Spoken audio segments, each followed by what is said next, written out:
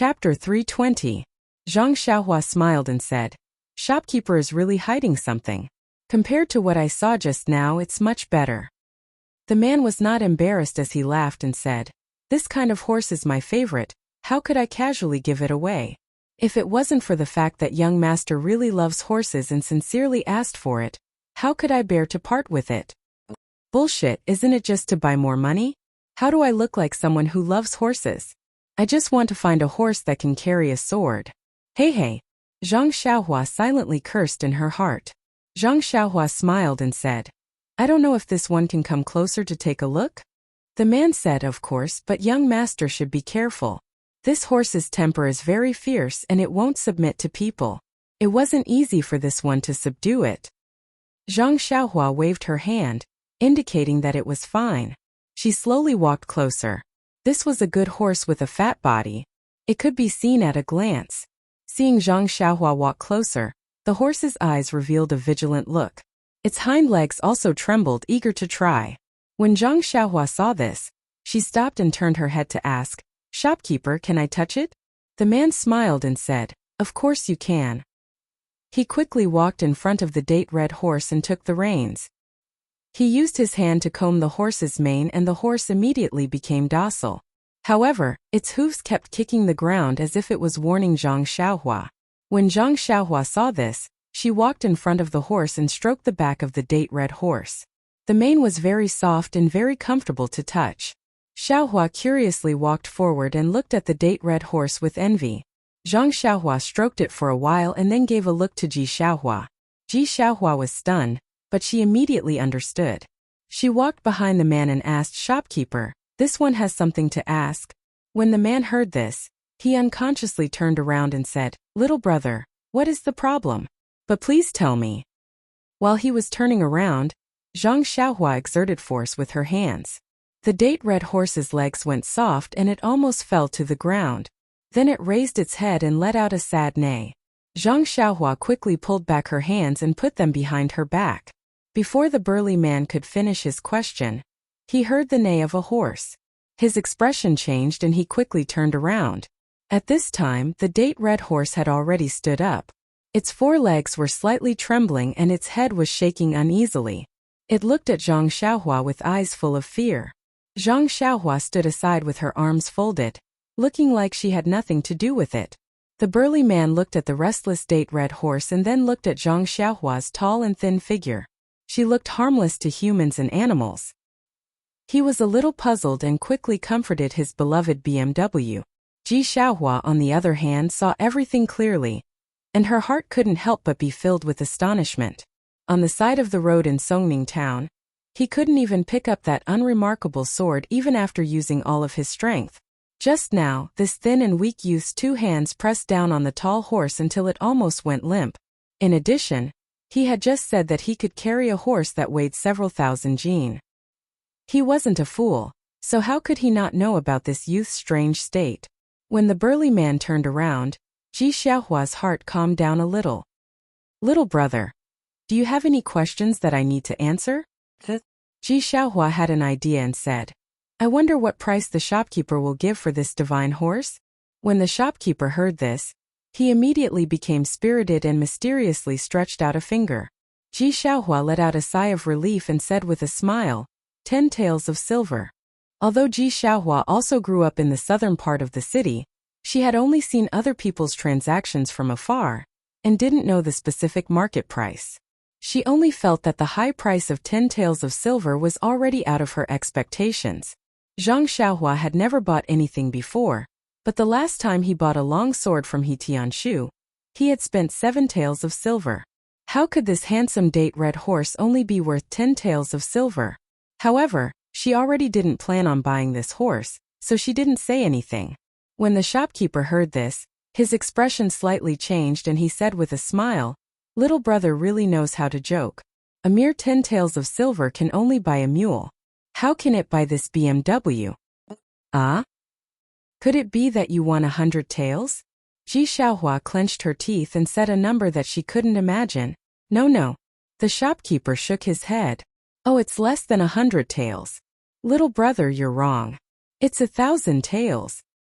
the shopkeeper said to Ji Xiaohua with a smile, but his eyes looked at Zhang Xiaohua. Zhang Xiaohua was also shocked and secretly said, "It's quite dark. It's better to rob." Ji Xiaohua didn't know what to say, and only used her little finger to point at the brawny man. Seeing this, Zhang Xiaohua didn't plan to stay any longer. She smiled and cupped her hands. "Shopkeeper, thank you for showing us such a divine horse. It's a pity that I don't have enough money. It's better to go to another store to have a look." After saying that, he smiled and led Ji Xiaohua back the way they came. Seeing this, the shopkeeper hurriedly followed and said, "Young master, if you don't have enough cash, you can let the waiter follow you back to get it." Seeing that Zhang Xiaohua ignored him, he said, "Well, seeing that young master really wants to buy it, I have to reluctantly give it up. 800 taels, I can't go any lower. Young master, what do you think?" After that, he actually followed Zhang Xiaohua and lowered the price again and again until it was 200 taels. Zhang Xiaohua actually didn't know how much the horse was worth. She just made up her mind not to buy it. She let the shopkeeper keep lowering the price, but she didn't say anything. Finally, when they reached the door, the shopkeeper was anxious and said, "Young master, how much are you willing to pay?" Zhang Xiaohua stopped and wanted to haggle with him for 10 taels. But after thinking about it, why bother? It wasn't easy for others to buy it. She didn't plan to buy it. Why did she have to tease him? Thinking of this, she shook her head with a smile and went straight out.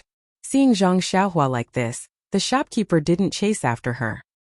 He shrugged, changed his expression, and continued to do his business. Zhang Xiaohua walked for a while with Ji Xiaohua. Suddenly, she stopped and asked, "Ji Xiaohua, aren't you leading me? Why did you let me walk in front?" When Ji Xiaohua heard this, she hurriedly smiled apologetically and said, "Young master walked very fast. This little one couldn't catch up." After saying this, she hurriedly walked in front and led Zhang Xiaohua to another place. At this moment, in Ji Xiaohua's eyes, Zhang Xiaohua was no longer a kind-hearted and good-natured hedonistic son of rich parents. Instead, he was a person covered in a mysterious halo. After walking for a while as expected, there was the sound of a horse neighing again. However, Ji Xiaohua turned around and said, "Young master, the Jade Gate Horse Company we just went to is the largest in Songning Town and has the best reputation. If there isn't anything to your liking, I reckon that the other two places don't have it either." Zhang Xiaohua nodded and said, "I was careless. I didn't think that the horse couldn't bear the weight." Ji Xiaohua was speechless. This sentence sounded a bit like a young master's. Indeed, the other two places didn't have as many horses as the previous one. The horses didn't look as good as the previous one and the starting price was even higher. Zhang Xiaohua couldn't be bothered to try it out. After a few words, he left. When Ji Xiaohua saw that she didn't help Zhang Xiaohua, she was unhappy and walked with her head lowered. Looking at the sun in the sky, Ji Xiaohua forced a smile and said, "Young master, what do you think is next?" Seeing that Ji Xiaohua wasn't happy, Zhang Xiaohua smiled and said, "The next thing is simple. I want to know how to get to Pingyang City or Lu Town. Where do you think I should go?" When Ji Xiaohua heard this, she thought for a while and said with a smile, "This little one knows. Young master, please follow me." After saying this, she brought Zhang Xiaohua to the front of a tea house. Zhang Xiaohua didn't understand and said, "Can this kind of information be found in this tea house?" Ji Xiaohua smiled and said, "Young master, don't be anxious. In this Jing city, there are only tea houses and wine shops that are well informed. But if you have to follow along, it's better for you to go by yourself. Why would you need me? Please take a seat in this tea house, brew a pot of good tea and enjoy it carefully. Wait for me to go and find out for you. What do you think?" Is that so? Zhang Xiaohua really didn't enjoy such treatment. He touched his chin and said with a smile, "Okay, Ji Xiaohua, if you can find out more details, I'll reward you with more copper coins." Ji Xiaohua smiled and said, "That's good. Young man, come with me." Afterwards, Ji Xiaohua led Zhang Xiaohua to the tea house and ordered some tea for him. She asked around in the tea house and then quickly ran out again. Zhang Xiaohua sat under the sun, basking in the warm sun as he tasted the fragrant tea and waited quietly. It seemed that at this moment, he finally understood the true meaning of silver. In his mind, he removed the equating sign between silver and food. Sigh. He sighed and looked away from the steam rising from the teacup to the bustling crowd on the street outside the tea house. He couldn't help but feel a sense of realization. Humans, in the blink of an eye, Zhang Xiaohua seemed to be in a trance. His consciousness rose up high and watched the people on the street. Gradually, there were more and more people on several streets. Later, he saw the entire Songning town and the entire town. He also seemed to see Xiaohua running around busily. However, these people slowly became as small as ants in Zhang Xiaohua's eyes. Their actions were extremely laughable. Zhang Xiaohua's consciousness rose higher and higher. He felt like a white cloud floating in the sky. Everything on the ground had nothing to do with him. His heart only yearned for that freedom. In the tea house, Zhang Xiaohua's body held the teacup in his left hand under the sunlight. He didn't move at all and didn't even blink. He actually had an otherworldly appearance. There was a faint flicker of brilliance and sometimes there was even a hint of transparency. Zhang Xiaohua's consciousness rose higher and higher. He actually saw the sea, the ships on the sea, and the islands that were like black dots. In Zhang Xiaohua's heart, there was no trace of emotion. He just rose up like that. Suddenly, a thunderous voice resounded through the world. "Young master, what are you doing?" In the blink of an eye, Zhang Xiaohua's consciousness, which had floated high, suddenly fell down.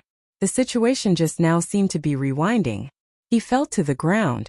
In an instant, he fell from the 9th heaven to the tea house. Zhang Xiaohua's body didn't move. His eyes immediately lit up. He blinked and saw Xiaohua beside him looking at him with a face full of fear. The boiling hot teacup in his hand was already cold. The noon sun had already passed the top of his head. Chapter 321. Zhang Xiaohua smiled. Only then did he realize that the boiling hot teacup in his hand had already turned cold. The noon sun had already passed over his head, and his body, which was sitting under the sunlight, was gradually moving into the shadows.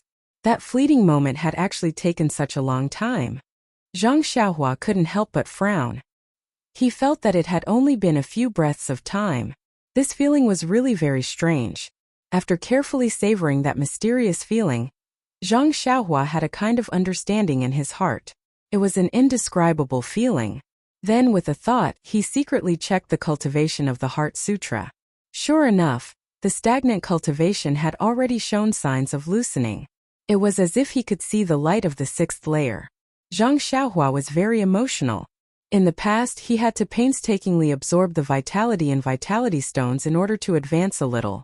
Just now, in just a few breaths of time, his cultivation, which had been unable to advance no matter how much vitality he absorbed, had advanced a solid step forward. It seemed that the cultivation methods of the middle and early stages of the qi refinement realm were still very different. Thinking about the situation just now, Zhang Xiaohua still felt some lingering fear. He wasn't too sure if this situation was lucky or unlucky. He only knew that if Ji Xiaohua had called him a little later, perhaps his consciousness really would have flown beyond the 9 heavens. Misfortune is where fortune lies. Fortune lies where misfortune lies. Zhang Xiaohua looked at Ji Xiaohua's childish and anxious face and felt very emotional. He had only come to Songning town to inquire about the way home, but he had met this child who had the same name as him and so many things had happened. The improvement of his mental state and the increase of his cultivation were real matters. All of this was inextricably linked to Ji Xiaohua. However, what could he do for him? Although he knew how to refine pills, he only had a pile of fasting pills. He didn't have any immortal pills for living people or pills for curing illnesses. Although he cultivated the path of immortality, he only knew how to kill people. What could he help him with? Just as he was thinking, Xiaohua called out again. "Young master, are you all right?" Zhang Xiaohua smiled and said, "How could I be all right? I'm fine, I'm fine." Then he called out, "Waiter, give me some desserts." "All right," the shop assistant in the distance replied cheerfully. But in his heart, he secretly thought, this guy must be a fake young master. He didn't even drink a cup of tea and sat there for the whole afternoon. Isn't it because he's afraid of eating too much snacks? When he saw that his companions were here, he quickly ordered one. I've seen a lot of people like him.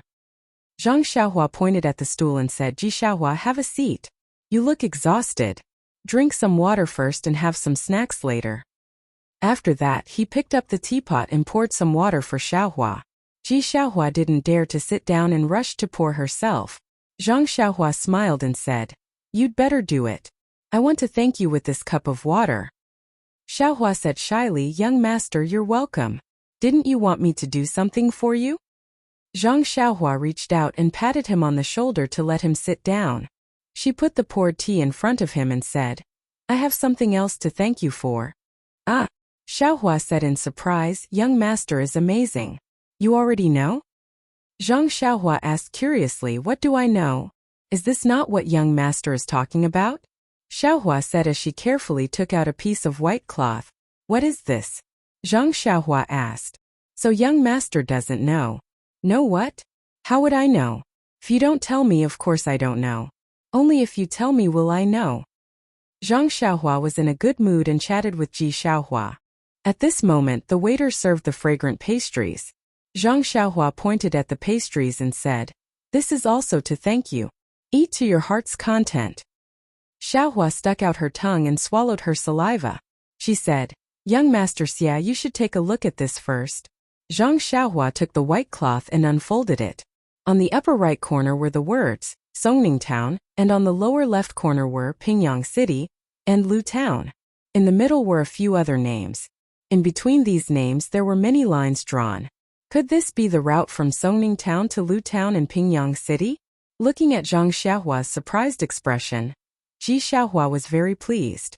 As he ate the desserts, he said, "Young master, the Pingyang City that you mentioned is really far away. I've asked a few people and they all told me different things.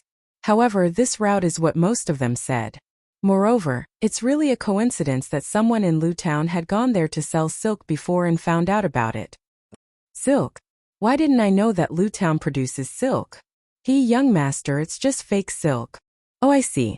Subsequently, Xiaohua continued, "I could have come back earlier, but I thought that if I told you, you might forget in a while. I wanted to draw one myself, but it was like a cat scratching.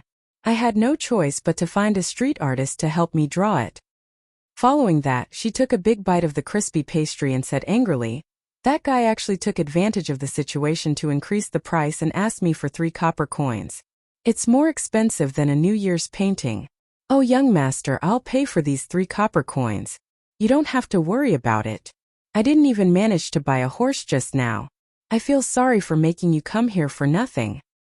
Zhang Xiaohua listened with interest. If you paid for it yourself, why did you tell me the price of this white cloth? This guy is really clever.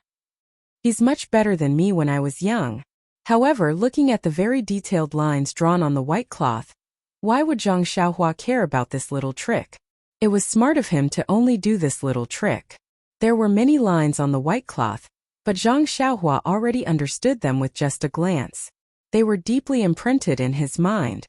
However, he still carefully folded the white cloth and kept it in his arms. Seeing this, Xiaohua smiled even more brightly, as if she had received the biggest reward for her hard work. After eating half of the pastry, Xiaohua stopped eating.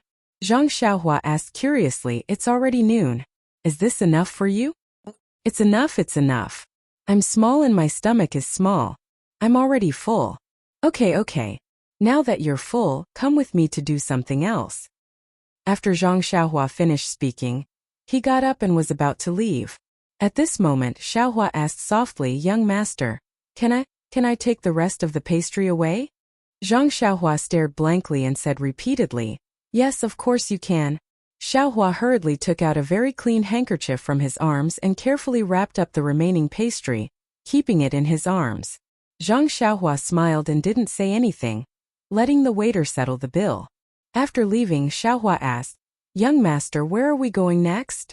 "A bank." Songning Town was different from Lu Town. It was close to the harbor and had a very developed business. There were several banks alone. Zhang Xiaohua didn't care about it, so Ji Xiaohua went to the nearest one. This bank wasn't big and had few customers, which suited Zhang Xiaohua very well. Unlike other places, the bank didn't have any waiter to serve customers, only a tall counter. It was Zhang Xiaohua's first time coming to this kind of place. Looking at Ji Xiaohua, who was also looking around, it must be her first time as well. Zhang Xiaohua looked at the solemn old man behind the counter, took out a banknote and handed it over. The old man with a grizzled beard was expressionless. He reached out to take it, but when he opened it, he frowned. That's right. Most of the customers who came to the bank would exchange large amounts of silver for banknotes for convenience of carrying around, or exchange banknotes for silver. The bank would take a cut from each transaction. Only when the amount was large would it be worth it. Although this small bank was small in scale, the banknotes that the old man saw were mostly in the hundreds and thousands of denominations. None of them were like the banknotes in front of him, which were only 5 taels. 5 taels was fine, but this banknote wasn't issued by his own bank. If it wasn't a banknote from his family, the old man could refuse to exchange it. However, the bank that issued the banknotes was a rather large one. Although the head office of this bank was far away, it had an alliance with his family. Thus he had to exchange it for the old man. Furthermore, he couldn't ask for more. The old man thought for a while, then went through the necessary procedures with Zhang Xiaohua, and put the 5 taels of silver on the counter. Zhang Xiaohua was about to say something, but the old man said first, "I'll have to trouble this customer to pay a fee of 1 tael of silver first." 1 tael of silver? Fee? Zhang Xiaohua was stunned and said, "I give you banknotes and you give me silver. Why should I pay you a fee?" The old man was helpless. Seeing that there weren't many customers in the bank, he patiently explained the details. After listening to the old man's general financial knowledge, Zhang Xiaohua was enlightened. This banknote was convenient to carry, but the price was not small. Zhang Xiaohua sighed. She had a pile of gold in her purse, but it wasn't suitable to take it out now. She could only bite the bullet and let the bank rip her off.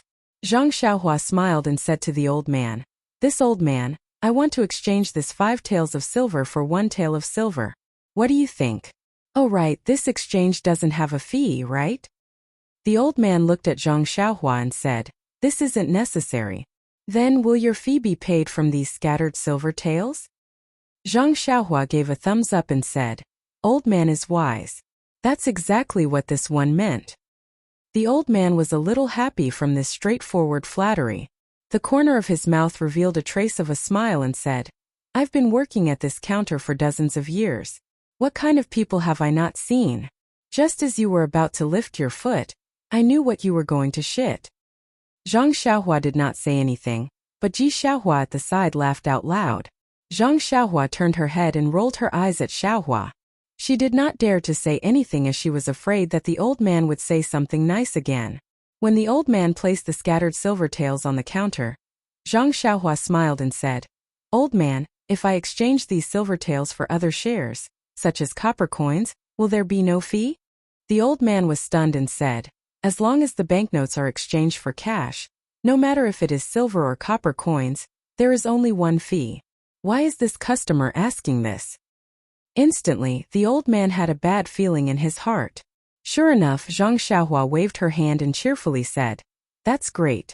Please exchange these 5 taels of silver for copper coins." Chapter 322. The old man from the bank was a little dumbfounded. He sat there for a moment not knowing what to say. After a long while he muttered, "Could it be that this guest came to our bank to find trouble?" Zhang Xiaohua was surprised. "I'm just taking my money. Who wouldn't have the patience to find trouble with you? Then take the money and go. Why do you need so many copper coins?" Zhang Xiaohua was even more surprised. "What's wrong with copper coins? I just like to spend copper coins. What's wrong? Your bank is so big, but you don't even have 5 strings of copper coins?" The old man was also choked by her words. Zhang Xiaohua was right. The bank was famous for money. How could they not have some copper coins in reserve? However, the transactions in this bank were usually gold and silver. If you took a large amount of silver or gold notes, it was very normal. But the person in front of them took 5 taels of silver notes and wanted to exchange them for 5 strings of copper coins, which was a big sum of 5,000 copper coins. This was unprecedented. "Are you a bank or not? Do you have copper coins?" Zhang Xiaohua was a little impatient. The old man came to his senses and confirmed, "Guest, do you really want to exchange them for copper coins?" "Yes, I want to exchange them for copper coins." The old man still persuaded, "Guest, when you go to the market to spend, you can just use the scattered silver. Why do you have to go through so much trouble?" Zhang Xiaohua insisted. Isn't the wall of your bank written above guest? Can't you satisfy this small request of mine? The old man looked at the 4 big words on the wall and had no choice but to stand up and say, Xiao San, Xiao Si, go and give this guest 5 strings of copper coins. Wait. Zhang Xiaohua thought of something and took out 2 banknotes from his bosom. By the way, old mister, can I trouble you to exchange one of these banknotes for a copper coin and the other for a copper coin? Ah. The old man was stunned. Why do you want to exchange them? Yes. Don't tell me your bank doesn't have any copper coins? Sigh. The old man sighed helplessly. He waved his hand and said, Xiao Si, you 2 go to the back and see if there are enough copper coins in our treasury. Fortunately, it didn't take long for them to hear groaning and groaning behind them. The 2 of them carried out a bunch of copper coins and walked to the back of the counter with great effort. They then used a lot of strength to place the coins on the tall counter. At this moment, the 2 of them had never complained more about who designed such a tall counter. Seeing the small mountain of copper coins on the counter, Zhang Xiaohua felt a little dizzy. He had never thought that 10 taels of silver could be exchanged for so many copper coins. Looking at the dozens of small pieces of silver on the side, they were also worth half of this mountain of copper coins. In an instant, Zhang Xiaohua's almost zero knowledge of finance was added with another thick stroke. Looking at so many copper coins, Zhang Xiaohua smiled and asked, Old man, can your bank give me a big gunny sack? The old man was already depressed enough from her harassment. He didn't say anything and waved his hand at Xiao San. Xiao San casually took out an old gunny sack from under his feet and threw it on the pile of money. Zhang Xiaohua didn't mind and happily took it. He put the 10,000 copper coins into the gunny sack and carried it with his hand. Then, he turned his hand and grabbed the dozens of small pieces of silver on the counter and put them into his bosom. Then he quietly stood there. The old man saw that Zhang Xiaohua still didn't leave and frowned. Guest, is there anything else? Zhang Xiaohua was a little surprised. He opened his mouth to say something, but the old man quickly said, Guest, you should hurry up and do your own things. Our bank really doesn't have any spare copper coins. Even if you want to exchange, you can't. Hearing this, Zhang Xiaohua chuckled and said, Since you really don't have any, I won't exchange. However, your bank should carry more copper coins. Maybe I will exchange them tomorrow. The old man sat behind the counter and rolled his eyes. He almost fainted. He repeatedly waved his hand and said, Guest, please walk slowly. I still have things to do, so I won't stand up. Zhang Xiaohua smiled and said, You really want me to leave now? Yes, guest, you should hurry up and leave. At this time, the old man no longer cared about the guest is above all shop rules on the wall and said what was in his heart. Okay, I will leave now. After that, Zhang Xiaohua easily picked up the big sack and turned to walk out of the bank. Behind him, Xiaohua was also puzzled. As soon as they walked out of the bank, Xiaohua quickly caught up with Zhang Xiaohua and whispered, Young master, did you make a mistake just now? Seems that. Before Ji Xiaohua finished speaking, Zhang Xiaohua looked back and took Ji Xiaohua to run. He didn't care about the direction. After turning several intersections, he stopped and said with a smile, I made a lot of money. I made a lot of money today. Today's money is worth a month of my time in Huanqi Mountain Villa. Young master, what are you talking about? Why can't I understand? Is it because the bank doesn't have a commission? Zhang Xiaohua didn't explain to him and said, You are just a child. What do you know? Let's go. At this time in the bank, the old man just got out of his impetuous state and was leisurely tasting the fragrant tea. He seemed to feel that something was missing in his heart. Suddenly, he put the teacup on the table and asked Xiao San, Xiao Si, when you gave the young man the money just now, did you take out the commission? The 2 of them looked at each other and explained, The commission has always been taken by you. Of course, we will not snatch it from you. Oh, I was confused by this little rascal just now and forgot to deduct the commission. After saying that, they hurriedly ran out of the bank and couldn't see him. The old man looked left and right but didn't see him. He stomped his feet and walked back. The 2 of them comforted him, Don't be anxious, old man. Didn't that rascal say that he will come back tomorrow? We will ask him to return it tomorrow. Return my ass.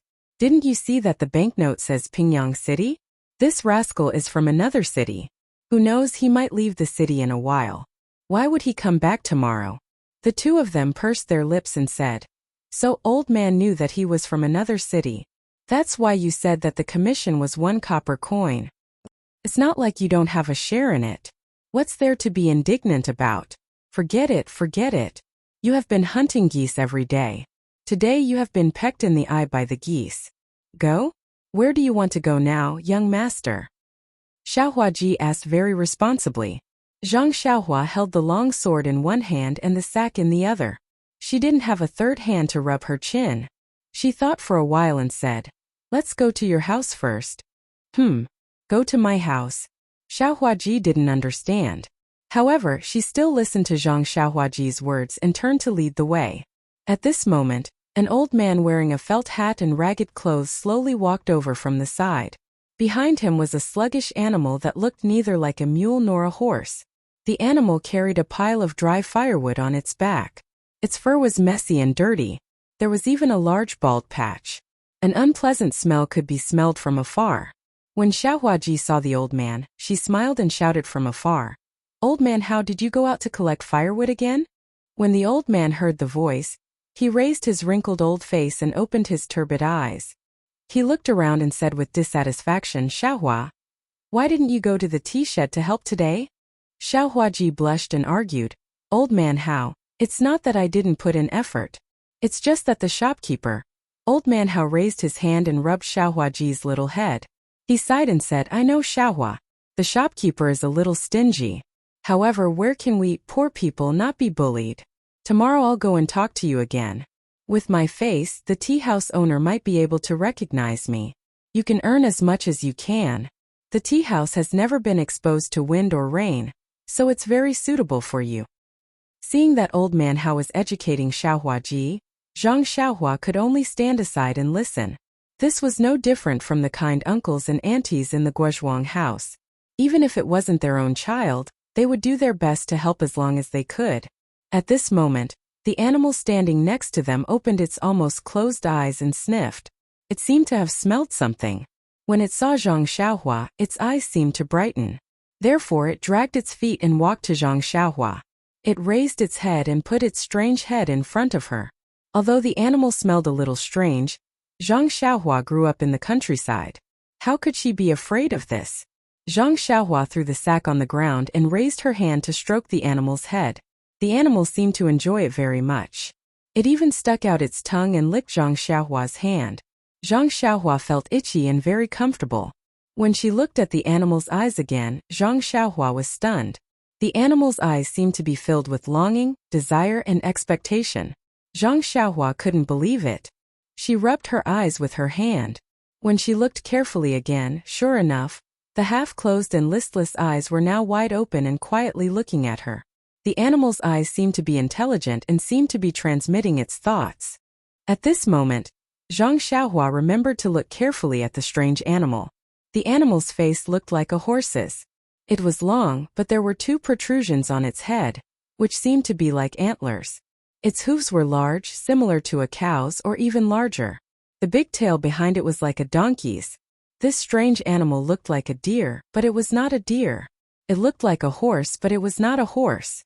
It looked like a cow, but it was not a cow. It looked like a donkey, but it was not a donkey. What was it? Xiaohua listened to Father Hao's lecture. When she saw the animal licking Zhang Xiaohua's hand, she quickly went up and said, "Young master, stay away. Don't dirty your clothes." But when she saw that Zhang Xiaohua didn't seem to mind at all, she smiled and said, "Young master, Huan Huan is the cutest. It's gentle and won't bite. You probably haven't come into contact with animals. Huan Huan seems to like you very much." Then she said embarrassedly, "Although Huan Huan smells, it will be very clean after washing. If you don't like it, I can wash it away now." Only then did Father Hao notice Zhang Xiaohua next to Xiaohua. He asked, "This young master is?" Ji Xiaohua told him the purpose of Zhang Xiaohua's visit. Father Hao smiled and nodded. Chapter 323. Huan Huan. Zhang Xiaohua looked at this dirty, strange animal with several bald patches of fur. She couldn't help but smile. She stroked the horns on Huan Huan's head. Those were 2 bald horns. Ji Xiaohua saw that Zhang Xiaohua didn't dislike Huan Huan and became happier. Zhang Xiaohua was about to ask him, but Old Man Hao said, Xiaohua, you accompany the young master. I'll take Huan back. Xiaohua smiled and said, the young master said he wanted to go to my house. Let's go together. Then she turned to Zhang Xiaohua and said, young master, put your sack on the firewood. Huan is very strong. She can carry it. Hearing this, Zhang Xiaohua's heart moved. She didn't show anything strange on her face. She reached out to pick up the sack from the ground and put it on Huan's back. Sure enough, the animal didn't seem to feel anything. As the three walked, Ji Xiaohua told Zhang Xiaohua about Huan. It turned out that Huan didn't belong to Old Man Hao. Last year, when Xiaohua went to the mountain forest outside the city to collect firewood, she picked it up from a ravine. When Ji Xiaohua met Huan, the horns on Huan's head had been cut off. There were also a few arrows on its body, leaving a lot of blood. It didn't look like it would live. Ji Xiaohua happened to have some wound medicine with her. She applied it on Huan and brought it back little by little from the mountain forest. However, Ji Xiaohua and Madame Zhang weren't good at raising animals, so they handed it over to Old Man Hao. After treatment, it was finally saved. Ji Xiaohua named it Huan. Xiaohua's family didn't usually need this animal, so they left it with Old Man Hao. Every day it would help Old Man Hao carry some things. During the busy farming season, it would also help other people in the fields. At this point, Xiaohua's heart also moved, and she said sincerely, young master, Huan is very good at carrying things, but I don't know if it's to your liking. However, it's not like a horse, it's good at running, and if you ride it. At this point he couldn't continue. He really hoped that his Huan could help Zhang Xiaohua. But if Zhang Xiaohua really rode this thing that was neither a donkey nor a horse, wouldn't she be ridiculed to death? Huan seemed to be able to understand Xiaohua's words, and was extremely unhappy. She struggled against the reins in his hands and let out a long cry to express her objection. Xiaohuaji quickly patted Huan's back to express her sympathy. Zhang Xiaohua was also depressed. Yes, who didn't like to wear bright clothes, ride a tall horse and swagger through the streets? But even a tall horse couldn't carry a long sword. Even if Huan could carry a long sword, if it couldn't run as fast as a tall horse, what use would he have for it? Right now, I just want to find a proper way to go home. Carrying such a heavy sword, even if I take a carriage, it's still inconvenient. I can only travel alone. Since I can't buy a horse, I can only travel alone. Alas, it's easy to use lightness skills in the forest where there's no one. But it's extremely inappropriate to use lightness skills along the main road. I've never heard of people in the martial arts world using lightness skills to travel along the official road in broad daylight. Yes, they don't use lightness skills to travel because they're afraid of exhausting their internal strength, but I'm not afraid. I have primordial stones to replenish the energy of heaven and earth. Why would I be afraid of running out of vital qi? Thinking of this, Zhang Xiaohua's eyes unconsciously lit up. But then he thought, if I used the levitation skill to travel from Songning Town to Luzhen Town, my name would have spread throughout the martial arts world. Forget it, I'll keep a low profile. If I'm looking for trouble for no reason, it's better to use the usual method to go back. There must be a reason why people in the martial arts world don't use lightness skills to travel. There must be a reason. Then Zhang Xiaohua touched his chin and looked at Huan. He didn't know if this monster could carry a long sword. Well, the most important thing was, could it run fast enough?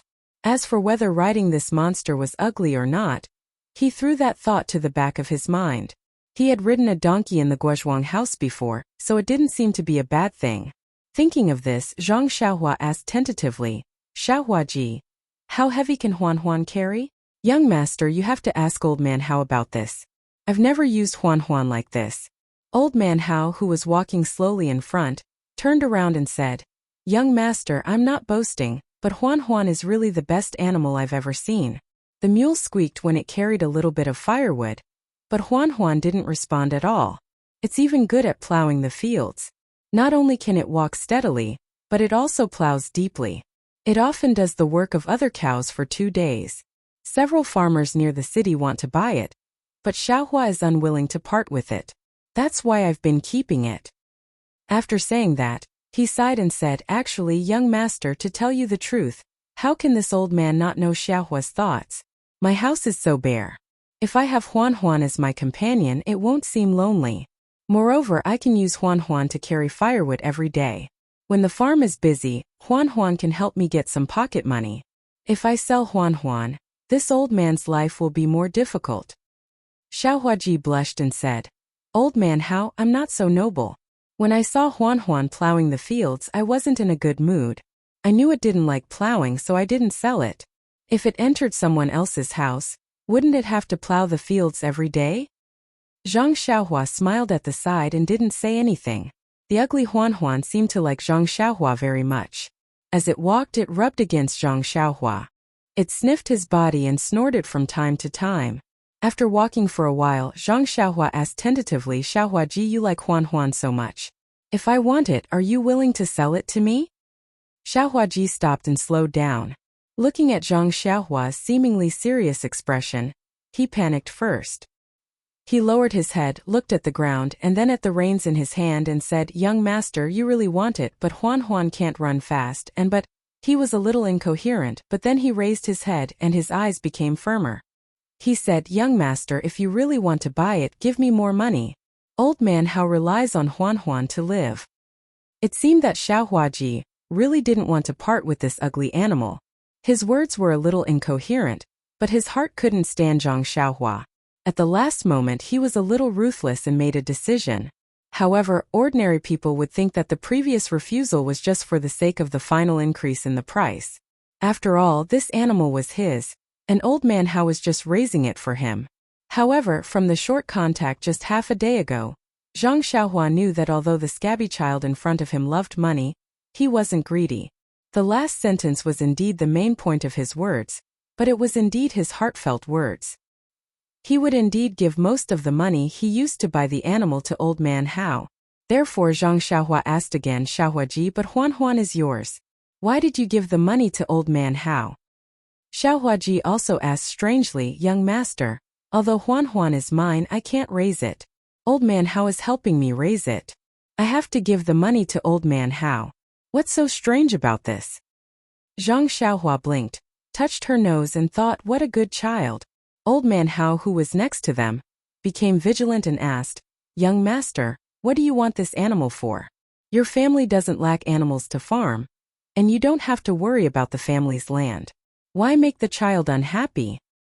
Zhang Xiaohua quickly said, "Old Man Hao, don't blame me. I was just joking with Xiaohuaji. What I need is a fast horse. This ugly animal isn't a horse. What do I want it for? Don't you think so, Xiaohuaji?" Hearing this, Xiaohuaji said embarrassedly, "Young master, are you really joking with me?" Seeing Zhang Xiaohuaji nodding affirmatively, she was relieved and said with a smile, "I really thought that young master liked Huan Huan. Look at its rotten body. How can it be worthy of young master?" While speaking, her eyes were a little absent-minded and flashed with guilt. She quickened her steps and led Huan Huan forward. Not long after, the three of them arrived at the south of the city. Old Man Hao's house was close to the street, but it was also shabby. The inside was even dirtier and smelled very bad. It was even worse than Ji Xiaohua's house. Zhang Xiaohua didn't care. She stood at the door and took down the sack on Huan Huan's back. When she wanted to help with the firewood, Xiaohuaji wouldn't let her. She could only watch them, one old and one young, move the big bundle of firewood from Huan Huan's back with difficulty. "I don't know how Old Man Hao got the firewood on Huan Huan's back outside the city." Zhang Xiaohuaji sighed. When Ji Xiaohuaji led Huan Huan to the corner of the courtyard where flies were everywhere, and the stench was endless, Huan Huan wasn't as docile as usual, stood on all fours like nails. No matter how hard Ji Xiaohuaji tried, she couldn't move it at all. Later, Old Man Hao also joined in. The two of them tried together, but the odd beast only shook its head left and right. Its eyes stared at Zhang Xiaohua at the door and didn't move. Zhang Xiaohua also looked at it in surprise. Just now on the street, he read Huan Huan's emotions. Perhaps it was just a momentary illusion. At this moment, the desire and unwillingness in Huan Huan's eyes were reflected in Zhang Xiaohua's eyes. When Ji Xiaohuaji saw this, she was so anxious that tears almost fell. Her small face flushed red. She mustered all her strength and pulled on Huan Huan's reins, looking at Zhang Xiaohuaji how uneasily from time to time. Sigh. Zhang Xiaohuaji how sighed. He turned around, picked up the sack and left the courtyard. After a while, the light in Huan's eyes disappeared. Her eyes dimmed again and she closed them again, revealing a slight gap. She moved her feet slowly. Under Ji Xiaohua's command, she walked to the dark corner and stopped moving. She let the flies crawl all over her body. The donkey-like tail behind her was too lazy to move, let alone the swill in front of her that was already rotten. No matter what, she couldn't open her mouth. Ji Xiaohua clearly saw that in the corner of Huan's eyes. There was a sparkling and translucent teardrop. Chapter 324. Zhang Xiaohua waited outside Father Hao's door for a long time before Ji Xiaohua arrived. Ji Xiaohua looked very listless. However, when she saw Zhang Xiaohua, she still forced a smile and said, "Young master, sorry to keep you waiting for a long time."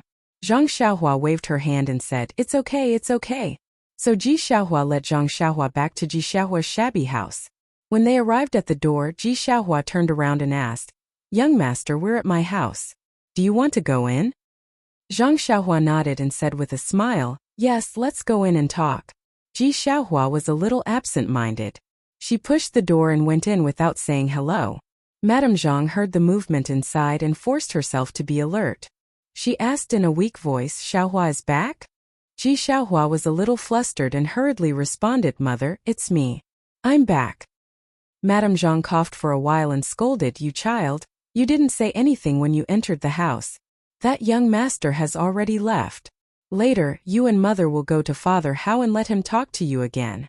The young master only gave you 10 or so coins, which can't be compared to the long-term income of the tea shed. You'd better go to the owner of the tea shed and admit your mistake. You can be beaten and punished, and then boil water for him." "That? Mother, the young master hasn't left yet." With that, Ji Xiaohua looked at Zhang Xiaohua apologetically and walked into the shabby house. "What? He hasn't left yet and you're back? Did you do something wrong again?" Ji Xiaohua's little face was a little red and said, "Mother, I didn't do anything wrong. The young master insisted on coming to our house." "Hey, the young master is here again. Why didn't you say so earlier? Xiaohua, come and help mother up."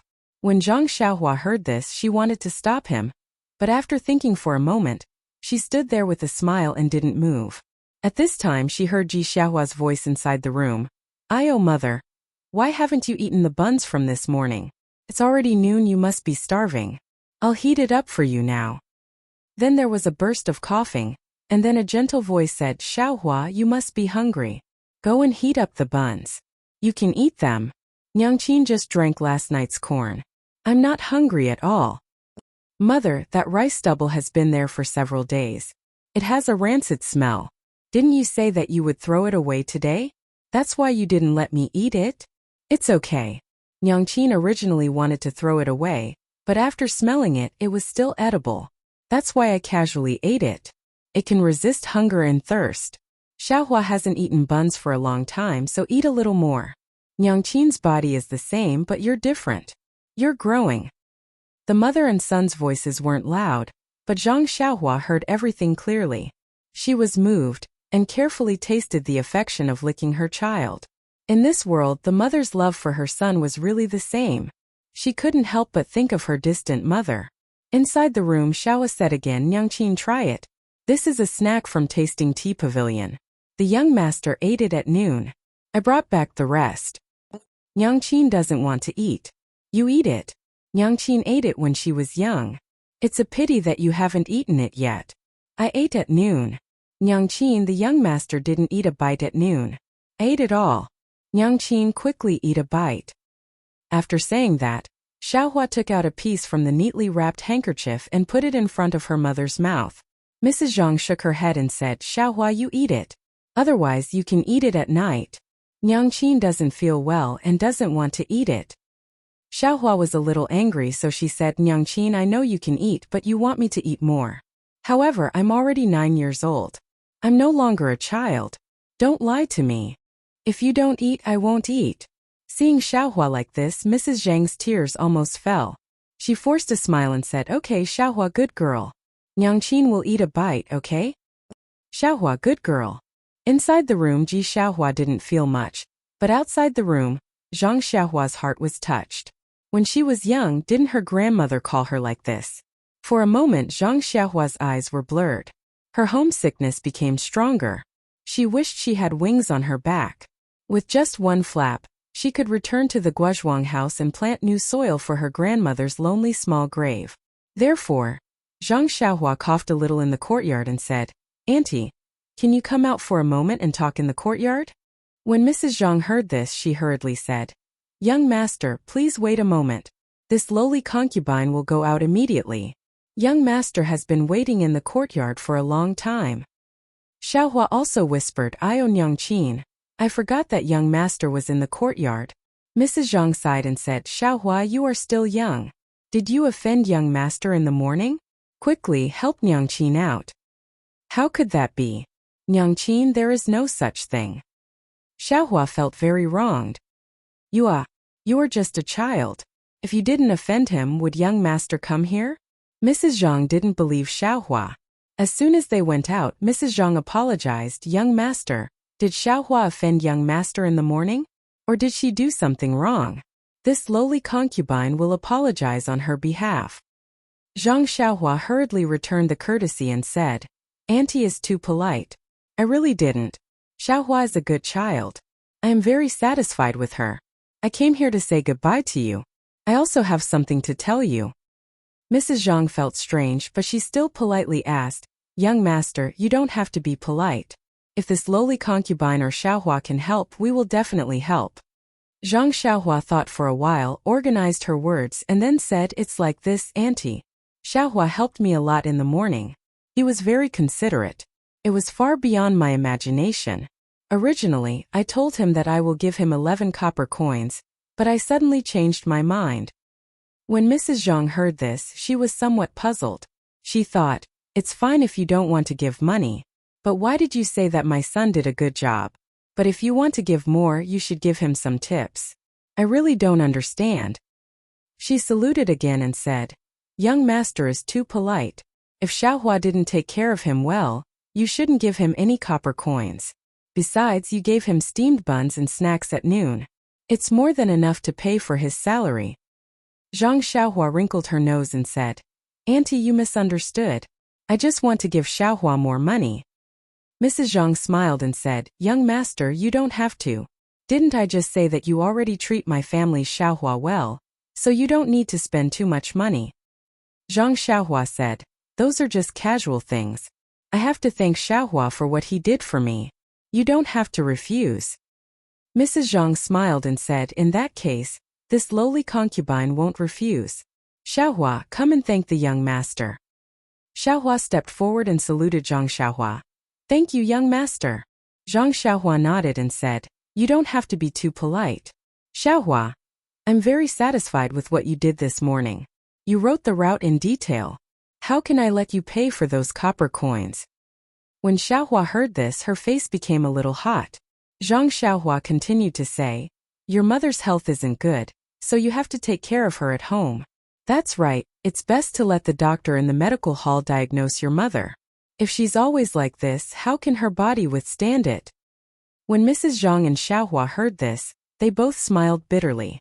Then Zhang Xiaohua threw the huge sack in her hand in the courtyard with a pung sound. She took out the small bag of silver coins that she just exchanged and handed it over. She said, "Auntie, this is what I want to give to Xiaohua. You can take it." "Ah!" Mrs. Zhang and Xiaohua were dumbfounded.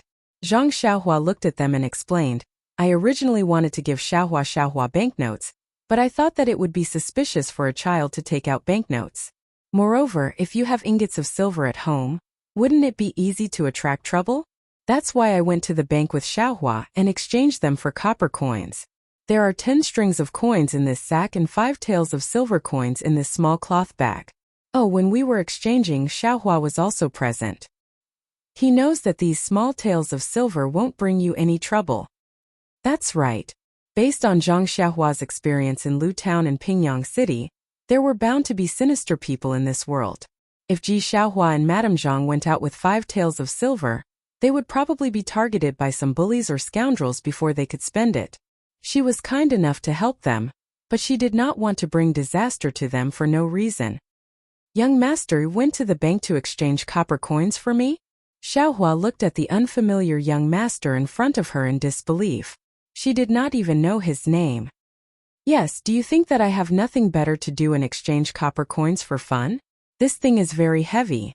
It's 10,000 copper coins and you didn't even help me carry it. Zhang Xiaohua said jokingly. Young master, Xiaohua did not know what to say. No. Young master, we can't accept this money. When Mrs. Zhang saw this, she did not hesitate and said resolutely, I still want to bring Xiaohua with me. Please don't be like this.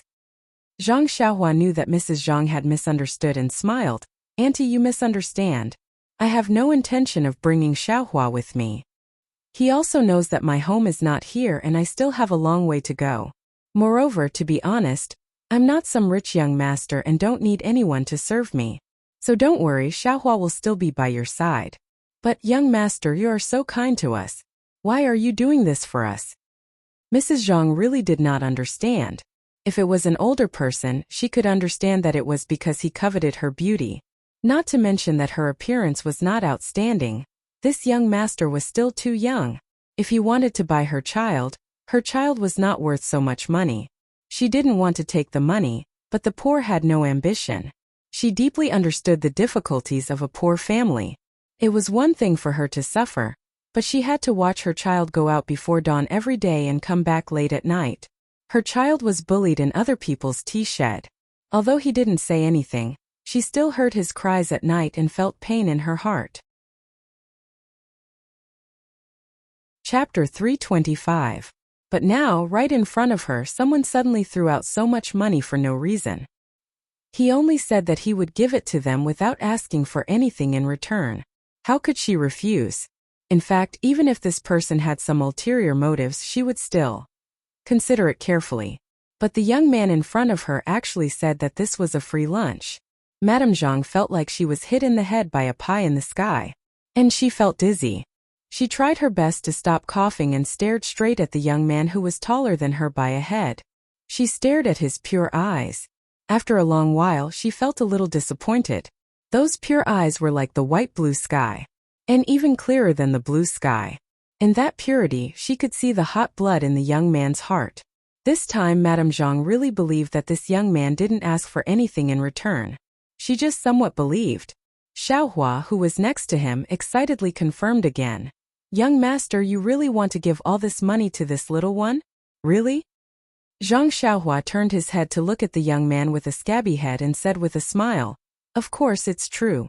When you came to the tea house to eat snacks, I had already decided. When Xiaohua heard this, he jumped up in an instant and cried, Young master, I'm sorry, I was wrong, I misunderstood you. Wait, really wait. After that, he shook off his mother's hand and rushed out of the yard. Xiaohua, Madame Zhang shouted loudly. She didn't know what her son did wrong and what he was going to do. Zhang Xiaohua was also surprised at first, but after all, he had his divine sense. After a slight sweep, the corner of his mouth showed a trace of a smile. Seeing her son run out, Madame Zhang coughed for a while and asked, Young master, there is no free lunch in this world. Do you really want to give us so much money for no reason? Ai Zhang Xiaohua sighed and said, I know that you won't believe me no matter what I say. Even if it's me, if someone suddenly gives me so much money for no reason, I will also hesitate. Perhaps only a few years ago, when I still haven't walked out of the farmland, I will foolishly believe in such a good thing. Young master, why don't you tell me, maybe I will believe you? After thinking for a while, Zhang Xiaohua said, Actually, it's very simple. I'm not the young master of a rich family like you think. I'm the same as you. Oh, I'm a bit worse than you. You live in the city, my home is in the countryside. As for me, I haven't seen my mother for several years. Seeing Xiaohua Ji has such a good relationship with you, it reminds me of my mother.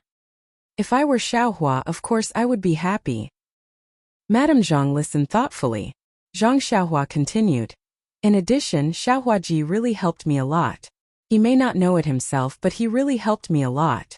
I really don't know how to express my gratitude. If I have any panacea, I will not hesitate to let you take it, but I don't.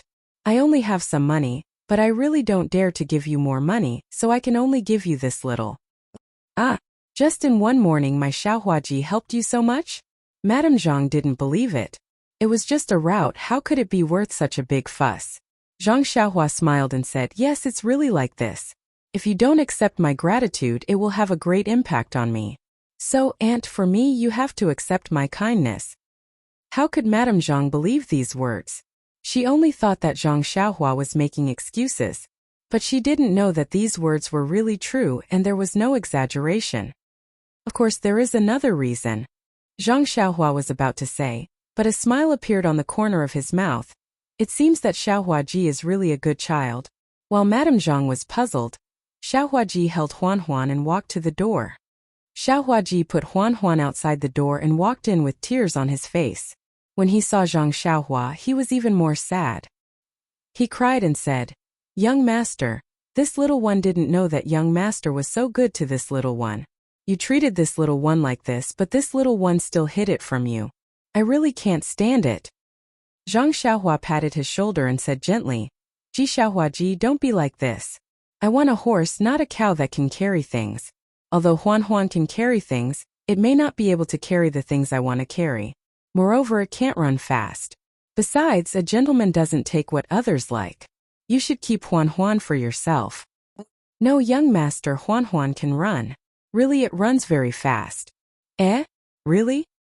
Zhang Xiaohua looked at Huan who had just been washed outside the courtyard and didn't dare to believe it. Yes, last year Huan and I met a wild dog outside the city.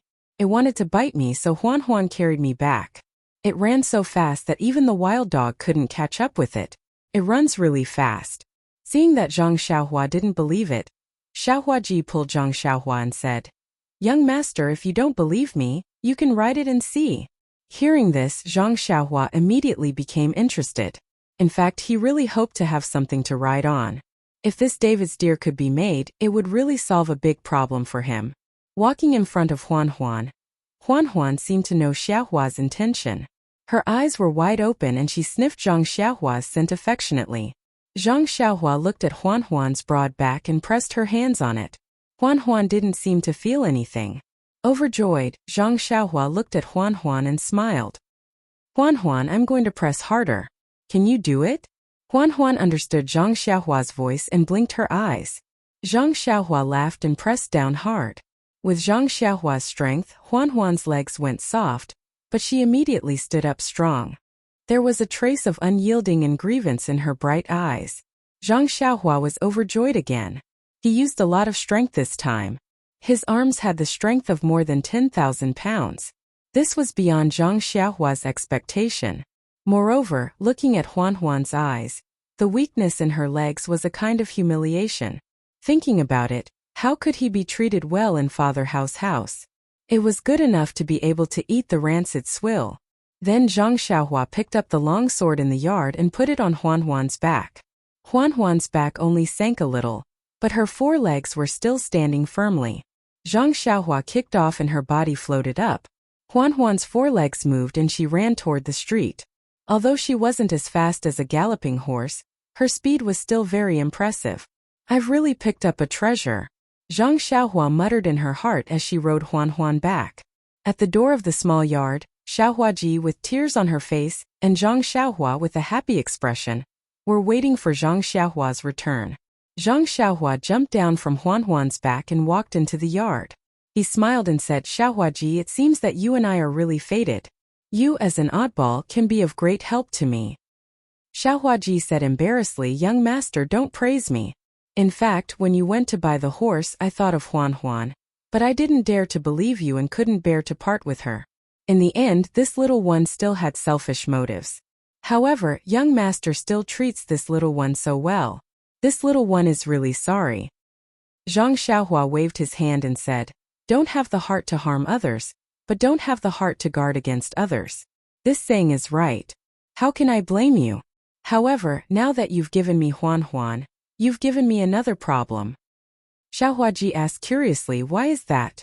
Zhang Xiaohua said, originally, I could repay your help by giving you some money. If you give me Huan, won't I owe you a lot?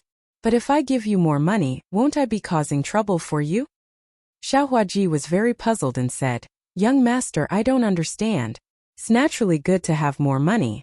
How can it cause trouble? Young master, I didn't mean to ask you for money. You've already given us so much. Just take Huan Huan as a gift from me. Zhang Xiaohuaji thought for a moment and took out 2 banknotes from his arms. He handed them to Ji Xiaohua and said, I don't deserve a reward without any effort. I'll use these banknotes to exchange for your Huan Huan. How could Ji Xiaohuaji accept them? He repeatedly refused. Even Madame Zhang coughed and tried her best to stop him. Seeing this, Zhang Xiaohuaji was moved. He took out a banknote and said, Since it's like this, I won't give it to you. I'll trouble you to go to the ox and horse market with this banknote and help Father Hao buy a cow or a mule. Didn't you say that Father Hao needs Huan Huan to live? If I take Huan Huan away, how will Father Hao live?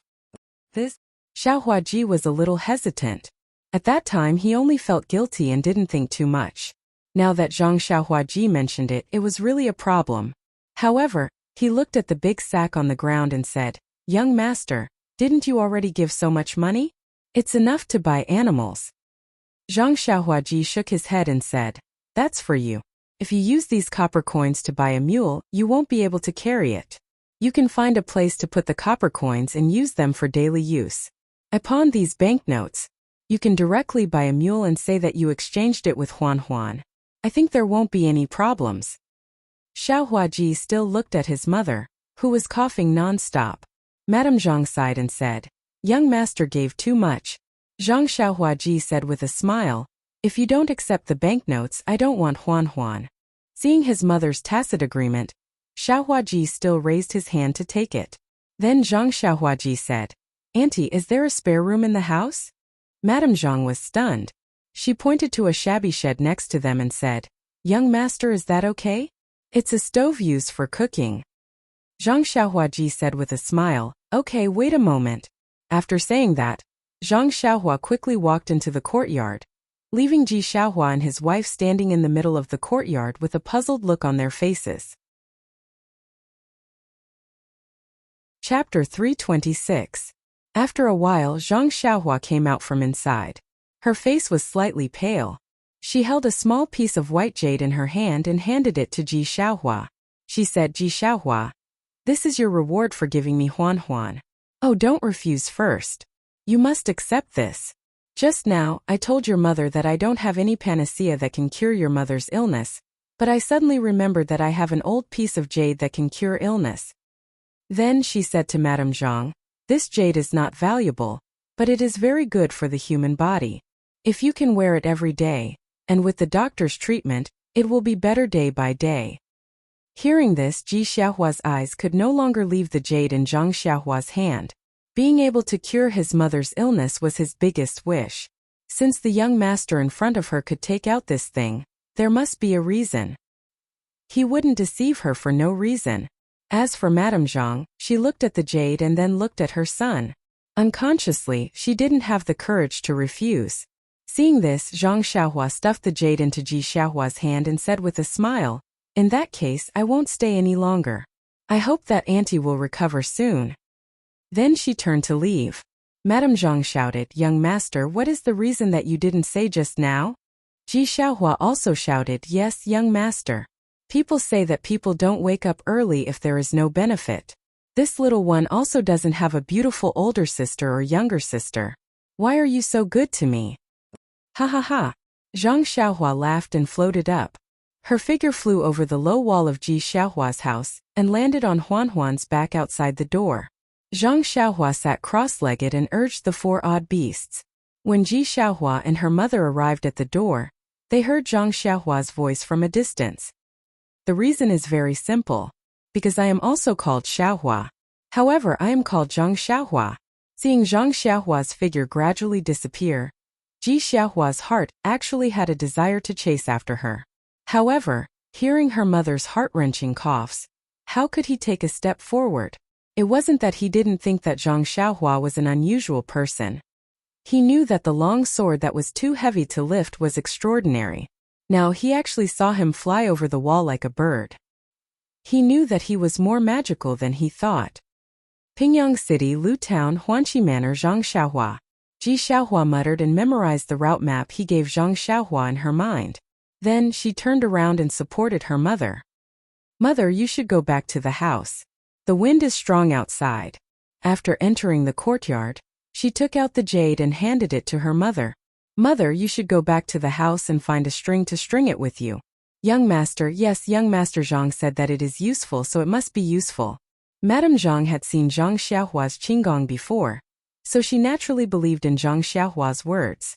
She reached out to take the money, but their gazes immediately fell on the large pile of copper coins in the courtyard. With Ji Xiaohua, a 9-year-old child, and Madame Zhang's body that had been ill for a long time, it was extremely tiring to move these 10,000 coins into the house and hide them in a secret place. However, doing this kind of work was tiring but happy. Zhang Xiaohua sat cross-legged on Huanhuan's back. Huanhuan was so happy that it could jump up and walk quickly along the main street of Songning town, heading out of the city. Huanhuan walked very steadily. Zhang Xiaohua didn't feel any bumps at all on its back. Huanhuan walked very quickly, not much slower than an ordinary horse. However, the people on the street were all pointing fingers at Zhang Xiaohua. That was because Huanhuan, which didn't look like anything, carried a large pile of firewood back from outside the city every day. Many people had seen it with their own eyes. Huanhuan's stinky body and strange appearance were obvious to all. Now there was a young person sitting on it, and Huanhuan was running quite happily. How could people not be surprised? There were even people who covered their mouths and sneered. However, this is also good. So many people saw me ride Huanhuan out of the city. When old man Hao or Xiaohua go to buy a mule or a cow, it'll be a good excuse. At this time, Zhang Xiaohua was still thinking about the safety of Ji Xiaohua and the others. It had to be said that Zhang Xiaohua had indeed matured and grown up. She was worthy of his tall and thin stature. Zhang Xiaohua had already memorized the route on the white cloth that Ji Xiaohua gave him. When they arrived at the city gate, he got off the odd duck. After asking the passers-by carefully, he sat on the odd duck again and patted Huanhuan's head. The odd duck immediately galloped away, leaving behind many people at the city gate who were pointing and gesticulating. On the spacious road, there were few pedestrians, but Huanhuan ran very happily. Its eyes were full of excitement, and its 4 hoof-like feet kept exerting force. It seemed that this kind of galloping days was the life it wanted. However, after a long while, Huanhuan's speed didn't slow down, but there were some slight beads of sweat on its neck. Zhang Xiaohua was very considerate and noticed it. He patted its head slowly with his hand. Huanhuan really understood his meaning and slowed down its pace, moving forward leisurely. This Huanhuan is really a strange creature. No, what kind of animal is this odd duck? Not only can it carry thousands of kilograms of things, but its speed is also not much slower than a horse. The most rare thing is that Huanhuan seems to understand my intentions. I don't need to speak. As long as I pat its head, it immediately knows my thoughts. Can such an animal still be called an animal? Even if it's called a spiritual beast, it's still worthy. It's just that this spiritual beast has been spoiled by old man Hao. It only knows how to carry firewood all day long. What it eats is even worse than a pig's. God has pity on it. It's really a pearl covered in dust. If I didn't happen to meet it, wouldn't Huanhuan die of old age in the pigsty? Thinking of this, Zhang Xiaohua couldn't help but stroke the back of Huanhuan's neck. Huanhuan seemed to understand Zhang Xiaohua's meaning. It let out a long howl that split the sky, full of joy. Zhang Xiaohua smiled and said, "Let's go, Huanhuan. I'll call you Huanhuan in the future. If you follow me, I won't treat you unfairly. Oh, I forgot to ask Xiaohua what to feed you.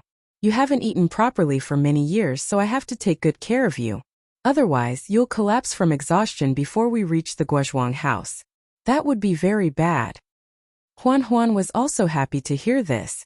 It growled in a low voice, but it didn't know what it wanted to express. Its feet didn't stop and it worked even harder. Presumably, it was also looking forward to the delicious fodder in a while. Although Huanhuan hadn't run for a long time and its physical strength was limited, they reached the western outskirts of Songning town by the time the sky turned dark. There were very few people. The forest by the roadside and the distant hills all revealed a kind of silence. The time for all living things to rest was coming. At this time, Zhang Xiaohua was somewhat regretful. It didn't matter to her.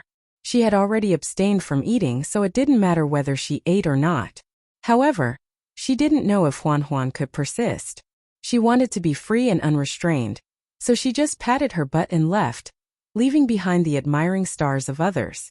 But now, she was in the middle of nowhere, so it wouldn't be too late to stay in town and leave tomorrow morning. However, at the thought of her mother who was far away, Zhang Xiaohua's heart was burning. How could she be willing to stay in this unfamiliar place for a moment longer? Just as she was thinking, she heard the crisp sound of a bell from the turning mountain on the quiet main road. Then there was the noisy sound of horse hooves and a few people talking loudly. "Old man Su, don't tell me you've made a mistake. We've been waiting at the intersection for a whole day. If that kid didn't leave earlier than us or stayed in town, it's also possible that he didn't fall for your trick and left by the side road." A voice that Zhang Xiaohua was familiar with sounded, "That's impossible. That kid walked when he was young. If he went to Pingyang City, he would definitely buy a horse. I came straight to you after coming out of the tea shed. I've been waiting here since early morning. How could I let him leave in advance? It's also impossible to leave by the side road. When I passed by the pub, I asked the bystanders and they said that this is the way to Pingyang City. It's almost the same as what I said. However, the road that I gave him in the end was to head north and the correct route was to head south. But this fork in the road is still the same." From what old man Su said, he must still be resting in one of the inns in town. "He Xiaojing, when we reach the town, go and find out where this young master is hiding. We'll go and get him out tonight. First, we'll take the banknotes from him. Then we'll chop him clean and throw him into the sea." "Oh yes, old man Su, are your eyes playing tricks on you? Is this really a rich young master?" "Of course. Don't you trust my judgment? Just based on the retro robe that he's wearing, it's estimated that it's worth dozens of silver taels." Those few people spoke very loudly and didn't have any intention to care about others. The few horses turned and rushed towards Zhang Xiaohua. Those few people were also stunned when they saw Zhang Xiaohua. They didn't expect that there would still be people walking on this road at this time. Unknowingly, they stopped talking and only the clack clack clack of the horses' hooves could be heard. From their words, Zhang Xiaohua already knew their intentions. She even used her divine perception to clearly see that it was old man Su from the tea stall. But it was dusk at this time. With the alternating light and dark, ordinary people wouldn't be able to see clearly. Moreover, Zhang Xiaohua had already changed her clothes. That old man Su was still thinking about Zhang Xiaohua's retro black robe, and naturally didn't recognize him immediately. It was just that when they neared, someone couldn't help but ask in surprise, "Isn't this old man housebroken donkey from the south of the city? Why is it being ridden out by this person? Can this donkey be ridden? It's usually used to carry firewood." At this time, old man Su also saw Zhang Xiaohua's mocking expression. He was stunned and thought in his heart, "Why does this young man look so familiar?" Immediately, he laughed and said, "Ha ha ha, there's a road to heaven but you can't. There's no door to hell but you still bump into it. Brothers, this is the rich young man I was talking about." The leader of the villainous men also laughed and said, "No wonder, so he changed his clothes." He must have known that old man Su was lying. While they were talking, the other two had also surrounded Zhang Xiaohua from the side. Zhang Xiaohua was completely surrounded in the middle. Qidian Chinese website welcomes all readers to read. The latest, fastest and hottest serial works are all at Qidian Originals. Chapter 327. Looking at the four people surrounding her, Zhang Xiaohua didn't seem to panic. She was still sitting cross-legged on the back of the David's deer. The four people looked at each other and pulled out their padao from their waist. Old Su grinned and said, "This young master, seeing that your skin is so soft and tender, I won't torture you anymore. Quickly obediently hand over all the banknotes on your body, then I will give you a quick death. Otherwise, I will slice off all the flesh on your body." Zhang Xiaohua smiled and said, "This hero, I heard that the heroes of the underworld rob money and don't kill people. If I give you all the money on my body, will you spare my life?" Old Su didn't speak, but the evil man next to him laughed and said, "Could it be that this guy's brain is damaged from reading too much? We have been roaming around here for many years, and we don't leave anyone alive. If we only let you go, when the government comes to arrest us tomorrow, who will we find to reason with?" The two people behind him also said, "A few days ago, there was also a scholar who talked to us about benevolence, righteousness and morality. He also advised us to turn over a new leaf. But when we cut off his finger, He kept calling us grandpa and begged us to let him go.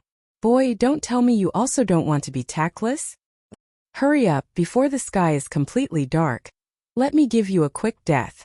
I can also find a place to bury you and let you have a place to rest. Seeing that Zhang Xiaohua was still calm and collected, the evil man said, Xiao Jing, you go and help this young master on his way. We are in a hurry. Most likely the banknotes are on his body. We will find them in a while. The people behind Zhang Xiaohua raised their padao and chopped over without hesitation. Seeing this, Zhang Xiaohua didn't move. He only took out an item from his bosom. It was hard to see clearly in the darkness. Moreover, the item disappeared as soon as it was taken out. Then Xiao Jing, who had raised his saber to hack at Zhang Xiaohua, fell to the ground with a putong sound. The padao also fell to the ground with a clang sound. The evil man and old Su were on the other side, so they couldn't see clearly. However, the person next to Xiao Jing clearly saw a black light fly from Zhang Xiaohua's side and hit Xiao Jing's throat. Xiao Jing immediately fell off his horse, and the black light shot towards him like lightning. The evil man was shocked and said, What kind of sorcery is this? Before he finished speaking, the black light was already in front of his eyes. He didn't have time to dodge and immediately fell to the ground. Seeing the two people opposite them fall from their horses, how could the evil man and old Su not know that they met a tough opponent? They immediately turned their horses around and didn't care about each other. They patted their horses and left. Zhang Xiaohua laughed at the back and said, Since you came, why leave? She pointed her finger. The black light changed direction and stabbed at the evil man's throat. It was the small sword in his hand. Using an immortal's flying sword to kill a bandit was really using a sledgehammer to crack a nut. The evil man didn't resist at all and immediately fell from his horse. But this delay allowed old Su to run far away. The David's deer couldn't hear Zhang Xiaohua's signal. It had already swung its hooves and directly chased after them. Unexpectedly, it wasn't the slightest bit slower than the fierce horse. Zhang Xiaohua laughed and said, You are really anxious. Dealing with this kind of person, are you afraid that he will run away? Just that, since it's convenient, you can run away. Hearing this, Huan ran even faster. Not long after, it had already caught up. Zhang Xiaohua sat steadily on the back of the David's deer and said slowly, Old Su, you have killed so many people. Don't tell me you are not afraid of retribution? How could old Su dare to slow down his horse? While running, he begged for mercy, Young master. I have eyes but fail to recognize Mount Tai. Today please spare my life. I will immediately put down my butcher's knife and become a Buddha. Tomorrow I will accumulate virtue and do good deeds. I will be a good person. What do you think? Zhang Xiaohua said, When you killed people, did you think about today? When you wanted to kill me just now, did you think about today? Heaven is watching. It's not that you won't get retribution. It's just that the time has not come. When the time comes, you will definitely get retribution. After saying this, Zhang Xiaohua patted the head of the David's deer again. Huan ran even faster. It had already passed old Su and went forward. Old Su was overjoyed. He immediately pulled the reins of the horse and slowly moved away from Zhang Xiaohua. He cupped his fists and said, Many thanks to the hero for letting me go. I will go back. Tomorrow I will open the barn to provide food to the poor. In his heart he thought, This person is really strange. Do you think this is a horse race? Once I stop, you will overtake me. Who knew that Zhang Xiaohua's leisurely words came from the front? You bastard, when did I say I will let you go? If I let you go, what will the scholar who was tortured to death by you 2 days ago think? What will the people who were killed by you all think? I have already said that it's not that you won't get retribution. It's just that the time has not come. Today is the day you will be beheaded. When old Su heard this, he did not care about anything else. He turned his horse around and ran back. Seeing that he was about to reach the foot of the mountain, he was overjoyed.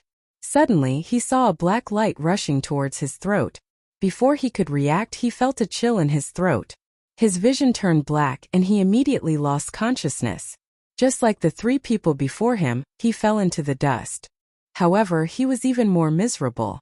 When his body fell, his feet were still in the stirrups. The horse was still running until it reached the city gate. Who knew how many sins old Su had committed? How could he still have a human form? At that time, Zhang Xiaohua naturally did not know about this. He just sat on the back of the David's deer and muttered in a low voice, "This group of people is really hateful. They don't have any manners. I just said a few words and they want to fight. This young master still wants to make them take out the banknotes in their arms first." And Zhang Xiaohua, this guy, actually became addicted to being a young master. He even changed the way he addressed himself as this young master.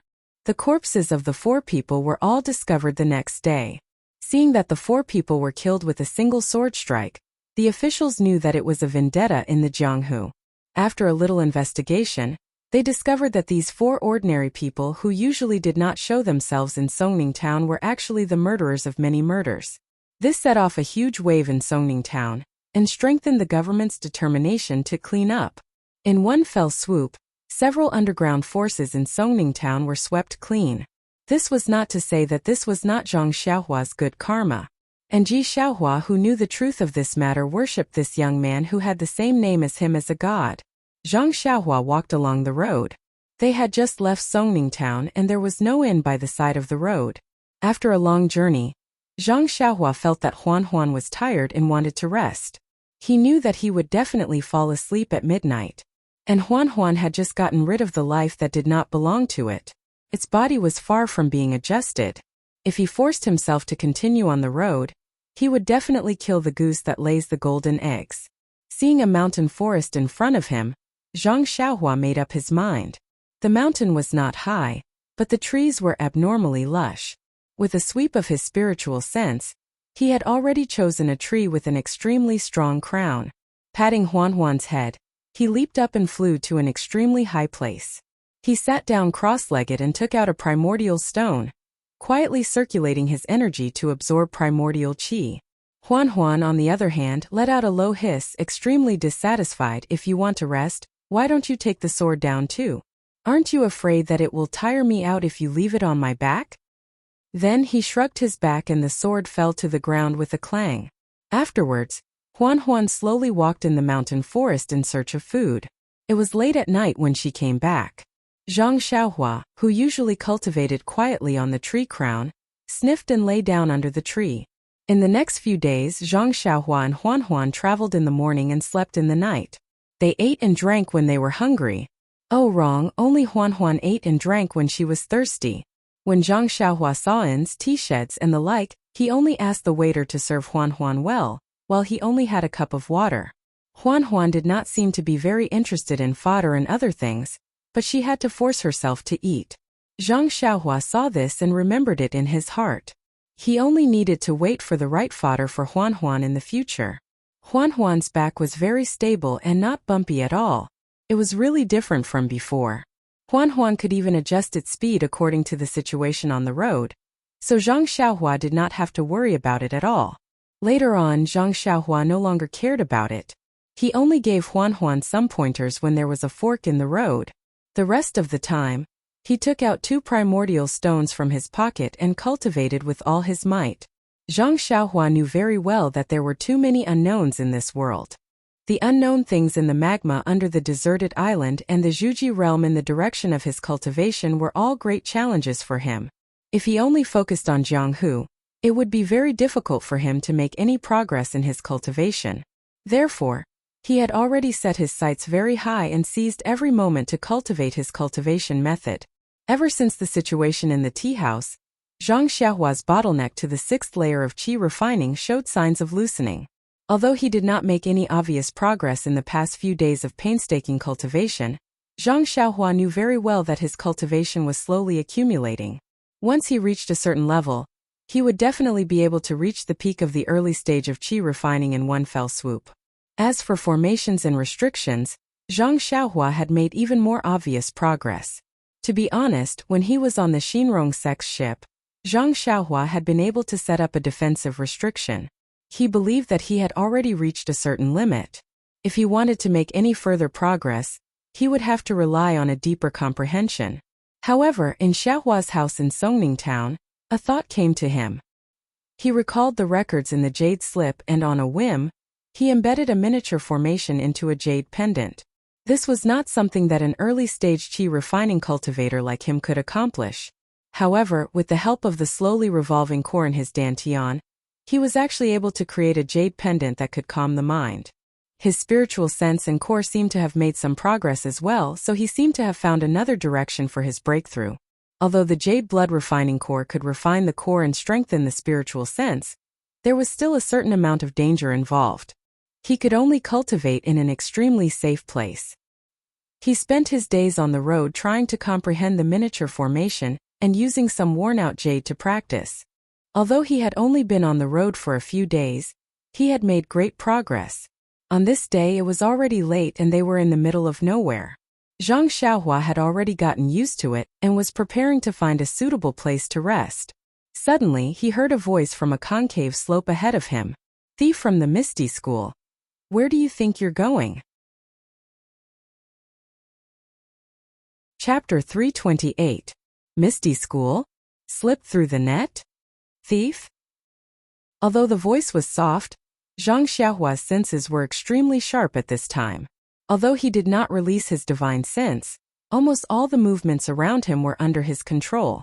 When these few words were put together, they sounded like thunder in Zhang Xiaohua's ears. Although Zhang Xiaohua did not join the Misty School, ever since he left the Guozhuang house and entered Pingyang City, everything about him was closely related to the Misty School. Even the immortal skills he had were obtained from the library of the Misty School. It was impossible for him not to have deep feelings for the Misty School.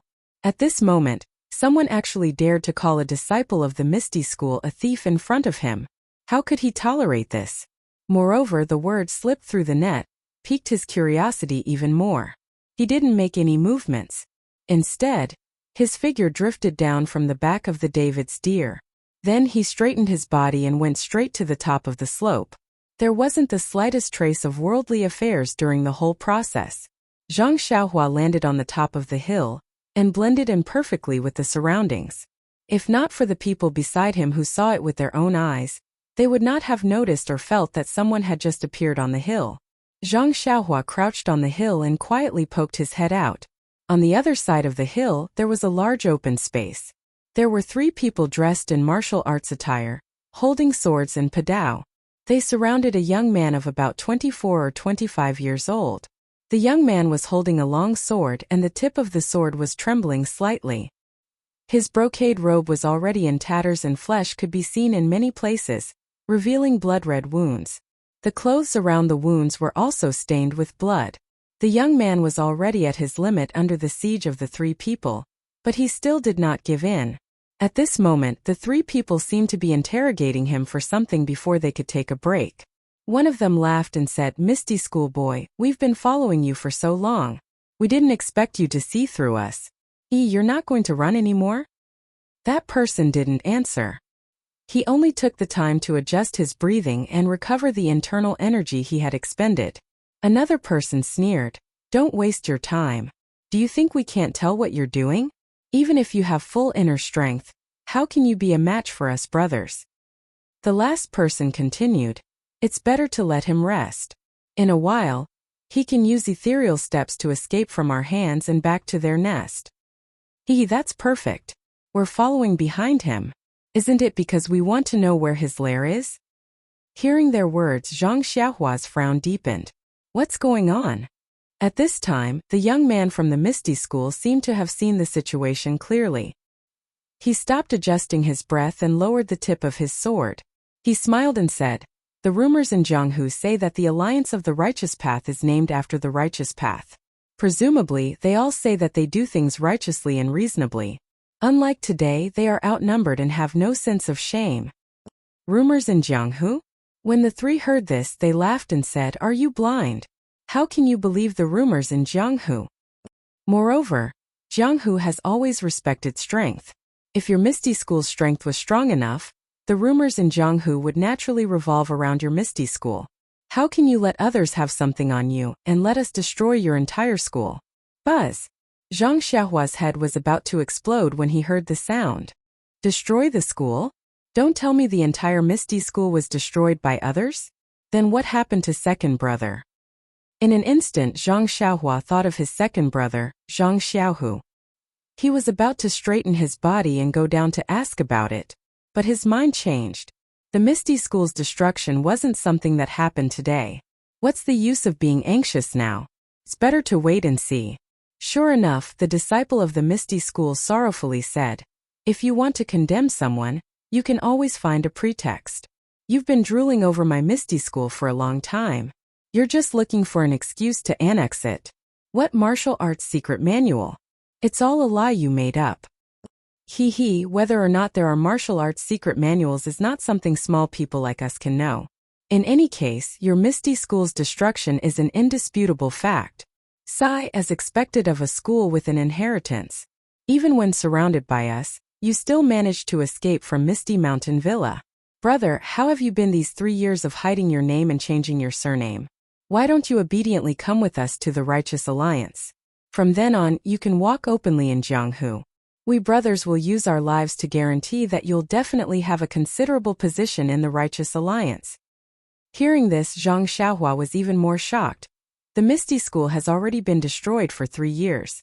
Isn't that the same time I was on the deserted island? I don't know if second brother also escaped like this person. And in a moment I'll save him and ask him. Thinking this, he gently took out the small sword from his bosom and used his divine sense to control it in the air, waiting for an opportunity. That Misty School disciple smiled and said, "I don't know what position you 3 brothers have in the Righteous Alliance?" This? One of them hesitated and said, "We're all disciples of the Golden Hall under the Righteous Alliance's 6th Alliance Master. If you're willing to come with us, we'll definitely report it to the Hall Master and record it as a great merit." That Misty School disciple thought for a moment and said, "It's not that I don't believe you 3 brothers, but your positions seem to be low. How can you guarantee that your little brother's life won't be in danger?" "You?" One of them was somewhat angry, while the other smiled and said, "Little brother, you don't know. Our several sects have a secret agreement. As long as you're a disciple of the sect, as long as you're a survivor of the Misty School, oh, of course, if little brother has the intention to abandon the dark and join the light, then naturally I'm not talking about you. As long as you're willing to join any sect, then you can keep your life. If you can provide the whereabouts of others, then according to how many survivors you capture, you'll be rewarded. That's why my brother is so generous as to agree with you." "Oh, so that's how it is. See, you guys really put in a lot of effort. Little brother, since we've already spoken to this point, you can see that it's already late. Why don't you put down your sword and let us seal your acupoints and return to the hall with us? That way you'll be able to make a great merit for our sect." "AI fine. Since I've already fallen to this point, a fine bird chooses a tree to nest in. I have no choice but to make a decision." Finished speaking, that person turned the sword hilt and handed it over. That person in front of him smiled and said, "Little brother is really smart. If you've already done this, then why did you let us chase you for so many days?" Finished speaking, he stretched out his hand to take the sword hilt. Seeing this scene, Zhang Xiaohua was a bit surprised. This Misty School disciple was able to escape for so many days. He must be a person with a strong will. How could he give up so easily? Sure enough, before Zhang Xiaohua finished thinking, she saw a change in the situation. That disciple's hand that was holding the sword tip suddenly gripped it. His entire hand was covered in blood. That disciple did not seem to know pain as he held the sword and chopped down at that person's arm. At such a close distance, that person could not react. His face changed greatly. Seeing that his arm was about to be cut off at that moment, a sword suddenly appeared from the side and blocked that person's arm. A dang sound was heard as that Misty School disciple's sword was blocked. That disciple felt pain in his hand and lost his grip on the sword, causing the sword hilt to turn around. The Misty School disciple stretched out his left hand to grab the sword hilt as if he did not care about the blood flowing from his right hand. The Righteous Alliance disciple who used his sword to block the attack laughed and said, "Good brat. I knew there was something fishy going on. After being chased by us for so many days, how could he just surrender like that?" That disciple who almost had his arm cut off gritted his teeth and fiercely said, "Senior brother, don't talk nonsense. As long as we keep him alive, what can't we get out of him? Even if we can't get anything out of him, that's because of the other people's ability. As long as we take him down, it will be a great merit." The other two also laughed and said, "Junior brother is right." That Misty School disciple saw that there was no turning back and did not reply. Holding the sword in his left hand, he thrust it forward. The three people from the Righteous Alliance were already prepared. How could they let him have the chance? Both the sword and saber arrived. In just a few moves, that disciple's body had a few more wounds. If it was not for the fact that they wanted to capture him alive, he would have already died. Seeing this, that Misty School disciple swung the sword in his left hand and used a night battle in 8 directions to force the three people back. Then, looking at the night sky, he bitterly smiled and said, "Leader O, this little one is a disciple of the Misty School in this life. I hope to be your subordinate in the next life." Saying this, he pulled the sword in his left hand back and was about to cut his own throat. Seeing this, the three people surrounding him were shocked. They hurriedly went up to stop him. But how could it be too late? At this moment of crisis, they saw an object coming from afar. A black light flashed and hit the sword in the Misty School disciple's hand. But with a kacha sound, that sword was actually broken into 2. Then that object did not slow down and stabbed into the ground. In the darkness, it seemed like a dagger. Who? The three people from the Righteous Alliance were shocked and turned around to look. They saw that not far away on a hillside, a thin figure stood up from the ground. Then, he actually used qigong to fly on grass. Like a gust of wind, he floated down and in an instant, he was in front of everyone. At this time, everyone saw clearly that this was a slightly tall youth around 15 or 16 years old. That person entered the field and did not pay attention to the three people from the Righteous Alliance. Instead, he stared at the Misty School disciple and asked, "What did you say? What happened to the Misty School?" The ethereal sect disciple's sword was first broken by the flying dagger, and the web between his thumb and index finger on his left hand was cracked. Then, he was shocked by the young man's superb lightness skill. Most importantly, the young man was so young. Seeing him staring at him and asking questions, he did not know what to say. At this time, the three people surrounding the Misty School disciple moved slightly and expanded their encirclement. They quietly surrounded the youth. Then one of them clasped his fist and asked, "May I know which sect this Xiaoxia is from? I am a disciple of the Righteous Alliance's Jinyu Hall. I am here to handle some matters." Xiaoxia. Qidian website welcomes all readers to read. The latest, fastest, and most popular series of works are all at Qidian Originals.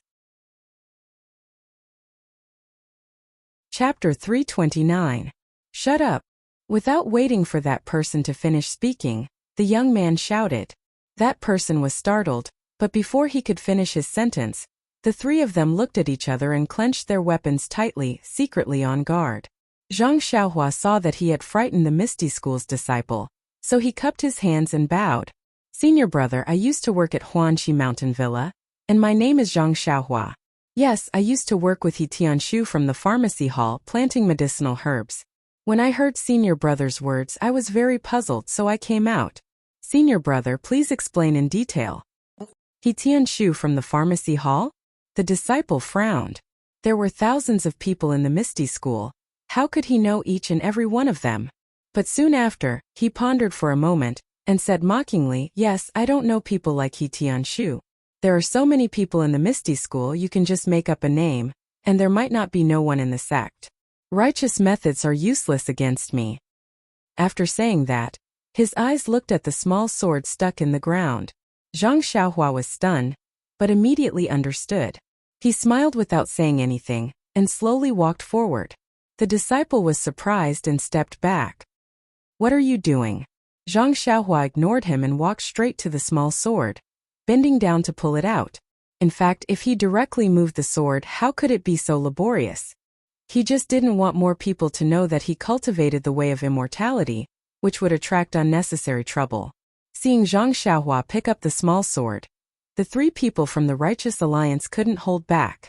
They had just used psychological tactics against the Misty School's disciple, but not only did they not win easily, there was also a tiger blocking their way. If they hesitated, there might be unexpected changes. In the current situation, 2 against 3, they still had the confidence to win, but after a while, that might not be the case. Although just now they were shocked by Zhang Xiaohua's qigong, but when they heard that this young man was only a herb grower in the Huanxi Manor, and was only the subordinate of a Misty School's pharmacy hall's disciple, they couldn't help but look down on him. Thinking of this, a disciple from the Righteous Alliance sneered. Haha, another survivor of the Misty School, but your weight seems to be a lot lighter, just a servant. Huanxi Manor seems to be a branch of the Misty School, so your weight is also a bit lighter. But this merit is delivered to our door. How can we brothers reject it?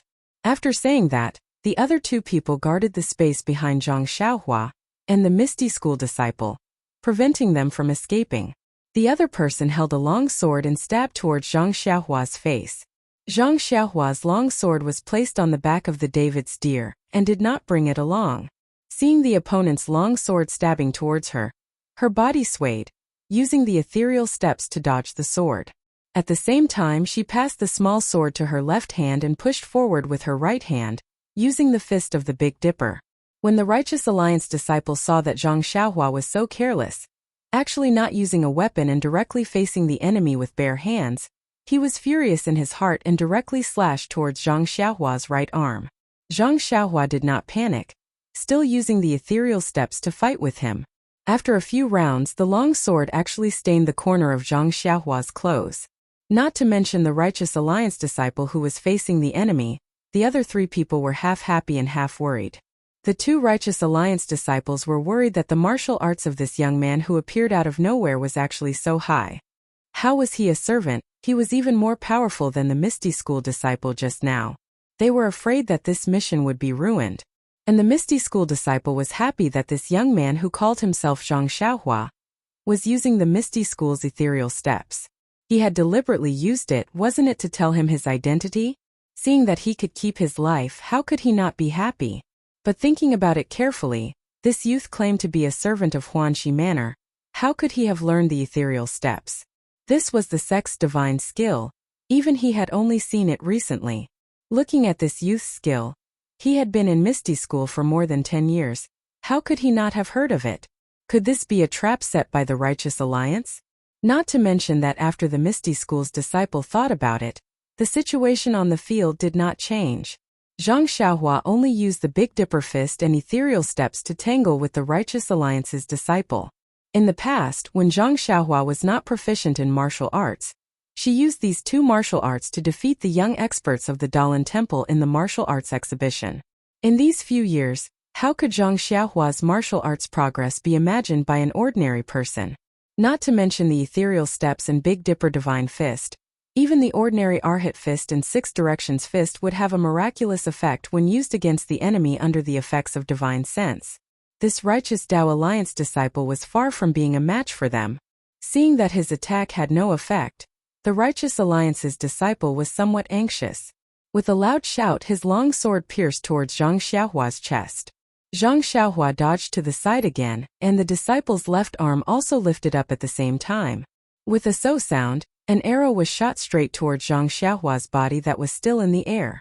The Misty School's disciple who was watching by the side also exclaimed in a low voice. This kind of concealed weapon that was shot in the air was the hardest to guard against. Presumably, the number of martial arts experts that were injured by this move was not small. But the next thing that happened made the four people present dumbstruck. They saw that Zhang Xiaohua did not make any other movements. She only stretched her right hand forward like she was picking up a flower. Very gently, she pinched the arrow between her thumb and forefinger. The blue arrowhead on the arrow could be seen clearly under the moonlight. Seeing that the arrow had failed, the Righteous Alliance's disciple shouted, "Flower pinching finger? You are from the Dalan Temple. My two junior brothers, quickly come and help me." The other two did not have the time to look at the Misty School's disciple. They each drew their swords and were about to step forward. At this time, a light laugh came from the field and said, "Since you came down to attack, then don't blame me for returning an eye for an eye. Ha ha ha." They saw that Zhang Xiaohua was like a wisp of smoke. Her figure leapt up and pounced in front of the Righteous Alliance's disciple. That disciple hurriedly held his sword horizontally, wanting to block, but that sword seemed to pierce through the void and did not seem to have any strength. Zhang Xiaohua's figure was like a ghost. She leapt up, the small sword in her left hand very naturally extended forward, then immediately retracted, her figure somersaulting backwards to meet one of the Righteous Alliance's disciple who was brandishing his blade. Similarly, her figure also leapt up, the small sword piercing out from a strange angle. The target was the disciple's throat. That disciple was unable to stop in time. He moved upwards, sending his throat to the tip of the small sword. That small sword touched his throat and immediately retracted. Her figure did not stop, immediately turning around and floating towards the last disciple. The last disciple was a smart one, seeing that the situation was not good. He did not move forward at all, instead, he leaned and leapt out of the field. By the time Zhang Xiaohua turned around, she was already quite a distance away. Zhang Xiaohua had already announced her name. Naturally, she did not have any mercy. She used the levitation technique. Her body seemed to float in the air, floating on the ground in a few blinks of an eye. She had already caught up to that disciple. She lifted her leg and lightly kicked that disciple's back. That disciple had started early, so his qinggong was passable. He was rejoicing. Who would have thought that there was no sound of wind behind him? But his back seemed to have been hit by a 1,000-gene heavy object. He saw stars, spat out a mouthful of blood and immediately lost consciousness.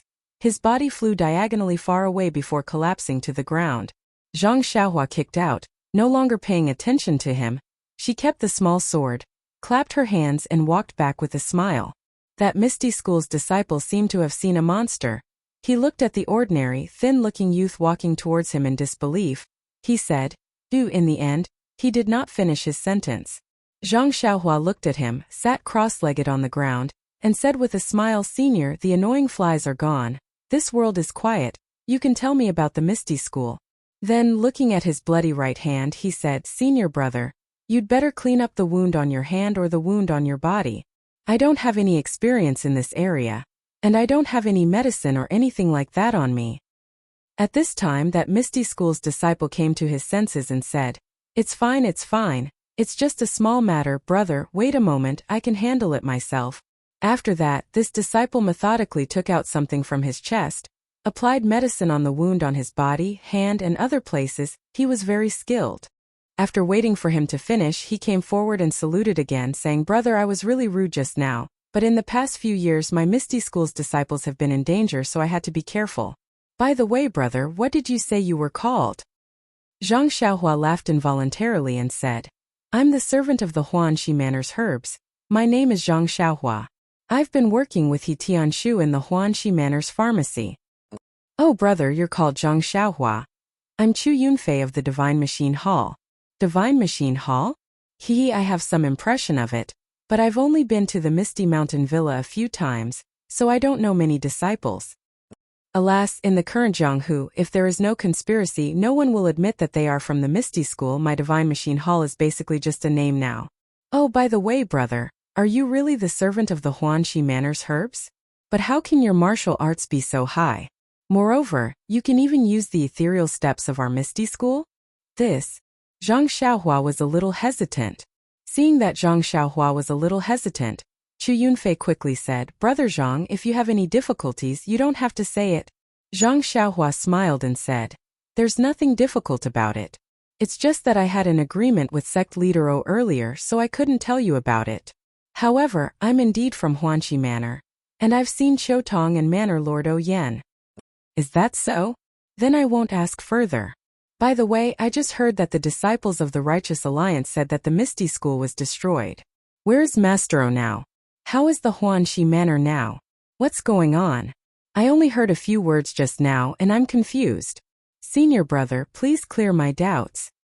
Chu Yunfei smiled bitterly and said, Brother Zhang, have you not been in Jianghu for a long time? Zhang Xiaohua nodded and said, Yes, I've been trapped in a place. After leaving the Huanxi Manor, I haven't been in Jianghu for 4 or 5 years. Alas, I see. Brother Zhang, the Misty School was destroyed 3 years ago. Master O. Chapter 330. Ah, really? But I don't know what happened. No matter what, the Misty School is still a big sect in Jianghu. How can it be destroyed just like that? Moreover, all the thousands of disciples in the Misty School died for the sect? Chu Yunfei bitterly smiled and said, In this world, there is no sect that can stand forever. My Misty School has been declining for a long time. To be able to stand for 10,000 years in this unpredictable Jianghu is already a miracle. I heard that a long time ago there was an extremely powerful Shindao sect. It seemed to be 100 times stronger than my Misty School, but wasn't it also destroyed before us? However, less than half of the elite disciples of the sect managed to escape. The rest of the disciples died on the spot. Buzz! Zhang Xiaohua suddenly stood up and said in a trembling voice, "Only less than half of the elite disciples managed to escape? The rest died for the sect? Then did a disciple called Zhang Xiaohu manage to escape?" Zhang Xiaohu? Chu Yunfei was dazed for a moment and said, "Zhang Xiaohu? This name is very familiar. Let me think. Oh, I know. He used his connections to enter my Misty School. Later, he got lucky and was accepted by Martial Uncle One. Yes, it's that lucky guy. Did he also manage to escape?" At this time, Zhang Xiaohua didn't care what other people said about her second brother. She hurriedly asked. "No," Chu Yunfei decisively replied. "Ah!" Zhang Xiaohua exclaimed. She clenched her teeth and clenched her fists. Just as she was about to ask which sect attacked the Misty Mountain Villa, Chu Yunfei said another sentence. Zhang Xiaohua almost fainted. However, Zhang Xiaohu doesn't seem to have died. Ah! Zhang Xiaohua nearly fell to the ground with a thud. He thought to himself, "Senior brother, can you not speak like that? Can't you finish your sentence in one sentence?" Zhang Xiaohua stepped forward and asked, "Then where is Zhang Xiaohu now?" "Well, I'm not sure if Zhang Xiaohu is dead or not." This time Zhang Xiaohua fell in front of Chu Yunfei. Even the Righteous Alliance's 3 experts hadn't been able to force back Zhang Xiaohua. But Chu Yunfei had done it. Zhang Xiaohua forced herself to get up and thought to herself, "My senior brother from Misty School, can we be more specific? Although this little sweetheart of yours has been tempered with immortal cultivation techniques, it still can't withstand your torment." Seeing Zhang Xiaohua lose her composure, Chu Yunfei felt embarrassed and said, "Little brother, are you too tired? Those 3 Righteous Alliance's disciples are not ordinary experts. They have been chasing me for several days. If you are tired, you should take a rest first." Zhang Xiaohua waved his hand and said, "Senior brother Chu, it's better if you don't. If you have the time, please tell me about the Misty sect. I will be very grateful." So it's like this. Actually, what happened at Misty School that day is known by everyone in Jianghu. You can find anyone to inquire about it. Sad things should be told to sad people. Brother, listen to senior brother tell you about the sad things. Thus, the two of them sat on the ground. With Chu Yunfei's tireless narration, Zhang Xiaohua learned about the events of that year. It was an autumn 3 years ago. It was the day when all things were competing with each other. But in this day of harvest and looking forward to the future, Misty School sect leader Openg was sitting on a chair with a headache. He had the urge to use his thumb to fiercely rub his temples. Ever since he subdued Shui Yuping a year ago, and gave her the position of vice-sect leader of Misty School, he firmly controlled the Luo Shui gang under the Misty School. The strength of the entire Misty School greatly increased. The results greatly stimulated the ambitions of the 6 Misty Tigers. They all wanted to make contributions that no one had ever made in their lifetime. However, just as Openg finished organizing the resources of the Luo Shui gang, coordinated the water and land forces of the Misty School, and prepared to revive the immortal Dao and once again set his sights on Jianghu, he felt that it was difficult to move forward. Moreover, he had suffered an inexplicable setback. Let's first talk about the revival of the immortal Dao. Since he already knew that the heaven and earth Yuan Qi in this world was recovering, and at this time he also discovered Zhang Xiaohua's Big Dipper Fist, which seemed to be an inheritance of the immortal Dao. And at this time, Openg almost thought that he was the godfather of the immortal Dao. He excitedly used an extremely cheap price to exchange for the manual of the Big Dipper Fist. At that time, he sent his eldest disciple, Zhang Changyue, to impart the Big Dipper Fist to the only son of the deputy chief, Shui Tiantian. Although Shui Tiantian was only 4 years old, but he was considered to be a genius. In a short period of time, he was proficient in the Big Dipper Fist, and practiced the Big Dipper Fist no less than 5 times a day. Of course, since Shui Tiantian was a genius, and when Openg persuaded Shui Yuping to join the Misty School, he also promised to teach him all the divine skills of the Misty School. At this time, he naturally couldn't hide anything from Shui Tiantian. Everything that could be taught was picked out for Shui Tiantian. Shui Yuping was beaming with joy as she watched, and worked even harder for the Misty School. Shui Tiantian was like a sponge absorbing water, seriously absorbing the essence of the inheritance of the Misty School. Regarding the Big Dipper fist, Shui Tiantian was quite knowledgeable. Although Shui Tiantian was only 4 years old, but he was also considered to be a genius. In a short period of time he was proficient in the Big Dipper fist, and practiced the Big Dipper fist no less than 5 times a day. Of course, since Shui Tiantian was a genius, and when Openg persuaded Shui Yuping to join the Misty School, he also promised to teach him all the divine skills of the Misty School. At this time he naturally couldn't hide anything from Shui Tiantian. Everything that could be taught was picked out for Shui Tiantian. Shui Yuping was all smiles as she watched, and worked even harder for the Misty School. Shui Tiantian was like a sponge absorbing water, seriously absorbing the essence of the inheritance of the Misty School. Ethereal steps, etc. Therefore, other than practicing 3 times a day in the morning, noon and night, Shui Tiantian spent the rest of his time comprehending the ethereal steps and ethereal divine art. Although Shui Tiantian's progress in the latter two had exceeded Zhang Qingyue's and Openg's expectations, the two's attention was not on this. Instead, it was on the seemingly ordinary and error-filled Big Dipper magical fist technique. Shui Tiantian had been practicing the Big Dipper magical fist technique for more than half a year, but there was nothing abnormal about it. Other than his arm strength being slightly stronger than an ordinary child's, there was nothing else that could be seen. And you want to say that Shui Tiantian did not try his best to practice the Big Dipper magical fist technique? That was not right. The Big Dipper magical fist technique was the fist technique that he had learned. After mastering it, he did not give up and practiced it 3 or even 5 times a day. If it was any other fist technique, not to mention 3 times, even 1 or several times a day would not be a small number. After all, the people of the martial arts world still emphasized on internal strength. Could it be that this arm strength was the effect of the Big Dipper magical fist technique? Thinking about how Zhang Xiaohua's arms were different from an ordinary person's, Openg sometimes could not help but come to this conclusion. Later, when the Misty School recruited young disciples again in the 2nd year, Openg specially requested Zhang Qingyue to select a group of disciples with good talent and teach them the Big Dipper magical fist technique as a compulsory fist technique. However, the results were still not very obvious. It was similar to Shui Tiantian's situation. His arm strength had increased a lot, but there were no other abnormalities. In his disappointment, Openg thought of the missing Zhang Xiaohua.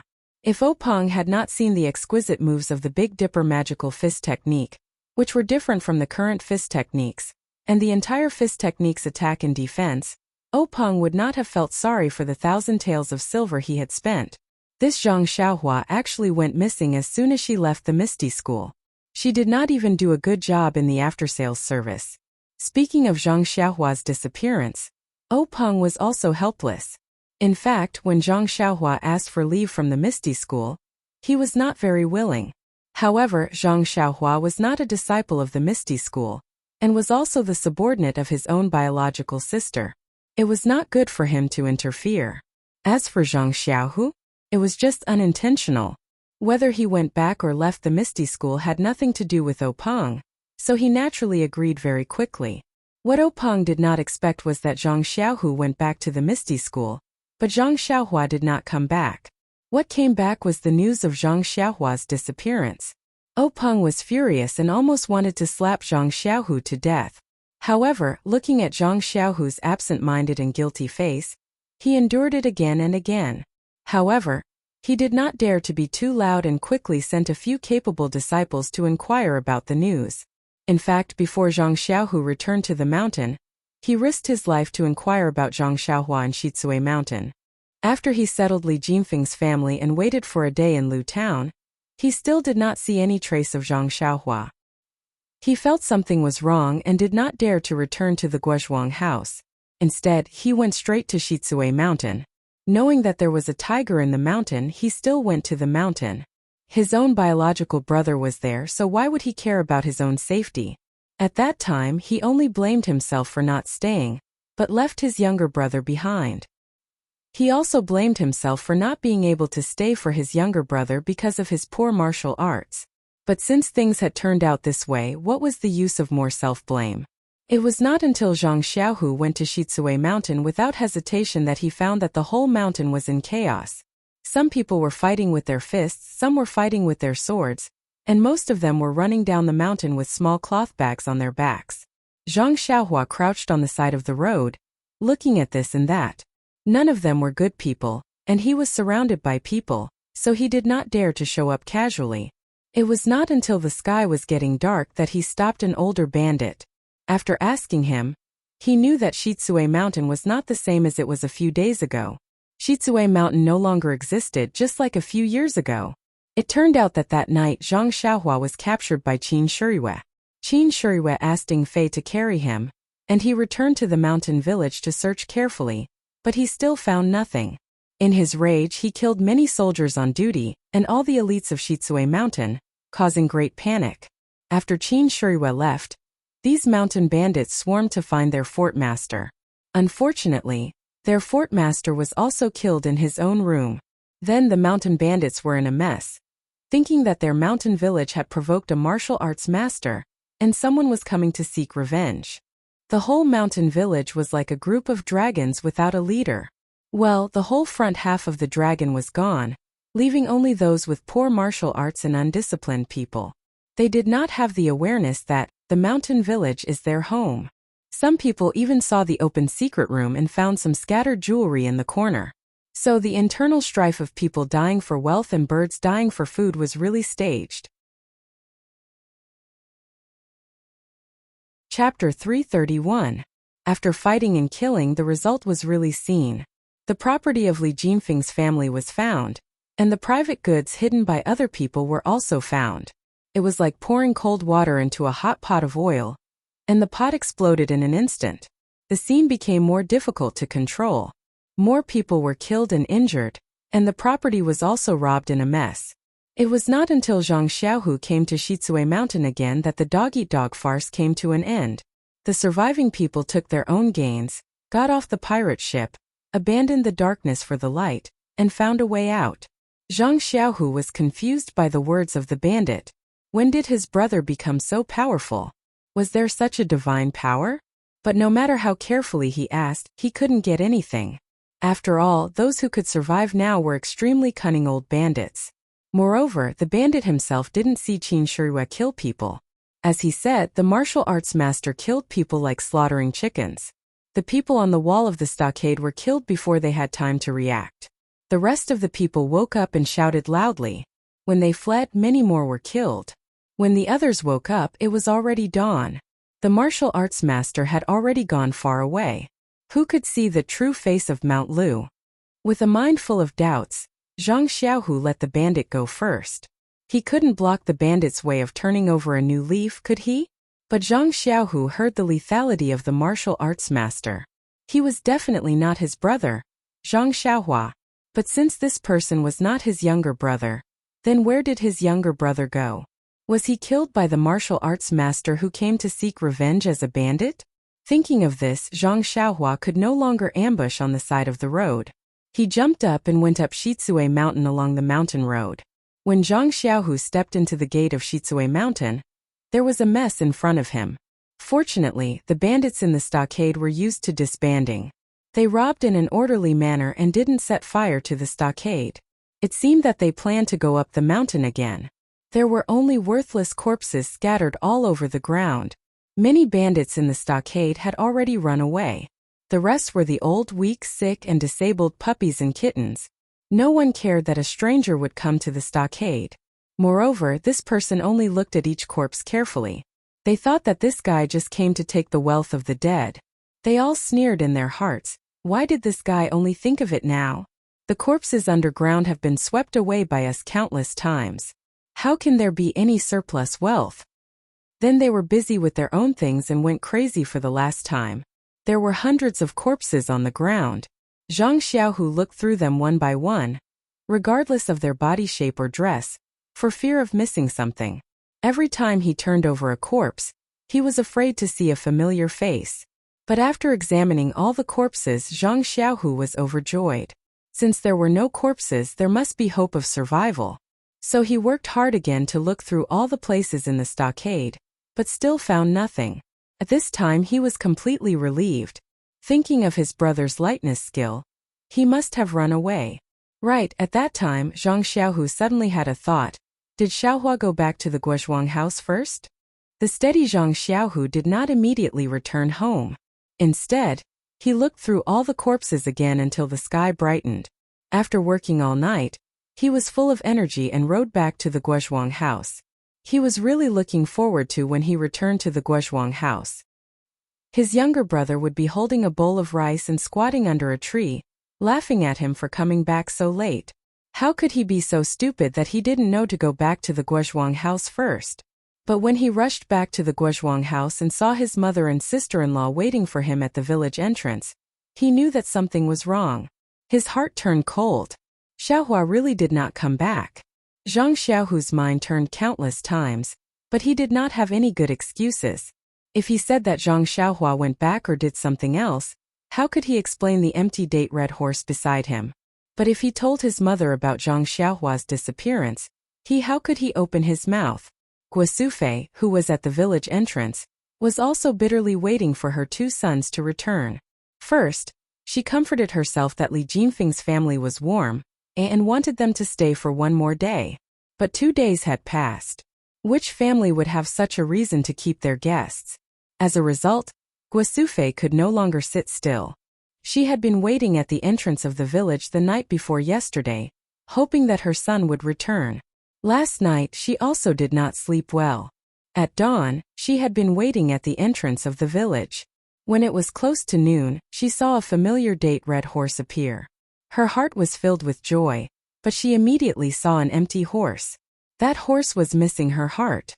When Zhang Xiaohu arrived at the village entrance and dismounted from the horse, Guosufei tightly grabbed Zhang Xiaohu's arm, gritted her teeth, and interrogated Zhang Xiaohua's whereabouts.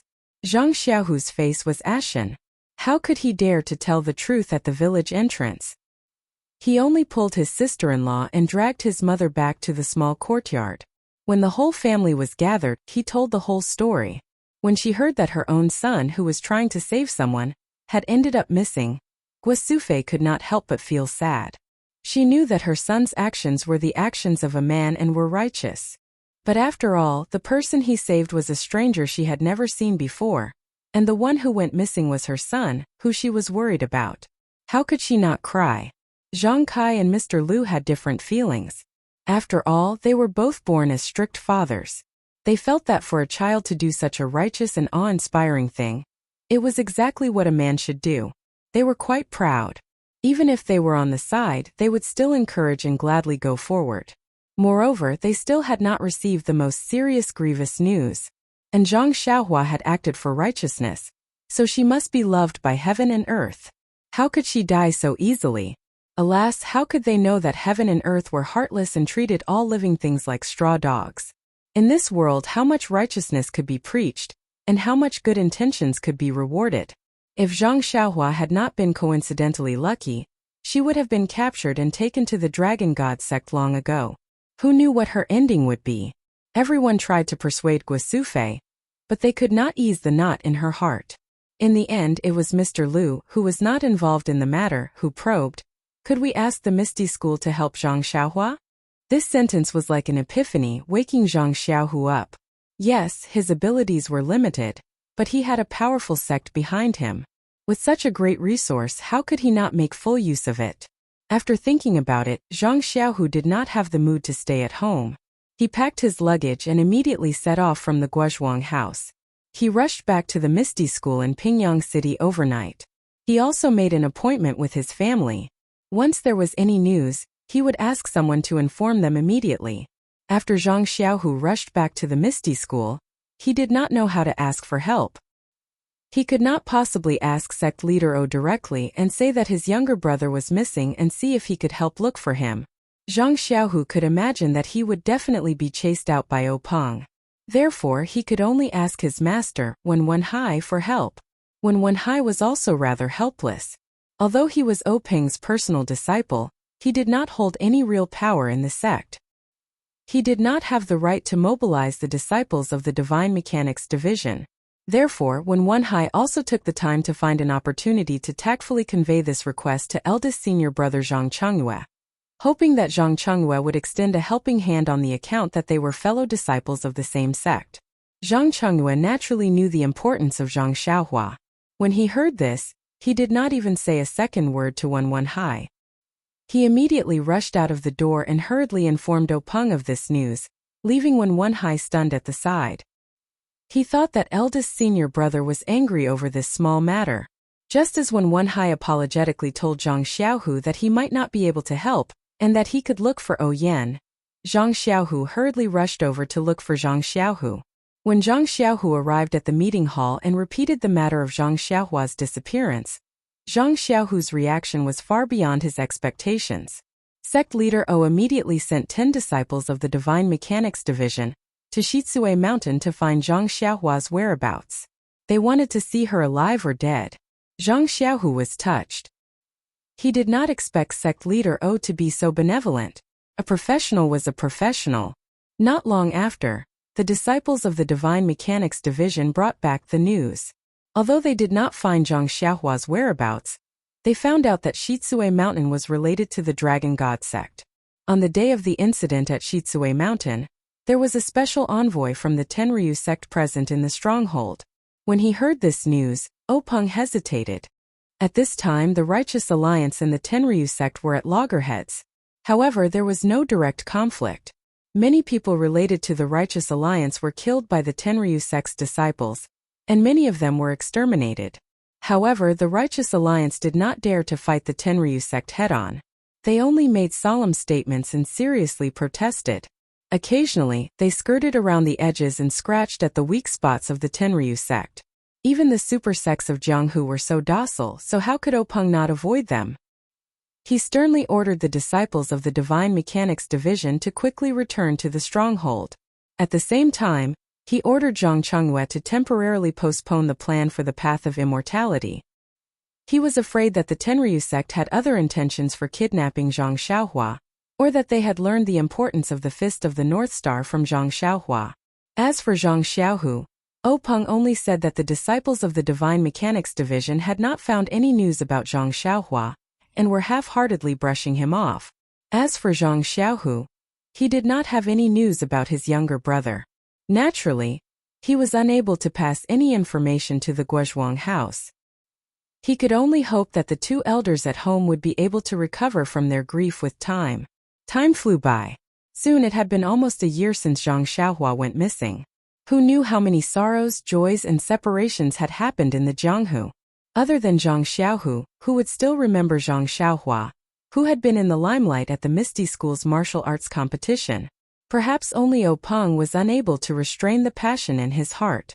When he saw that the Tenryu sect did not seem to care about the Misty School and placed his hopes on the Fist of the North Star once again, he was extremely disappointed. Only then would he remember Zhang Xiaohua, the originator of the Fist of the North Star. At this moment, Openg was not only vexed about the setback of the Path of Immortality's revival plan, but also about something else. Chapter 332.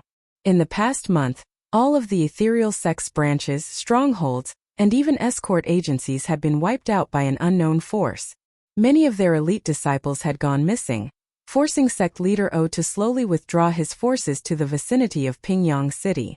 However, the Divine Secrets Hall's disciples that he had sent out to gather information either never returned or did not receive any news at all.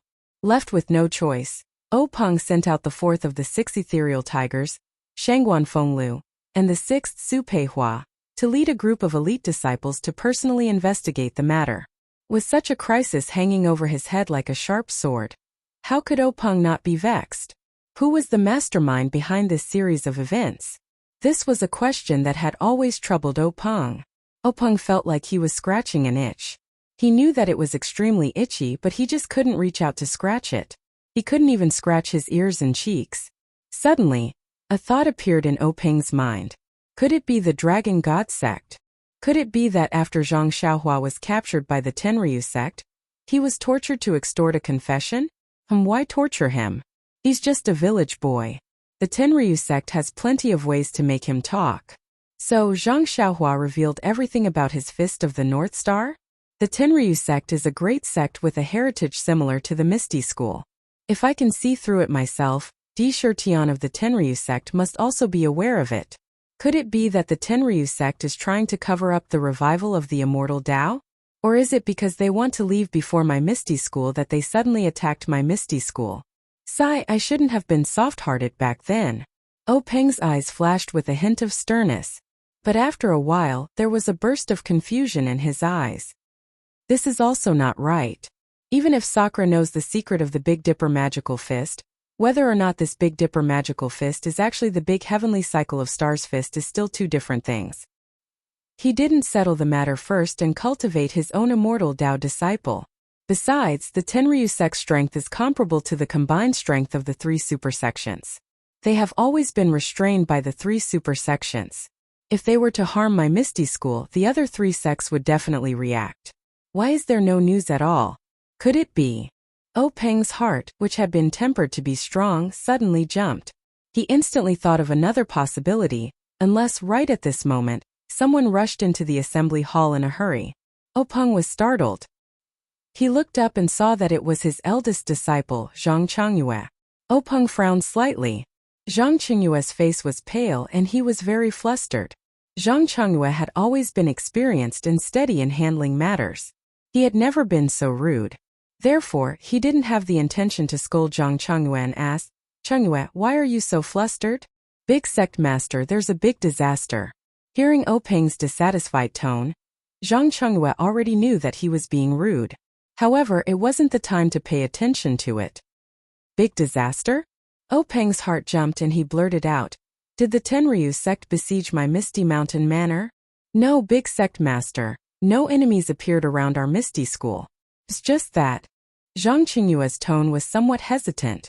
Then he looked at Peng's gaze and said with gritted teeth, "Big sect master. Fourth martial uncle and sixth martial uncle." Peng couldn't help but ask, what happened to them?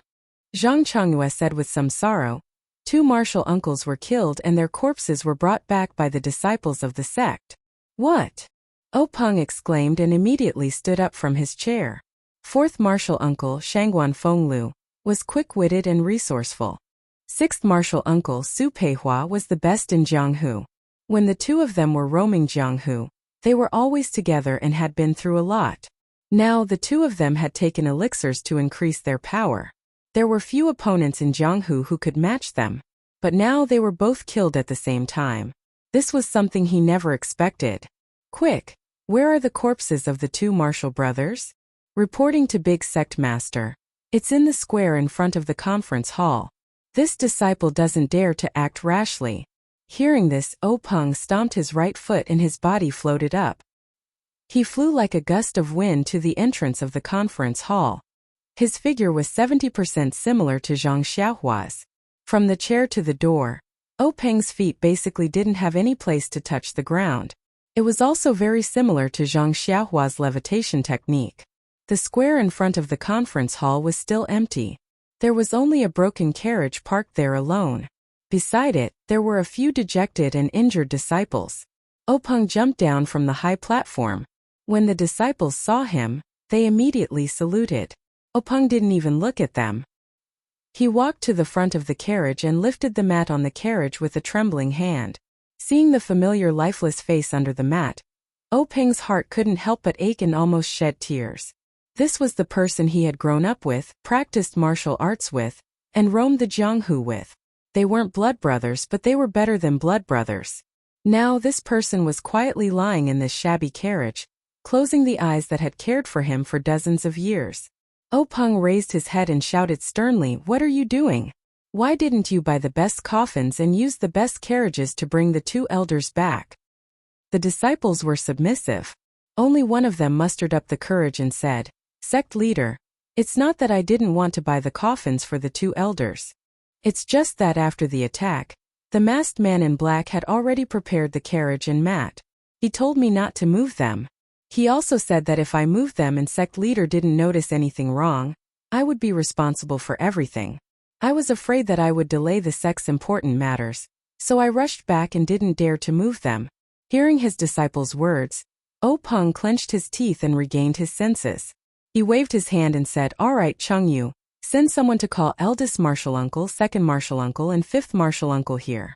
Also, carefully carry the bodies of the two martial uncles to the Divine Engineering Hall."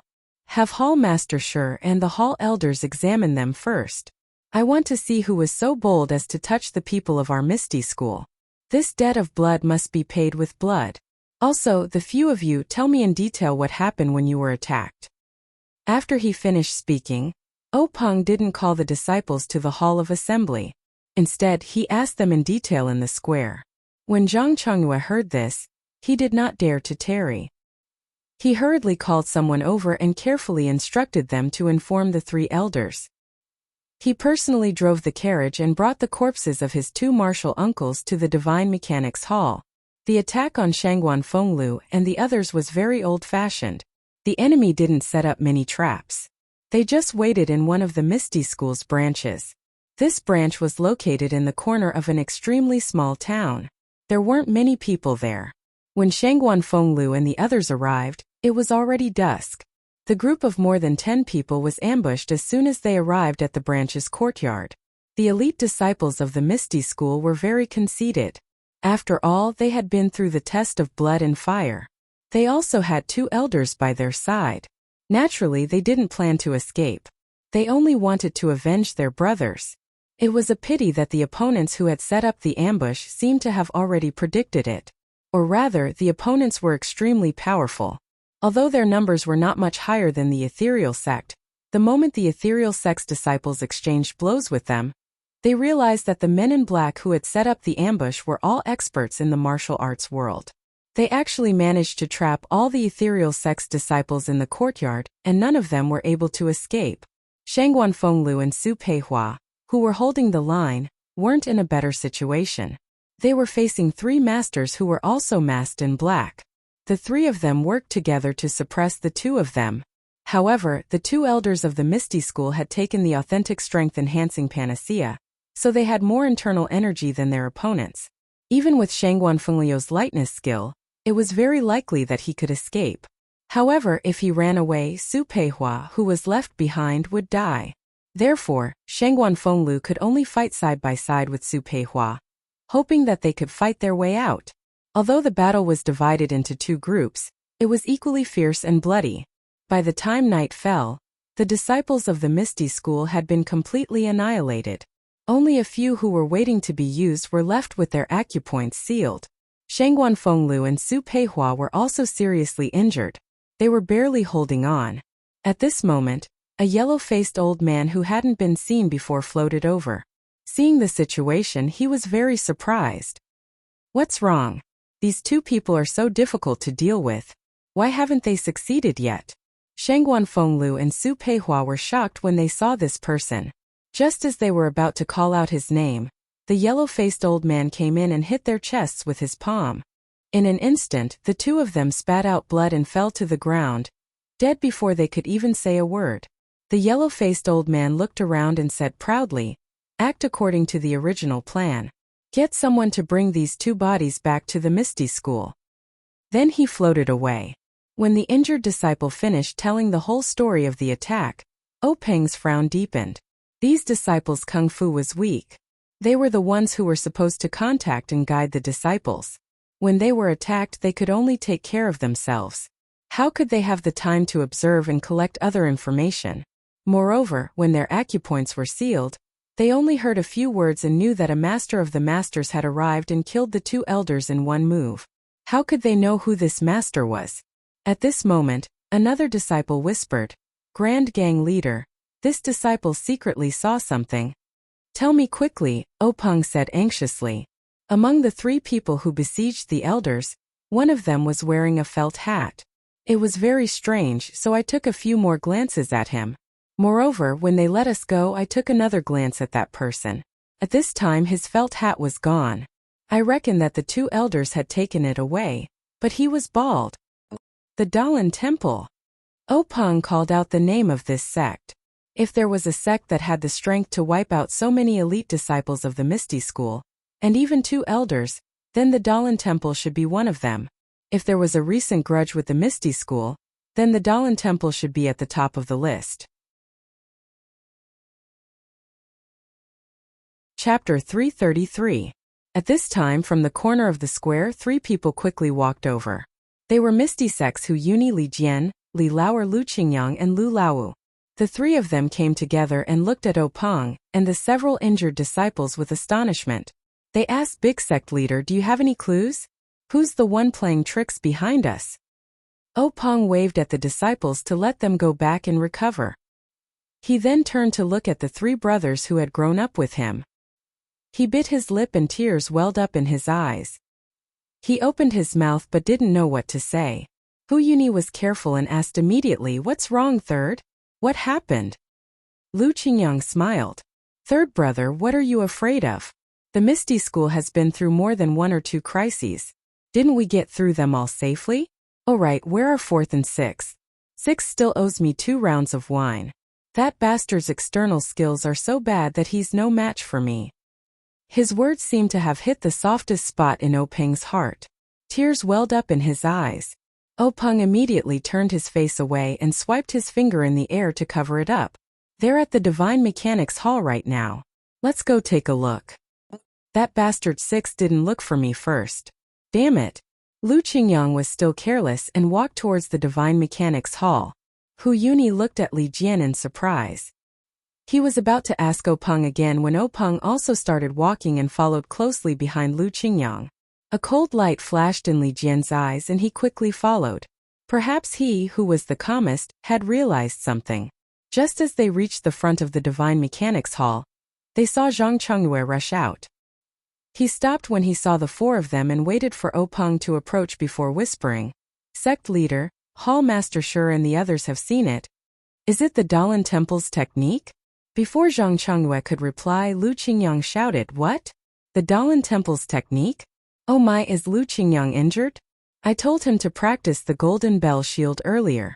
Now look, the old bald donkeys from the Dalan Temple are so cunning. Lu Qingyang is going to have a hard time. By the way, old 6th is injured. Why didn't he go to the pharmacy?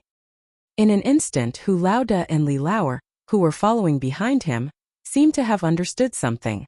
They rushed forward, ignoring Peng and Lu Qingyang, and rushed into the Divine Machine Hall. Peng raised his hand in an attempt to stop her, but he only managed to raise his arm a little before it fell limply to the ground. Old 5th Lu didn't understand and followed him in.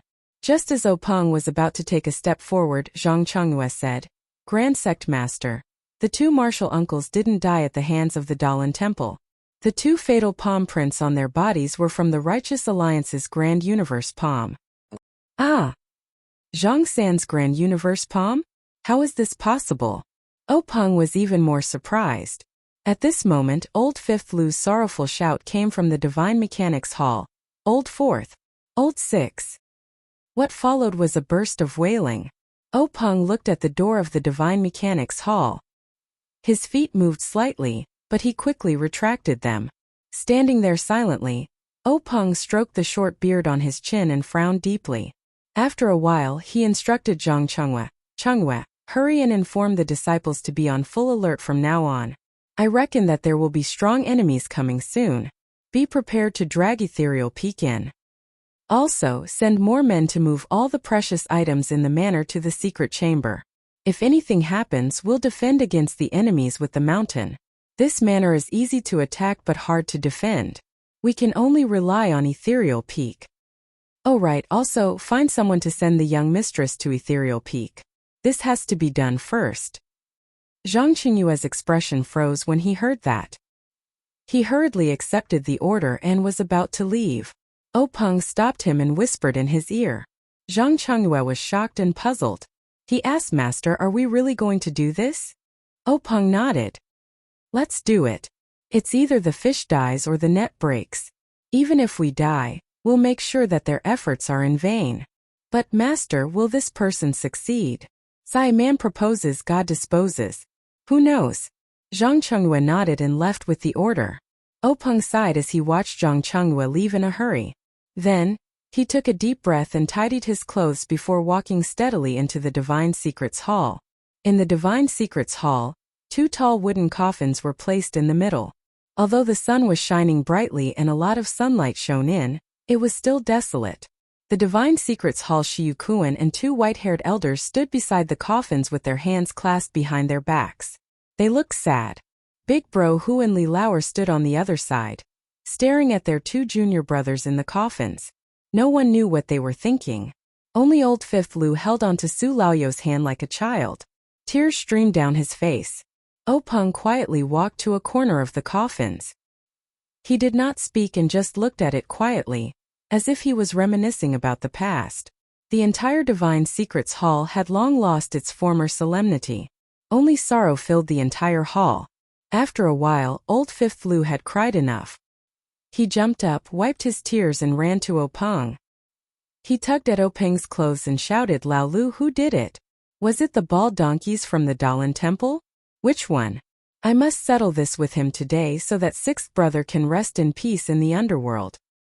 Peng looked at Lu Qingyang and said softly, "Lao Lu, calm down and listen to me." "Calm down my ass. How can I calm down? Lao Lu and Lao Lu were killed and they even sent someone to their doorstep.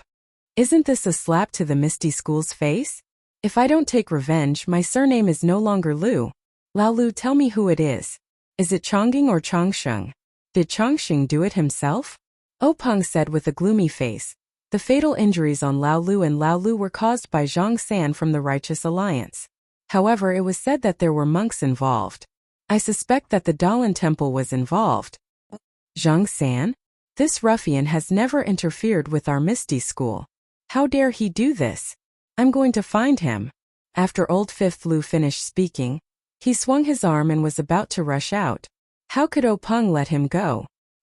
He pulled him back and advised, "Lao Lu, where are you going to find him? Are you going to kill your way to the Righteous Alliance's main peak? Even if it's the Righteous Alliance's righteous peak, so what? At the very least, I'm about 200 pounds. I'm going to go against the Righteous Alliance." Old Fifth Lu was full of pride. He threw Peng's hand away and was about to leave. At this moment, Big Boss, who scolded, "Lao Lu, stop. Don't you think it's chaotic now? Do you want us to worry about you? Do you want us to watch you get sent back by someone else?" Old Fifth Lu listened to Big Boss Who the most. Naturally, he didn't dare to move half a step. He only said loudly, "But, Big Brother, Lao Lu and Lao Lu." After saying that, he stomped his feet vigorously. In the end, he squatted down and used his fists to hit the ground. After a few hits, blood dripped from his fists. Seeing this, Big Boss Who sighed and didn't stop him. Peng walked over and patted Lu Qingyang's shoulder, saying, "Lao Lu, get up. Don't worry, we'll definitely avenge Lao Lu and Lao Lu. Even if we have to sacrifice all of our Misty School's resources, we'll kill our way to the Righteous Alliance's peak." "Good." Lu Qingyang immediately stood up. He ignored the blood on his hands and asked, "When are we leaving?" Peng smiled bitterly, "Lao Lu, don't worry. Even if we don't kill our way to the Righteous Alliance's peak, they'll immediately send us to our door." "Is that so?" Big Boss Who and old Fifth Lu asked in unison. However, while Lu Qingyang was pleasantly surprised, Hu Yuni was somewhat astonished. "What's going on here? Lao Lu, tell us in detail." Big Boss Who frowned and asked. After Peng explained the matter in detail, Big Boss Who frowned even more and said, "If that's the case, our Misty School is now facing the most serious situation. If anything goes wrong, we'll be in danger of being exterminated. However, why would the Righteous Alliance join hands with the Dalan Temple?" Peng smiled bitterly, "I'm just guessing. I don't have any real evidence. Maybe that Baldy is just a Baldy? Our Misty School can't afford to offend either of these two sections. Just one of them is enough for us to deal with, let alone two sections. I can't find any reason for the two sects to join hands against our Misty School. Could it be that they're shifting the blame to others? What Big Brother said makes sense. There's another possibility, which is the Tenryu sect." Hearing this, Hu Yuni gasped and said, "The Tenryu sect is a colossus. It's an existence that can contend with the entire Righteous Alliance. When did we get into such trouble?" Peng explained, "Big Brother, there's only one possibility. If it's the Tenryu sect, they wouldn't be so troublesome. They could just directly attack us. This method isn't their style. But if it's not them, then it's the Righteous Alliance. The Grand Heaven Earth Hand isn't something that ordinary people can imitate. Yes, Big Brother, it's most likely the Righteous Alliance. But they have no reason to do such a heinous thing in Jianghu. Could it be?" At this point, the two of them said in unison, "It's the secret plane? But we've kept the news about the secret plane very well. Even the hall masters know very little about it. How could they leak it? Alas, big brother, we didn't leak it. But we can't guarantee that the Yanming villa, the Tan family, and the Wan Jianfeng didn't leak it. But it's not very likely. Yanming Jusher is an extremely cautious person. His Yanming villa is not easy for outsiders to enter. The Tan family is a big family that practices martial arts. It's even harder to sneak in than the Misty School. Wan Chengjiu of the Wan Jianfeng is even more scheming. He even spies on the Five Claw Peak. How could he leak the news? I estimate that there are no more than 5 people on his side who know about the secret plane. Alas, big brother, there's no such thing as an impenetrable wall in the world. We've been operating the secret plane for 3 or 4 years and have reaped endless benefits from it. In recent years, the development of the Misty School has relied on the medicinal materials in the secret plane. It's hard to guarantee that no one will find out. Moreover, we've also obtained the life-prolonging pill from the secret plane. Such a heaven-defying thing will definitely shorten one's life if we have it. Misfortune is a blessing in disguise. The ancients didn't deceive us. Chapter 334. When the two of them analyzed up to this point, they had already determined that the news of the secret plane must have been leaked, which attracted the attention of the Righteous Alliance. AI success is because of the secret plane, failure is also because of the secret plane. Hu Yuni sighed. Earlier, when they obtained the treasures of the secret plane, they had naively fantasized that if there was a critical moment like today, they would hand over the map and the life-prolonging pill. A wise man submits to circumstances and can barely survive the crisis of the sect being exterminated, even if they had to be a coward, so what? However, the current situation developed greatly beyond their initial expectations. The Righteous Alliance actually acted ruthlessly and destroyed 2 of the Misty Six Tigers in one fell swoop. This deep hatred had already been formed. How could there be any room for negotiation? Could it be that the Righteous Alliance had the idea of exterminating the Misty School? Could it be that they were not afraid of the other sect's attention? At this time, Hu Yuni did not need to think about which power leaked the news of the secret plane, nor did he need to let Openg send people to investigate this news, nor did he need to ask Openg about the whereabouts of the map and the life-prolonging pill. All these doubts could only be asked in the future when the Misty School was able to survive. Now the only thing they needed to do was to face the Righteous Alliance, who they did not know when they would attack. This was a martial arts sect that rose again after the immortal Tao was annihilated. In fact, if Openg and others blamed all the crimes on the secret plane, it may not be completely correct. As a martial arts sect, the Righteous Alliance had long been aware of the immortal Tao, and had long coveted the immortal Tao inheritance. The previous Xian Jilong family was just the tip of the iceberg of the Righteous Alliance's immortal Tao inheritance. The Misty School, as a sect with thousands of years of inheritance, had been in decline for a long time and had long been targeted by the Righteous Alliance. If it was not for fear of the other sects with immortal Tao inheritance, the Righteous Alliance would have already made a move on the Misty School. And this secret plane was just a fuse. Even if there was no secret plane, sooner or later, the Righteous Alliance would inevitably make a move on the Misty School. Who told the Misty School to have the immortal Tao inheritance but was unable to protect it? This annexation of the Misty School was nothing more than a drill that the Righteous Alliance had been preparing for a long time. Openg continued, big brother, second brother, fifth brother, the Righteous Alliance came in a menacing manner. First, they reduced our forces in the periphery of our Misty School. Then they set up a trap to make us lose our brothers. I presume that they have been plotting this for a long time. Moreover, they sent the remains of fourth brother and sixth brother back. This is not only a blow to our confidence, but also a signal for us to attack. I estimate that the Righteous Alliance will launch their final attack on us tomorrow at the latest. Aha! Old Fifth Lu shouted and jumped up. Third brother, I'll go get my axe. I'll guard the archway. I'd like to see if that yellow-faced Zhang can step on my body and walk into the Misty School. With that, he ran out of the Divine Mechanics Hall like the wind. Openg raised his hand to stop him, but Hu Yuni said, let Old Fifth go. Then he said to Li Jian, second brother, go and watch him. Don't let him do anything stupid. Li Jian didn't say anything and chased after him. After the two left, Hu Yuni asked, third brother, do you think we should send a message to the Dalan Temple and the Cult of Incense?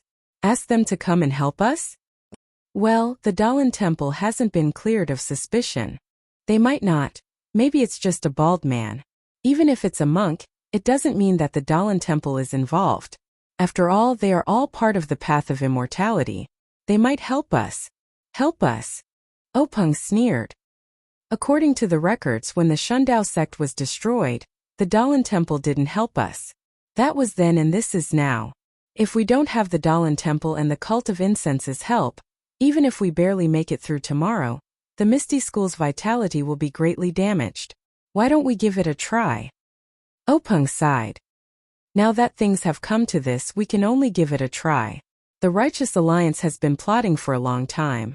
They might not let us send out a message.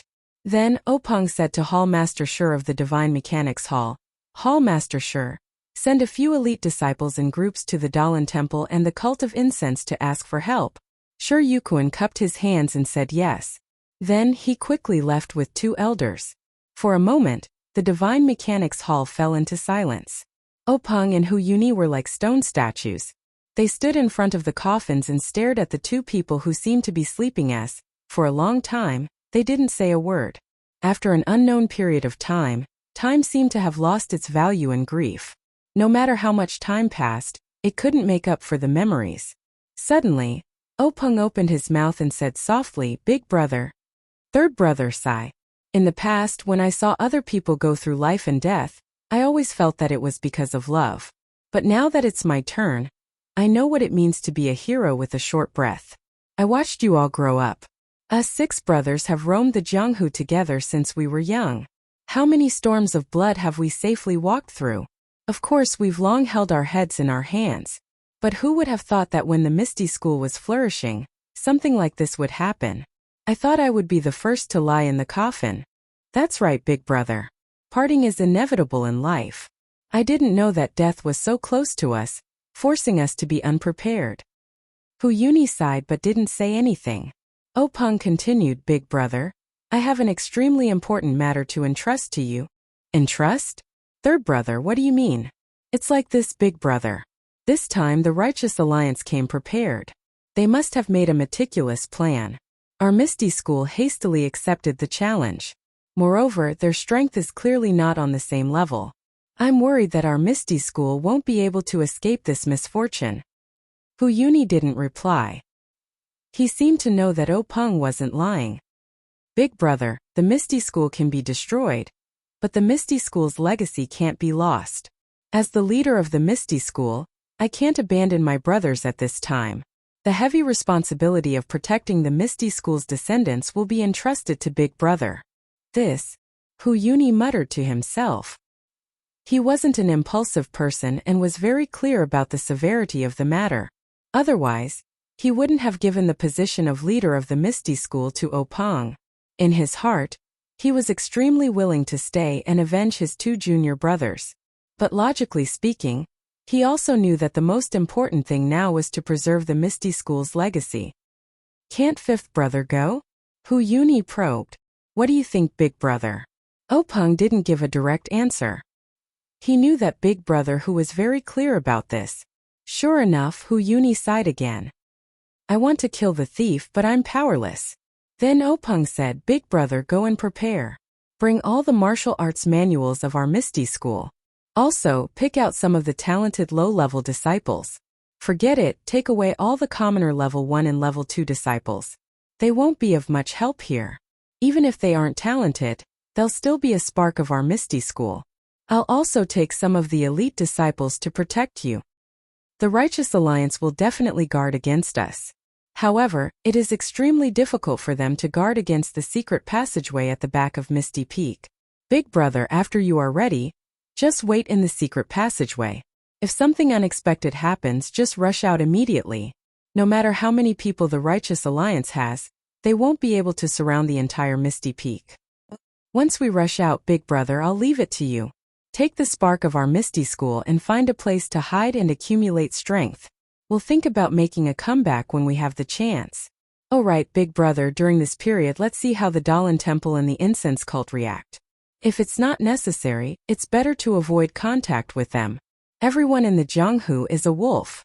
Yes, third brother, I know this. Although I don't have the talent and vision of a faction leader like you, I'm still confident in protecting these little bastards. But, third brother, I gave you the position of faction leader back then. Today you'll have to take the blame for me. Big brother, as the faction leader, I have to take the blame for the entire faction. I already had this awareness when I took over the Misty School from Master. Big brother, don't worry. Maybe things aren't that bad. Maybe the Dalan Temple and the incense cult have already noticed the Righteous Alliance's movements and are on their way to help. These words were extremely unrealistic. Hu Yuni also knew that he was just comforting himself.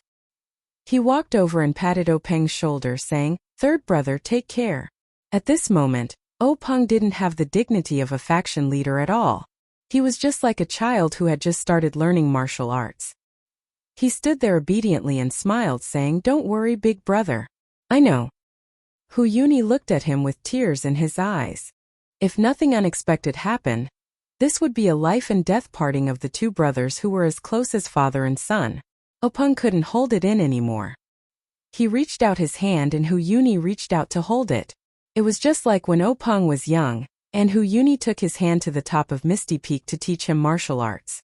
"Big brother, be careful. Third brother, be careful too." Out of all the words he could say, he could only say this ordinary sentence. Immediately after, the two brothers let go of each other and laughed loudly. What joy is there in being a great man who can support the heavens and earth? What is there to fear in death? Life is like a floating cloud that comes with the wind and goes with the wind. With that, Hu Yuni flicked his sleeves and rushed out of the door. O Peng stood there in a daze for a moment, feeling the loneliness after a feast. Just as he was about to turn around and look at his brothers in the coffins, he heard hurried footsteps outside the door. At this moment, O Peng couldn't even be bothered to frown as he walked slowly towards the entrance of the Divine Secrets Hall. He had just taken a few steps when he saw Zhang Chengyue rushing in with a nervous expression. Zhang Chengyue was originally extremely flustered. However, when he saw O Peng's unhurried manner, he was stunned at first. Then, he slowed down and lowered his voice, saying, "Big faction leader, things have taken a turn for the worse." O Peng smiled first and said, "Chengyue, have you done what I asked you to do?" "Yes, big faction leader. Other than the matter of eldest martial uncle finding someone to take over the secret martial arts manuals, everything else has been done." "Good. Chengyue, as the eldest disciple of the Misty School's headmaster, you should have the resolve to surpass others. I know that you're handling the sex affairs with ease, but you lack the tempering in times of danger. This is a chance given to you by the heavens. As long as you get through this crisis, you'll be able to look down on others, and I can also rest assured that the entire Misty School will be in your hands." Chapter 335. Zhang Chengyue listened with his hands down and nodded repeatedly. How could he not know in his heart that at this time, other than O Peng, he, the chief disciple, should be the one to straighten his back in front of all the disciples? He did not have the slightest room to retreat. He was also clear about what eldest martial uncle wanted to do, but this very important matter could not be done by him. He could only stand beside Master with a smile. This was the pride of a direct disciple, but also the sorrow of a direct disciple. After O Peng finished speaking, Zhang Chengyue regained his composure and said in a low voice, "Great sect master, the disciples of the Divine Mechanics Hall have sent news that there are countless masked people surrounding the Misty Mountain Villa. They are advancing towards us. They failed to break through the encirclement and lost a few brothers. They have already retreated. What about the back mountain of the Misty Mountain? Have they found any traces of the enemy?" "Not at the moment. I have already sent people to check." "Good. Quickly inform eldest martial uncle, and let him take action as soon as possible. Also, inform all the brothers in the sect to prepare for the enemy." "Yes, master." After hearing this, Zhang Chengyue quickly walked out. His footsteps were very steady, and he was more confident than when he had just entered. Looking at Zhang Chengyue's back, O Peng smiled for the first time of the day. Danger was not always a bad thing. The Misty School after its nirvanic rebirth might have a new atmosphere. However, he still had a trace of doubt in his heart. The army was already at the border and they were about to meet with weapons, but the Righteous Alliance still wanted to cover their faces. What kind of medicine were they selling? After thinking, Peng pulled himself together and quickly walked out of the Divine Mechanics Hall. In the Misty Mountain Villa, from the memorial archway to the square, the disciples had already formed a formation. They were all holding various weapons and were waiting for battle. In the pavilions behind the square, there were also many disciples moving things and setting up traps. Although there were many people and things were complicated, they were still in good order. There was no unnecessary panic, just like the tension before the battle. Seeing such a situation, Peng was extremely gratified. Even though these disciples did not have as much information as Zhang Chengyue, causing them to feel a heavy psychological pressure, but this passion to serve the ethereal sect, as long as they could get through this hurdle, would definitely be synonymous with iron and blood in the future. In an instant, Peng was even more confident that he could survive this ordeal. Before Peng could return to the meeting hall, Zhang Chengyue came over to report, "Sect Master, according to the scouts of the Divine Mechanics sect, not only has the front of Misty Manor been surrounded, but there are also traces of enemies at the back of Misty Peak. There are even righteous Tao Alliance disciples at the back of the mountain? How many are there? There's a lot of vegetation at the back of the mountain, so I can't see clearly. However, they're about to surround us. Where are your eldest martial uncle and the others?" Disciple has already informed eldest martial uncle of the situation. They are preparing to enter the secret passage. All right, quickly send someone to inform them to break out of the encirclement immediately. If they are surrounded, it will be even more difficult for them to break out. Let the disciples of the various halls mix with the elite disciples. Let them be led by the hall masters of the various halls. Let the female disciples of the Mingsue Hall, the third-generation disciples, and the other disciples set up a defense on the Misty Peak. Their martial arts are limited. If they face the enemy at the front line, they will only be killed. Zhang Chengyue accepted the order and left. He returned not long after. Peng frowned and asked Chengyue, "Don't you think the Righteous Tao Alliance is being too ostentatious this time? Our Misty School, Misty Mountain Manor, and Misty Peak occupy such a large area. They actually want to surround us. Don't tell me Zhang San of the Righteous Tao Alliance is not afraid of the Dalan Temple and the incense cult? What if the two sects send a mantis stalking the cicada, unaware of the oriole behind? Won't the Righteous Tao Alliance go for wool but come home shorn?" Zhang Chengyue was also puzzled and said, "That's right, sect leader. Disciple has also been thinking about this problem. Don't tell me the Righteous Tao Alliance also had a fortuitous encounter in the past few years? Even if they have more disciples than us, if they kill 1,000, they will lose 800 of their own. If they don't have full confidence, why would they dare to do such a desperate thing? That's right, there's something fishy about it. That's right, Chengyue. Did you notice that the Righteous Tao Alliance is covering their faces in broad daylight? Aren't they trying to hide something? Haha, sect leader is right. This kind of small fry, I'm afraid they don't dare to see the light." Both master and disciple laughed heartily. However, their laughter hid deep sorrow. If something was out of the ordinary, there must be something fishy about it. It's just that they didn't know about it. Time passed bit by bit and it was already close to noon. In front of the memorial archway, there were already many masked people in martial attire. They were all armed and just by looking at their figures, one could tell that they were all valiant people. It was as if they were waiting for something. Sure enough, when noon came, a whistling arrow rose from the back mountain of the Misty Peak. With a loud bang, the masked man immediately shouted and drew his weapon, rushing towards the Misty Mountain Manor. Like a tidal wave, he charged towards the defensive line that the Misty School's disciples had already set up. Hearing the whistling arrow from the back mountain, Peng's expression changed. He immediately said calmly, "Chengyue, how is the defensive line at the back mountain?"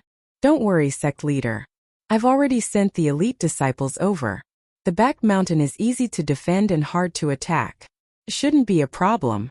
Peng nodded slightly.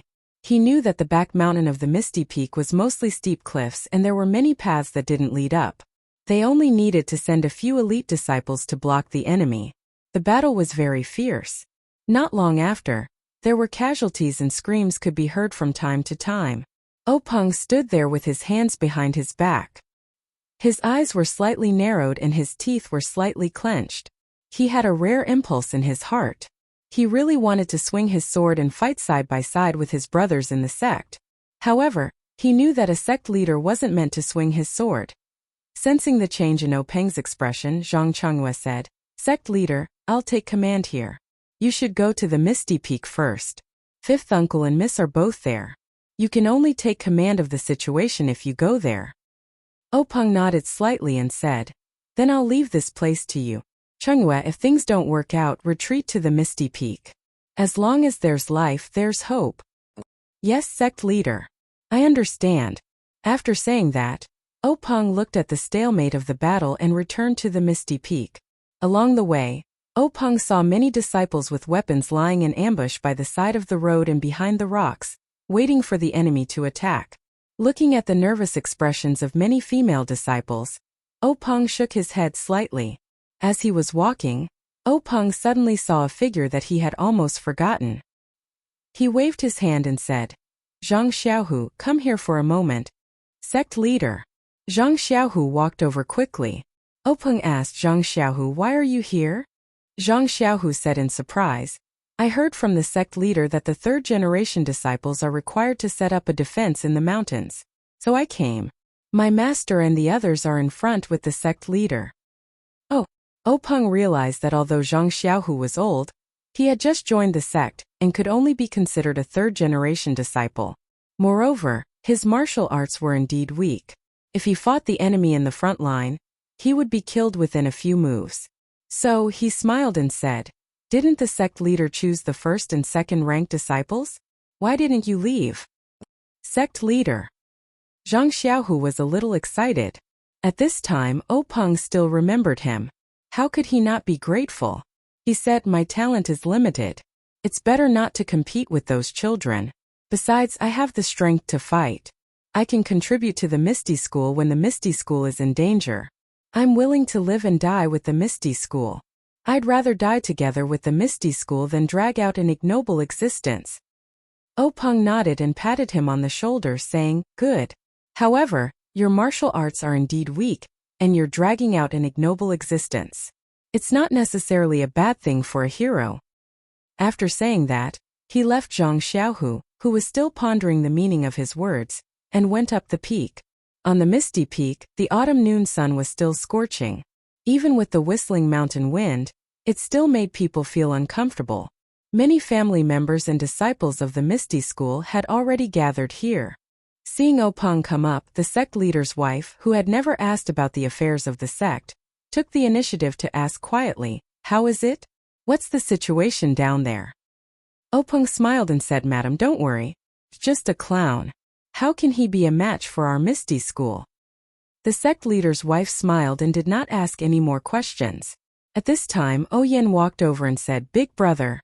Peng looked at Yen kindly and said, "Yener, you don't blame Big brother, right?" Yen was extremely intelligent. How could she not understand Peng's meaning? She smiled and said, "Big brother, Yener has lived under Big brother's protection since I was young. Today, when the sect is in danger, I should go through thick and thin with the entire Misty School." Peng smiled and said, "Yener has such feelings. Our Misty School's danger is not for weak girls like you to bear.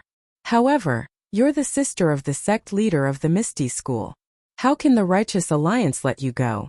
If we let you go, the Righteous Alliance will definitely send more people to search for you. It's not safe at all. On the contrary, Big Brother and the others won't be able to escape. Therefore, rather than leaving you outside, it's better to let you stay by Big Brother's side. You don't have the strength to truss a chicken. Even Zhang San of the Righteous Alliance can't force himself on you." "I understand, Big Brother. You don't have to explain." Yan's face was obedient. However, her slightly thin body under the hot sun and the mountain wind made people feel pity for her. Without waiting for Yan to leave, Lu Qingyang and Old Fifth Lu came over again. Holding a large axe, they arrogantly said, "Third brother, how can you let me go up the mountain? Rather than waiting here, it's better to let me go down the mountain and kill a few Righteous Alliance thieves with Shernyo and the others." Peng smiled and said, "Old Fifth, I'll need you later. Look, our family members and the disciples of Mingsue Hall need your protection. If it weren't for the fact that your martial arts are much better than Shernyo's, how could I let you take on such a heavy responsibility?" Old Fifth Lu opened his mouth and said, I knew third brother wouldn't be biased. Don't worry. As long as I'm here with this pair of axes, that Zhang-san won't be able to take even half a step into Misty Peak. After saying that, he carried his axe and walked to the mountain path, making a one-man can hold back 10,000 men stance. Chapter 336.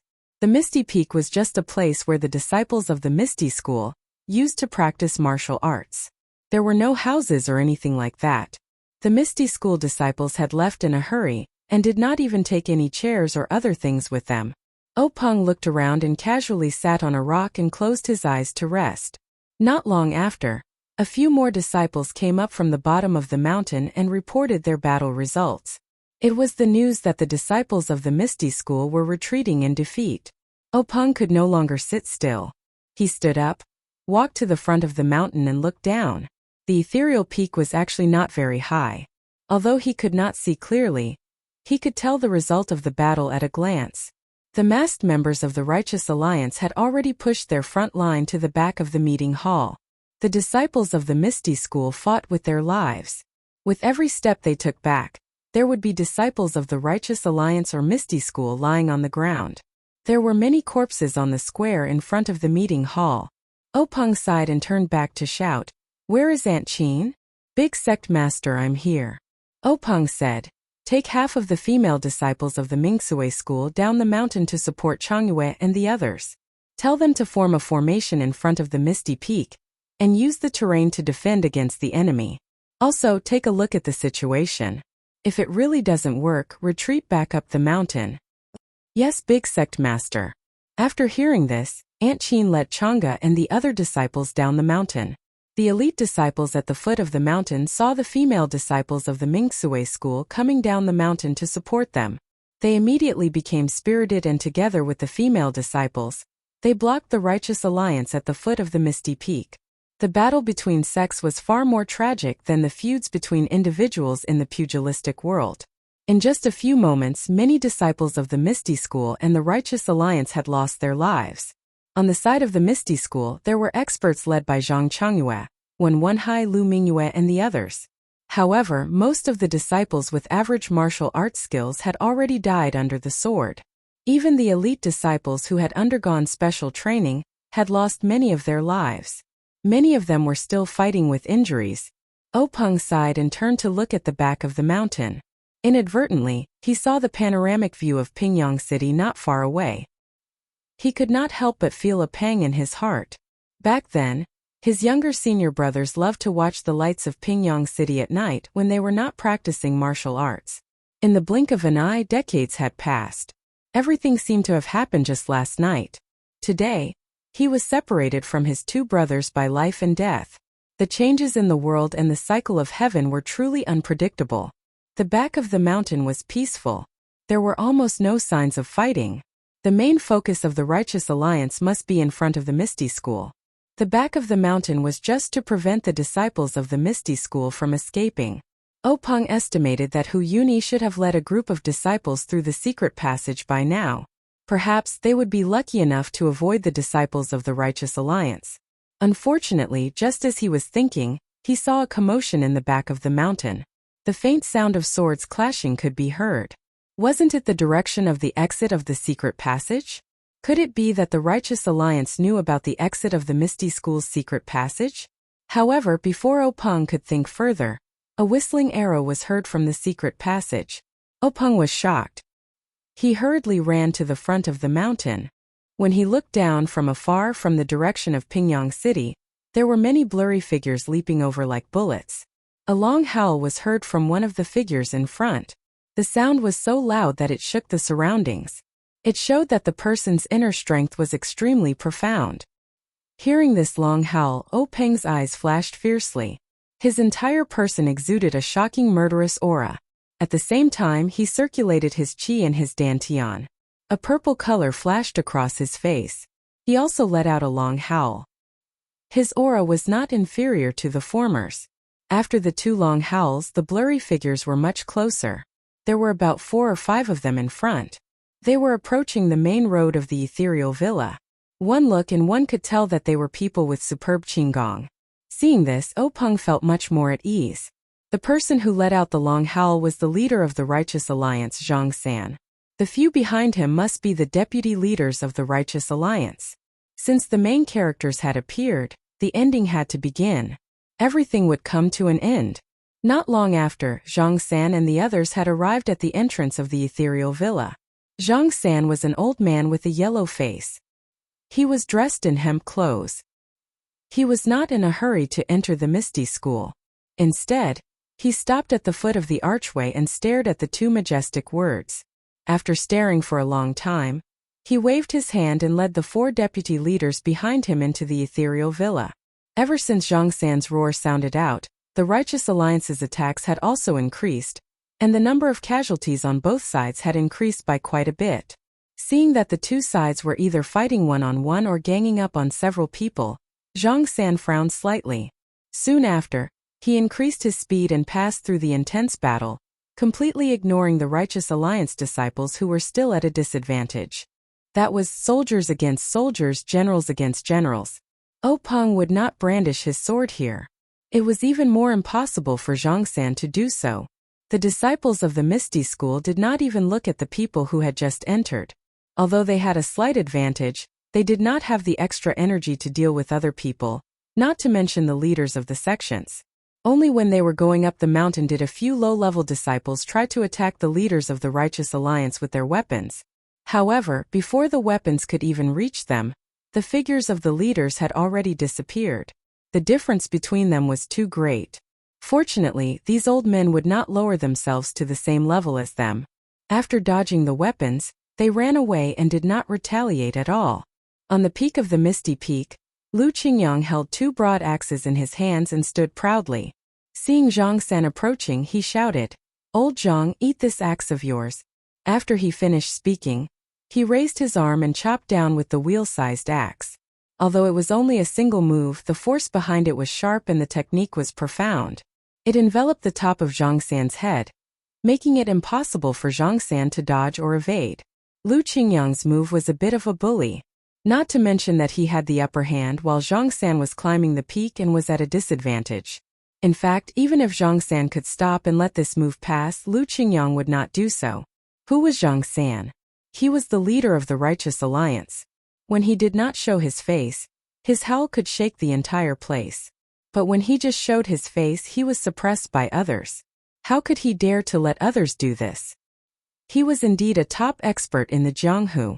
When Zhang San saw the broad axe chopping down, he was not nervous at all. He laughed and said, "Leader O, is this how your Misty School treats its guests?" While laughing, his body did not slow down. He stretched out his fan-like right hand and reached up like lightning. He found the right opportunity and slapped to the side. Clang! A muffled sound was heard. It was like an axe hitting a wooden board. Old Fifth Lu's broad axe was slapped to the side by Zhang San's palm. Old Fifth Lu was furious. He did not care about his unstable body. He raised his other hand and was about to chop down. But at this time Zhang San had already jumped to the peak. He laughed coldly and slapped towards Old Fifth Lu's chest. If this universal hand hit him, wouldn't Old Fifth Lu be the same as the other two brothers? Although Old Fifth Lu was reckless, he had also fought in life and death situations. He hurriedly blocked the broad axe in front of his chest. Seeing this, Zhang San did not change his move. He directly slapped the broad axe. With the same muffled sound, a huge force penetrated Old Fifth Lu's arm. Old Fifth Lu's body was already unstable. At this moment, his lower body was unstable. He was sent flying back by Zhang San's slap. At this time, a black shadow pulled up. The scabbard in his hand touched Old Fifth Lu's body, eliminating the force of Old Fifth Lu's retreat. Old Fifth Lu's strong body landed steadily. Beside him stood the thin figure of Li Jian. Lu Qingyang naturally looked at the two broad axes in his hands. He could not help but suck in a breath of cold air. On the two broad axes there were two distinct palm prints. Zhang San did not look at Lu Qingyang anymore. He raised his head and looked at Peng. Peng stood far away and looked at him coldly. When their eyes met, the corners of their eyes faintly trembled. Zhang San smiled and said, "Leader O, is this how you treat your guests?" Openg was still cold. He said, when a friend comes there is good wine. When a wolf comes there is a hunting knife. Does my Misty School have to sweep the bed and welcome the Righteous Alliance? Zhang San chuckled and did not answer. A thin old man at the side said loudly, since ancient times, the weak are prey to the strong. Only the fittest survive. Your Misty School has been declining for a long time. It's time for the Misty Peak to change its master. Openg glanced at the old man and said, so it's the first deputy leader of the Righteous Alliance, Old Master Chai. Every word you say is true. You are right. In this Jianghu it has always been a place where fists speak. Old Master Chai's intention is to decide the fate of our Misty School? Old Master Chai, Chai Qingrong said proudly, that's my intention. If you want to speak, you need to have the strength to speak. This humble one wants to see if Old Master Chai has the ability to speak. A cold voice sounded. It was the black-clothed Li Jian. Chai Qingrong drew his sword from his waist and sneered. This Chai has long heard of the Misty Seven Swords. Today is the right time. Why not let this Chai broaden his horizons? As you wish, there is no need to invite. After saying that, Li Jian threw away his scabbard and stabbed out with his sword. Chai Qingrong saw this and laughed angrily. Good, good, good. The waves of the river will surpass one another. The long sword in his hand was also thrust out. The two immediately began to fight. Lu Qingyang saw this and waved the axe in his hand. He said loudly, which boy will fight with this grandpa? The several deputy leaders of the Righteous Alliance looked at each other. None of them wanted to go forward. Of course, whoever went forward would have to call the other grandpa. A moment later, a black-faced rough man stepped out from the crowd. He held a copper staff and shouted like thunder, you brute, don't try to take advantage of me with your mouth. Your grandpa me will teach you a lesson. Old Fifth Lu looked over and saw that it was the Righteous Alliance's fifth deputy leader, Mekong. He couldn't help but sneer. I was wondering who it was. Isn't it the Mekong from a few years ago who fought to a draw with me? Come, come, come. Let me see if you have improved in these few years.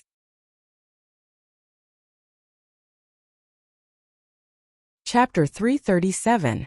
Seeing that Lu Qingyang was also fighting with Mekong, who was holding a bronze staff, Zhang San smiled and said, Sect Leader O, this humble one would also like to exchange pointers with Sect Leader O. Would it be possible for you to give me some pointers? Openg said, this humble one has the same intention. I would like to ask Sect Leader Zhang for the blood feud between my two junior brothers. Ha ha. Zhang San laughed. How can one not suffer when one is in Jianghu? Sect Leader O, bring it on. This humble one awaits. Seeing this, Openg let out a cold snort. Without exerting any strength in his legs, his body floated towards Zhang San like a willow branch. When he was close enough, he stretched out his right hand and pressed two fingers together towards Zhang San's chest pressure point. Zhang San did not dare to be careless. His body tilted slightly and his palms fluttered, displaying a set of grand heaven-earth hand, together with Openg's secret finger technique. The group of 5 from the Righteous Tao Alliance had only ascended the Misty Peak for a short while when 3 of them entered and stood together with the 3 from the Misty Sect. The 6 people who were fighting in the Misty Peak were the leaders of the 2 sects and were also the top experts in the pugilistic world. The battle on the Misty Peak was not only a test of individual martial arts, but also the survival of the sect. Who would dare to hold back? The 6 people were all showing off what they had learned, displaying all sorts of strange and wonderful moves. In a short while, danger was everywhere, and there was no longer the usual restraint of a martial arts exchange. Although there were many disciples from the Misty School on the peak, they were all people with low martial arts skills. There were also many women, and they knew the key to this battle. Although they were very worried, they did not dare to get close. They all retreated far away, fearing that they would affect the situation. After the time it took to drink a cup of tea, there did not seem to be any changes in the situation. They were evenly matched, but even so, it was enough to show the strength of the Misty School. After all, the 3 leaders of the Righteous Alliance except for Mekong were all old men. The cultivation of internal energy could not be forced, and there were very few shortcuts. The older one was, the more refined the cultivation of internal energy. The 3 from the Misty School were all in their 40s, much younger than their opponents. Even if they were young and vigorous, They could not make up for the lack of internal energy, but now they were evenly matched, which was really rare. At this time, between the two of them, sword light flashed. Li Jian shouted, and the purple light on his face brightened. He lifted his sword and slowly chopped towards Chai Qingrong.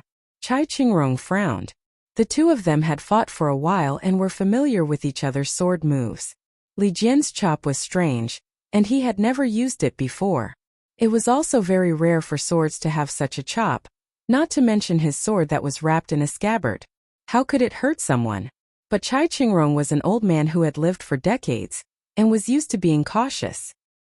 He did not dare to be careless, and raised his sword to meet the attack, preparing to block this extremely crude sword move. But just as the two swords were about to meet, Chai Qingrong suddenly realized that there was a faint green light on the scabbard that Li Jian stretched out. He did not know what it was, but his heart tightened, and he knew that it was not good. Sure enough, when the two swords met, there was no clanging sound like before. Instead, there was a muffled kacha sound. Chai Qingrong's hand lightened, and the sword in his hand was easily cut in half by Li Jian's scabbard. Chai Qingrong was greatly shocked, and he suddenly shouted, "Sword light!" At this time, the sword in Li Jian's hand did not decrease in power, and the sword light in the scabbard became even brighter. It actually spat out more than half a foot, and directly chopped towards Chai Qingrong's face. Seeing this, Chai Qingrong immediately exerted strength in his legs, and desperately dodged to the side. He wanted to dodge the sword that would cut open his abdomen, but the green light on Li Jian's sword was very precise. By the time he realized it, it was already too late. Chai Qingrong was about to be cut in half by Li Jian. At this time, a large hand suddenly stretched out from the side, grabbed Chai Qingrong's arm, and pulled hard. Just as he was pulled away from Li Jian's sword, it only saved his life. Chai Qingrong's entire right arm was easily cut off by Li Jian's sword light. Chai Qingrong was still in shock, and a wave of intense pain attacked him. He shouted loudly and fainted. At the place where his arm was cut off, blood spurted out like a fountain. The person who saved Chai Qingrong was the Righteous Alliance's second vice-alliance leader, Yu Zhanfei. Yu Zhanfei did not dare to be negligent, and hurriedly used his finger to seal a few major acupoints on Chai Qingrong's shoulder. Only then was the blood stopped. The third vice-alliance leader, Yin Yang, also hurried over. He took out medicine for wounds and applied it on Chai Qingrong's internal and external treatment. Li Jian coldly looked at the three people busying themselves. He held the scabbard in his hand, and the tip of the sword pointed to the ground. He did not say a word. Just as Chai Qingrong cried out "sword light," Mikong also heard it. His heart trembled, and he secretly said, as expected. At this time, Lu Qingyang saw the other's mind relax. He took a deep breath and also shouted, "Rice worm, watch my flying axe." Finished speaking, the axe in his right hand flew out like a hidden weapon, flying straight towards Mikong's head. Then, he took advantage of the situation, and a big fist the size of an alms bowl followed. If it was an ordinary axe, this kind of move would only add to the ridicule, and could be dodged with just a tilt of the head. But Lu Qingyang's move made Mikong feel his mind go blank. That axe seemed to be flashing lightning on the horizon, carrying the power of a thunderbolt, like the weight of Mount Tai, with an unavoidable power. Seeing that the axe was close to him, it would be too late if he did not dodge it. Mikong was also amazing. At the critical moment, he forcibly restrained his mind, broke free from the invisible shackles, squatted down, and slightly tilted his head. The huge axe whistled past his ear with a whoosh sound, startling Mikong and making him break out in a cold sweat. However, before he had time to get up, a huge fist came from afar, getting bigger and bigger, and was about to hit his head. Lu Qingyang's fist was filled with hatred. The internal strength may not be comparable to Zhang Xiaohua's 10,000 jin, but if it hit, no one would doubt that peach blossoms would immediately bloom. Mikong was also amazing. Seeing the fist coming with the sound of wind, he knew it was powerful. He hurriedly used an iron plank bridge, his upper body leaning back, and then threw away the copper rod in his hand. He used his empty hand to support Lu Qingyang's arm, but when Mikong did not fully use the iron plank bridge, Lu Qingyang's fist had already hit the front of his jaw. At this time, his palms were just holding Lu Qingyang's arm. However, when he used his strength to support Lu Qingyang's arm, He suddenly found that Lu Qingyang's arm was like a rock, and only slightly moved up. Mekong's heart was screaming, but it was useless to scream now. With a blunt sound, the fist hit Mekong's jaw. Although Mekong was also a master of internal strength, he had not yet trained his face and jaw to the point of iron. How could he withstand a blow of thousands of jin? He only felt darkness in front of his eyes, and then golden sparks flew everywhere. He fainted, and his body also fell far away with the momentum of the fist. If it was flat ground it would be fine, but it was the top of Piaomiao Peak. The place where Mekong fell was empty. He rolled down the mountain path, and whether he was dead or alive was unknown. Yu Zhanfei, who had just sealed Chai Qingrong's acupoints, also paid some attention to this. Seeing this, he left Chai Qingrong to Yin Yang, and hurriedly used his qinggong to catch up. He wanted to save the unconscious Mekong. When two flowers bloomed, another branch bloomed. Another battle. Just as Chai Qingrong shouted sword qi, Zhang Sen also heard it. He couldn't help but panic, and his eyes involuntarily looked to the side. Seeing this, Peng's eyes were full of mockery. His left hand, which was hidden in his sleeve, suddenly pointed at Zhang San's dantian acupoint. Although Zhang San was a little distracted, he was still an observant and alert person. He immediately dodged and clapped his palms together. The Deqian Kuan palm came up. Seeing that Peng's finger was about to touch Zhang San's palm, Peng's finger retracted and clenched into a fist. At the same time, two fingers of his right hand also pointed out. Zhang San had no choice but to separate one of his palms to meet Peng's right hand. Just as one of Zhang San's palms was separated, Peng's left index finger stretched out again and pointed at Zhang San's Deqian Kuan palm. The palm that was able to leave a handprint on Lu Qingyang's steel axe was suddenly pierced, and a finger-sized hole appeared. Invisible sword qi. Zhang San was also shocked. He didn't dare to continue fighting and wanted to retreat. But how could Peng let him go? His figure flew up, following him like a shadow. The two fingers of his right hand were also like a sword, and went straight for Zhang San's dantian. Zhang San didn't dare to let him hit. The dantian acupoint was the essence of internal strength. If an ordinary expert used internal strength to hit it and break it, then all their internal strength would be gone, let alone an expert like Peng. If the invisible sword qi entered his body, wouldn't it immediately turn Zhang San into a cripple? At this time, among the group of 5 people who had just climbed up the misty peak, Yu Zhanfei's figure had just disappeared from the peak. Only Yin Yang was still supporting the unconscious Chai Qingrong. Yin Yang saw that the Alliance Master's situation was critical, so he didn't care about taking care of Chai Qingrong. He placed her on the ground, drew the long sword from his waist, and slightly shook it, wanting to rush up to help. To the side, Li Jian, whose sword was pointed to the ground, looked at the triumphant Lu Qingyang and couldn't help but deeply frown. Looking at the level of martial arts of the Righteous Tao Alliance's Alliance Masters, it was only SOSO. His own 6 brothers had all taken qi-generating pills and bone-strengthening pills, so their internal strength was extraordinary. Since these Alliance Masters couldn't beat him, how could they kill Old 4 and Old 6? Only if several Alliance Masters rushed up and bullied them with numbers would they be able to succeed. Thinking of this, Li Jian's eyes flashed with a cold light. The scabbard in his hand was also drawn, and he slowly walked up. The situation immediately became 2 against 2. Yin Yang hesitated for a moment, not knowing how to make a move. At this time, Zhang San opened his mouth. He fled to the back of the mountain and loudly shouted, "If you guys don't come out, I will be seriously injured by Peng." Seeing this, Peng was also stunned. His internal strength was now profound, and he had already paid attention to the back of the mountain, but he didn't see any movement.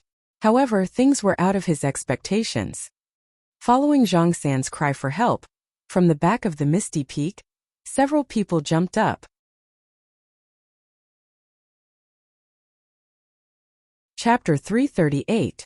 Since the people who jumped up from behind the mountain were able to escape Peng's detection, they must be experts in the Jianghu.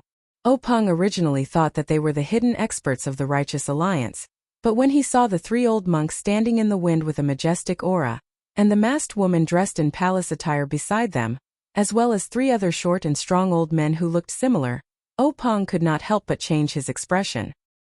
He raised his arm and pointed at them, saying, "You, how can you collude with the righteous alliance?" This sentence was said with surprise at first, but in the end it was said with gritted teeth. Yes, those 3 monks were the Dalan Temple's elder Chong Sheng, the Arhat Hall's elder Chong Xing, and the Disciplinary Hall's elder Chong Gung. The other 4 were the famous and mysterious members of the Dalan Temple. Although the woman in the palace dress was veiled, since she was able to appear with the Dalan Temple's elder Chong Sheng, who else could she be but the leader of the Dalan Temple, Abbess Jingyi? The 3 similar-looking old men in hemp clothes were the outstanding figures of the previous generation of Zhonghu. The 3 of them were secretly cultivated by the Dalan Temple, and knew a set of joint formations. In their early years when they roamed Zhonghu, they had never been defeated and were known as the world's #1. How could Openg not be shocked by such a spectacular lineup? Never in his wildest dreams would he have thought that the 2 major sects, which were both immortal Dao legacies and specialized in martial Dao, would actually work together with the righteous Dao alliance to deal with ethereal sect. Even though he had just sent a disciple to ask for help, even though he knew that there were monks among the attackers, he still tried his best to exclude this thought. Moreover, even though he had a faint feeling that by taking down the Luo Shui gang, he had already offended the Dalan Temple's disciplinary hall and that the Dalan Temple might intervene, he never thought that the Dalan Temple, which had never shown its face in Jianghu, would also intervene. In an instant, Openg understood why the members of the Righteous Alliance besieging the Misty Mountain Villa had to cover their faces. They were indeed afraid that the people of the Misty sect would recognize them because many of them were not disciples of the Righteous Alliance. Perhaps even more of them were lay disciples of the Dalan Temple. Understanding this, Openg could not help but feel disheartened. He cupped his hands and said, "Elder Chong Sheng, why are you not at the Dalan Temple but at my Misty Peak? If I knew that you were coming, I would definitely open the door to the Misty School to welcome you. Why did you have to go through so much trouble to come up from behind the mountain?" The elder Chong Sheng clasped his hands together and said, "Almsgiver, oh, I haven't seen you for a long time. Your martial arts skills have become extraordinary, to be congratulated." However, he did not mention to him the Misty School Abbess Jingyi to the Dalan Temple to meet to greet the Abbess Jing. The old voice of the Dalan Temple rang out, "No need for formalities, Openg, your martial arts are really good." Openg sneered in his heart. The 2 of them kept mentioning his martial arts. If he still did not know what they were here for, he would not be worthy of being the head of the Misty School. However, since the 2 of them did not mention it, Openg could only pretend that he did not know. He turned to Zhang San and said, "Alliance Master Zhang, our competition is not over yet. It just so happens that there are 2 seniors here. How about you and I have a good competition?" Zhang San led the 2 vice leaders of the Righteous Alliance to challenge the 3 from the Misty School. He originally wanted to test them, but he did not expect to go for wool and come home shorn. The leaders of the 2 super sects did not appear in time, causing one of his vice leaders to become a cripple and the other to be injured or dead. He himself also almost died at Openg's hands. Now that he saw Openg challenge him again, how could he still participate? He only smiled and said, "Alliance Master, oh, let's not beat around the bush. Since things have come to this point, let's be frank. Alliance Master's Misty School's strength has increased too quickly in the past few years. Even Alliance Master and the Misty School's 6 tigers have high martial arts. Don't you think you should give us an explanation?" Openg said, "This is the result of my Misty School's hard work. If Alliance Master Zhang is interested, you can join our Misty School and experience it for yourself." Zhang San sneered and said, "How, Openg, you're still stubborn. The secret plains matter has long been spread from Wanjian Peak.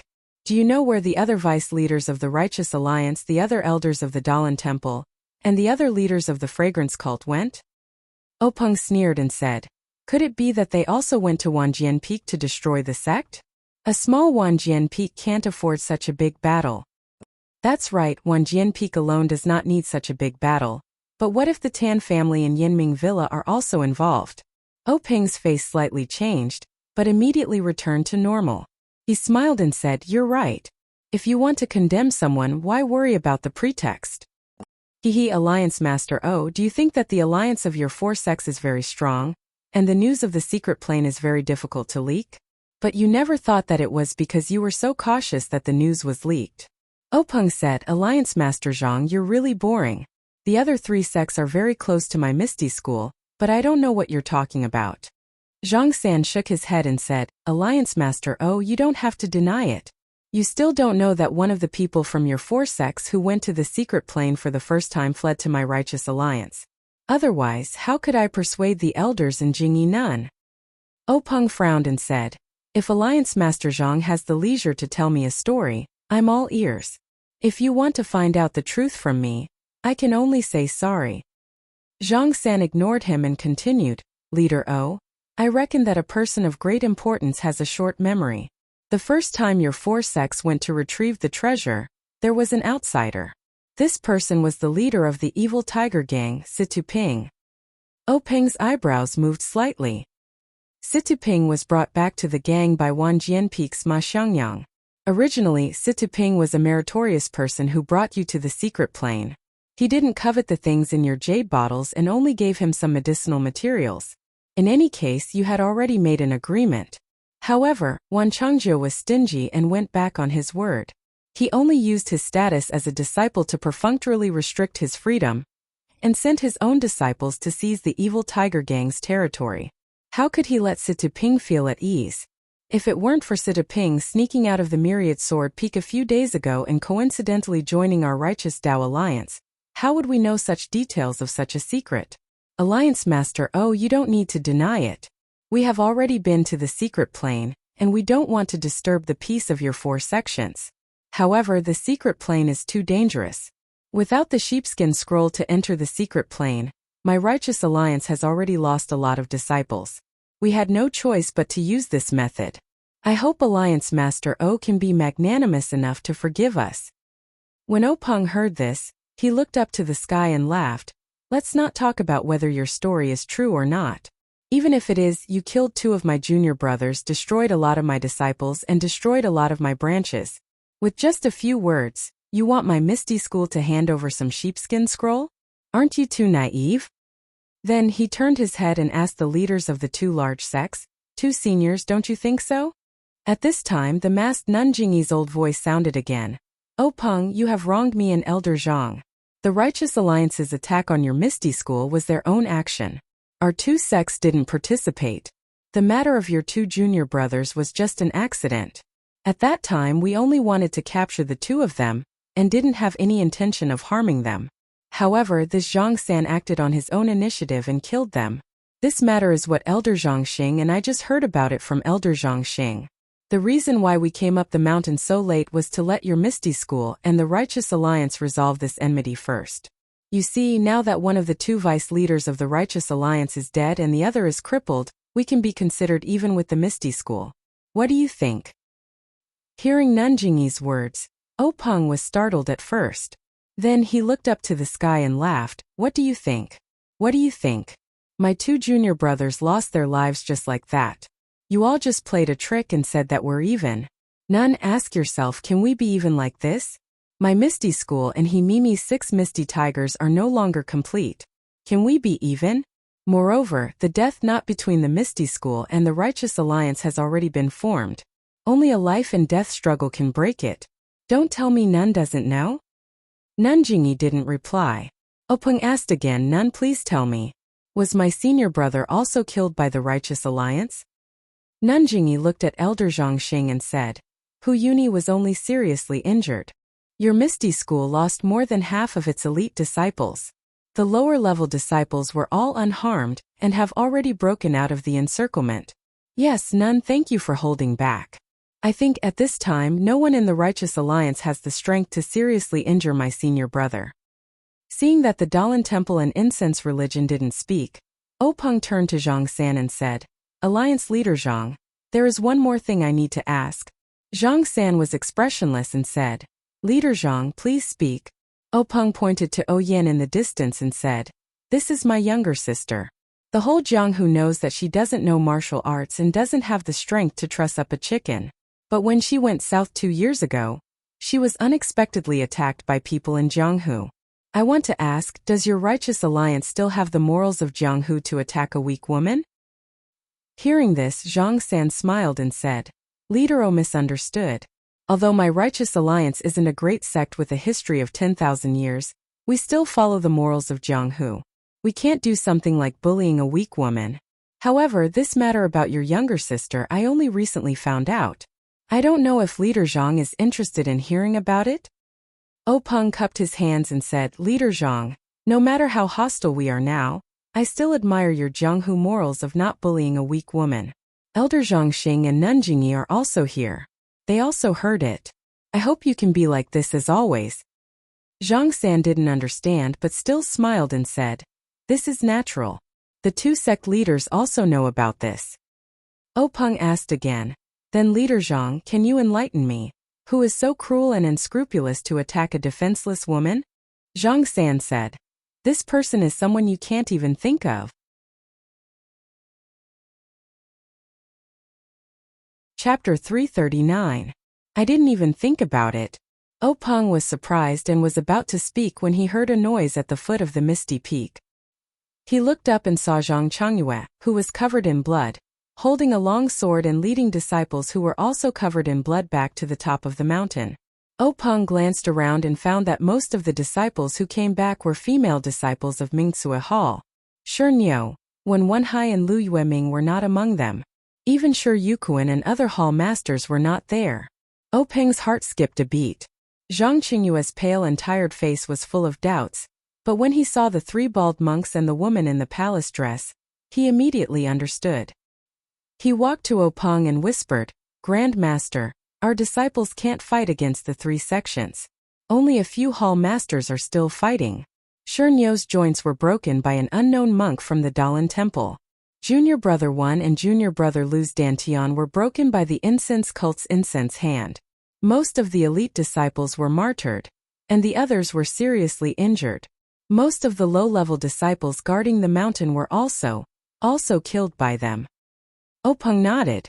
These were already losses. When he saw the leaders of the two sects, he had already expected it.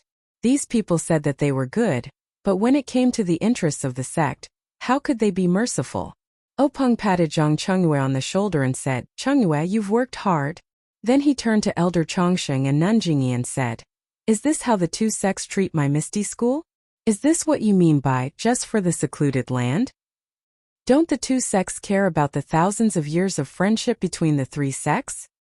He seemed to know that the two would not answer directly, so he turned to Zhang San and asked, Chief Zhang, you just said that the person who attacked my Huanxi mountain villa was Wan Chengzhou of Wanjian Peak? Zhang San was shocked at first, but then he smiled and said, Grand Faction Leader, you're really good at seeing through things. It's this guy. I learned from Sitaping that Wan Chengzhou wanted to monopolize the resources in the secret plane. So he was blinded by greed and wanted to use your sister to threaten Grand Faction Leader to hand over the sheepskin scroll. He also used the same method to deal with the other two families, but he didn't succeed.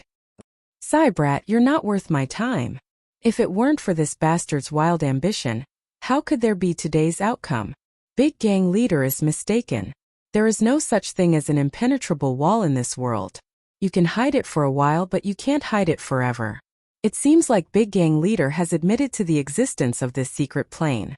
Then, I asked Big Gang Leader to hand over the sheepskin scroll. Is there something wrong with the lion's head Zhang's ears? Did you hear me say that I have a sheepskin scroll in my hands? What part of your body did you hear? I'm still wondering why Wan Chengzhou of Myriad Swords Peak would attack my sister so shamelessly. You. Zhang San pointed at Peng, not knowing what to say. Me, what about me? You killed my brothers, destroyed my sect, and now you want me to submit to you? Ha ha ha, how about this, Alliance Head Zhang, you and I will fight to the death. If I lose to you, I will tell you what you want to know. What do you think? This. Zhang San muttered to himself for a moment, but didn't say anything else. He had already fought once, and his hand had been injured by the invisible sword Qi. If he agreed now, his two backers would have a reason not to interfere. At that time, not only would Misty Sect be destroyed, the Righteous Alliance would also be captured.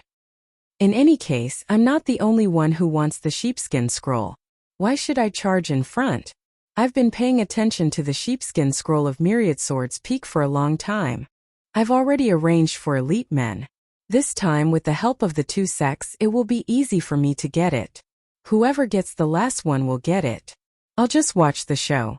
Besides, I was tricked by the Dalan Temple and incense cult, and lost 2 of my Vice Alliance heads.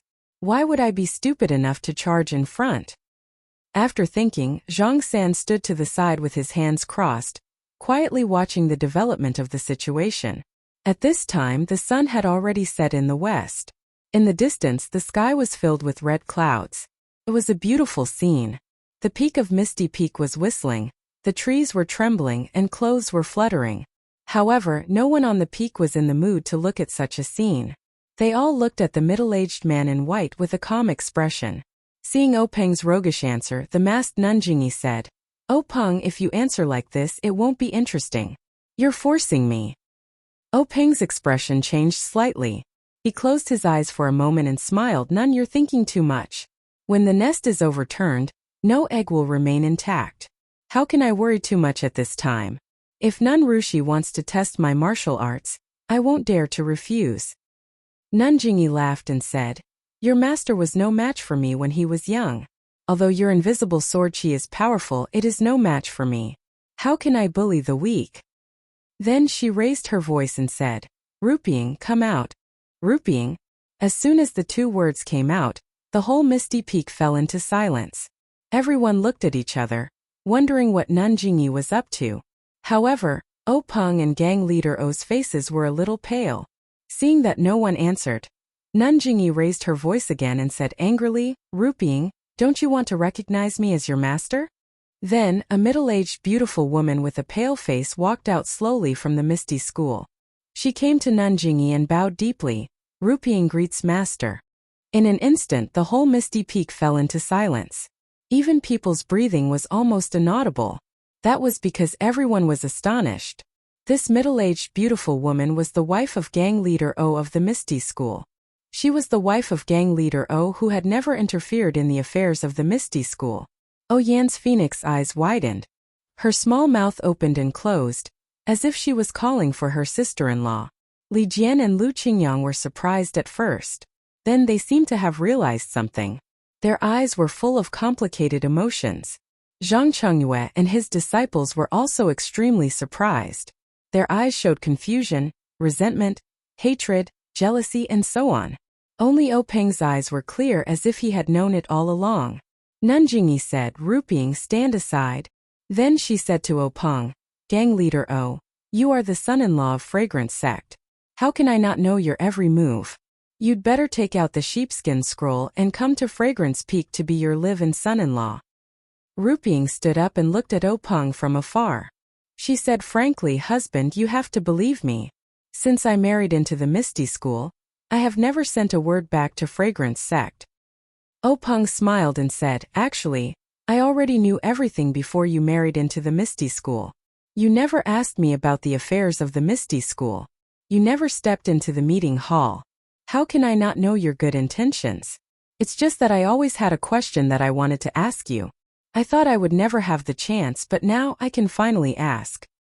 Ruping's face turned a little red. She asked, you and I are husband and wife. Why can't we be honest with each other? Husband, just say it. Peng said, actually it's very simple. I just want to know. That year by the side of Lake Chui under the willow tree, you and I met by chance. Was it Fragrance Sect's arrangement, or was it a gift from the heavens? Hearing this, Ruping's face was filled with happiness. Her forehead was slightly red. She said, that was my first time in Jianghu. It was just a simple trip. I naturally remember that day at the end of spring. Under the drizzle, you and I met under the willow tree. You actually guessed that my surname was Yang, and not Lu. At that moment, I knew that you would be my life's protection.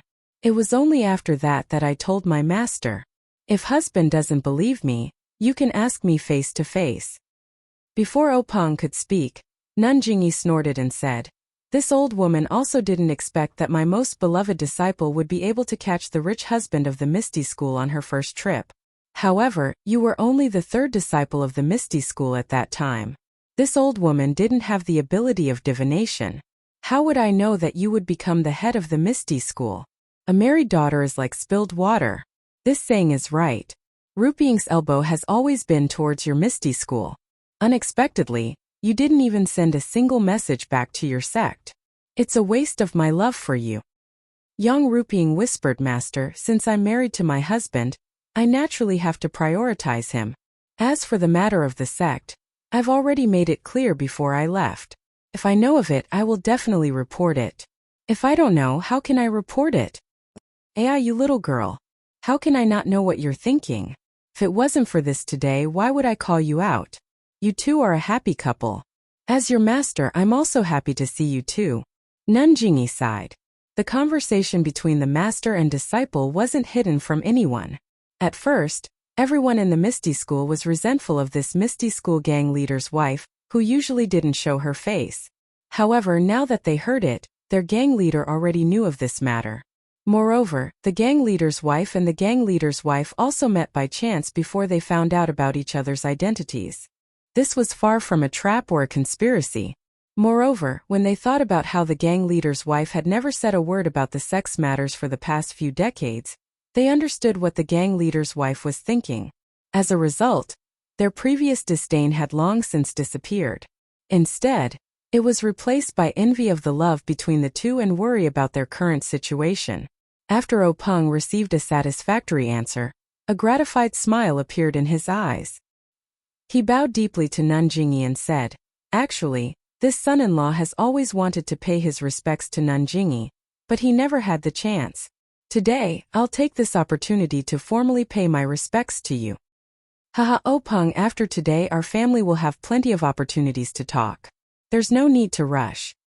After Openg finished bowing, he smiled and said, This son-in-law still has a matter to ask Nanjingyi, but I don't know how to deal with this son-in-law. About this? Nanjingyi was a little hesitant. Chapter 340. At this time the elder next to him put his palms together and said in a low voice, Leader O, since things have already come to this, there is no point in saying more. Earlier, Nanjingyi has already said a lot of good things about the Misty School. My Dalan Temple and the Righteous Alliance have also made a lot of concessions. However, since the Misty School has already come to this point, do you think it still has any meaning to exist? In fact, Nanjingyi and I don't want the Misty School to bleed too much. We also don't want to take too many lives. Your junior brother's matter was only an accident. It was done deliberately by some people. I can guarantee that it was not the intention of the Dalan Temple or the Cult of Fragrance. Openg smiled and said, Thank you, Elder, for your kindness. The elder continued, however, for you, Leader O, there is only one path you can take. Please speak. That is to cripple your own martial arts and take the remaining disciples of the Misty School to join the Cult of Fragrance and be your free son-in-law. Once this was said, everyone was shocked. Only Openg's eyelids didn't move. He smiled and said, It seems that elder thinks highly of me. However, I don't know if there is any other path I can take? No. As early as your Misty School's elder who took the disciples to escape from the back of the mountain, you already had no other choice. Openg suddenly understood. Indeed, the back of the mountain was guarded by the Dalan Temple and the Cult of Fragrance. How could they let his senior brother and a group of low-level disciples escape? It turned out that it was just a compromise. Of course, he still had another path to take. With the Misty School's Qinggong ethereal steps, even if he faced the former number 1 in Jianghu, he still had a chance to escape. However, would he do that? Hearing this, Yang Ruping begged Nanjingyi in a low voice. Nanjingyi just sighed and shook her head slightly. Openg looked up to the sky and laughed. He said to the Misty School's disciples, Brothers and sisters of the Misty School, I am not talented enough to lead the Misty School to glory. Instead, I have brought disaster to the Misty School. I have mistreated you. After he finished speaking, he bowed deeply to the people of the Misty School and continued, I hope that you can use this crisis to see the dangers of the martial world and see clearly who the culprit behind the destruction of my Misty School is. I hope that one day you can once again rebuild Misty and take back Misty Heights. All the ethereal disciples had tears in their eyes. Zhang Chengyue took half a step forward and said, Master, where there's life there's hope. Didn't you just educate your disciple? Openg patted his shoulder and smiled, I know. Chengyu, I've made things difficult for you. Then Openg raised his eyes to look at Li Jian and Lu Qingyang.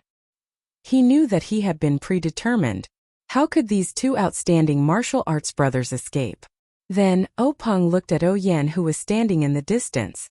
Peng's eyes were full of love as he smiled and nodded. Finally, his eyes finally returned to Yang Ruping. He smiled and said, Ruping, I really didn't expect that they would prepare such a happy ending for us. Even if we don't grow old together, we can't.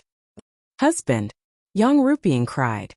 Peng continued, Ruping, in the future, my Misty School will rely on you to take care of me.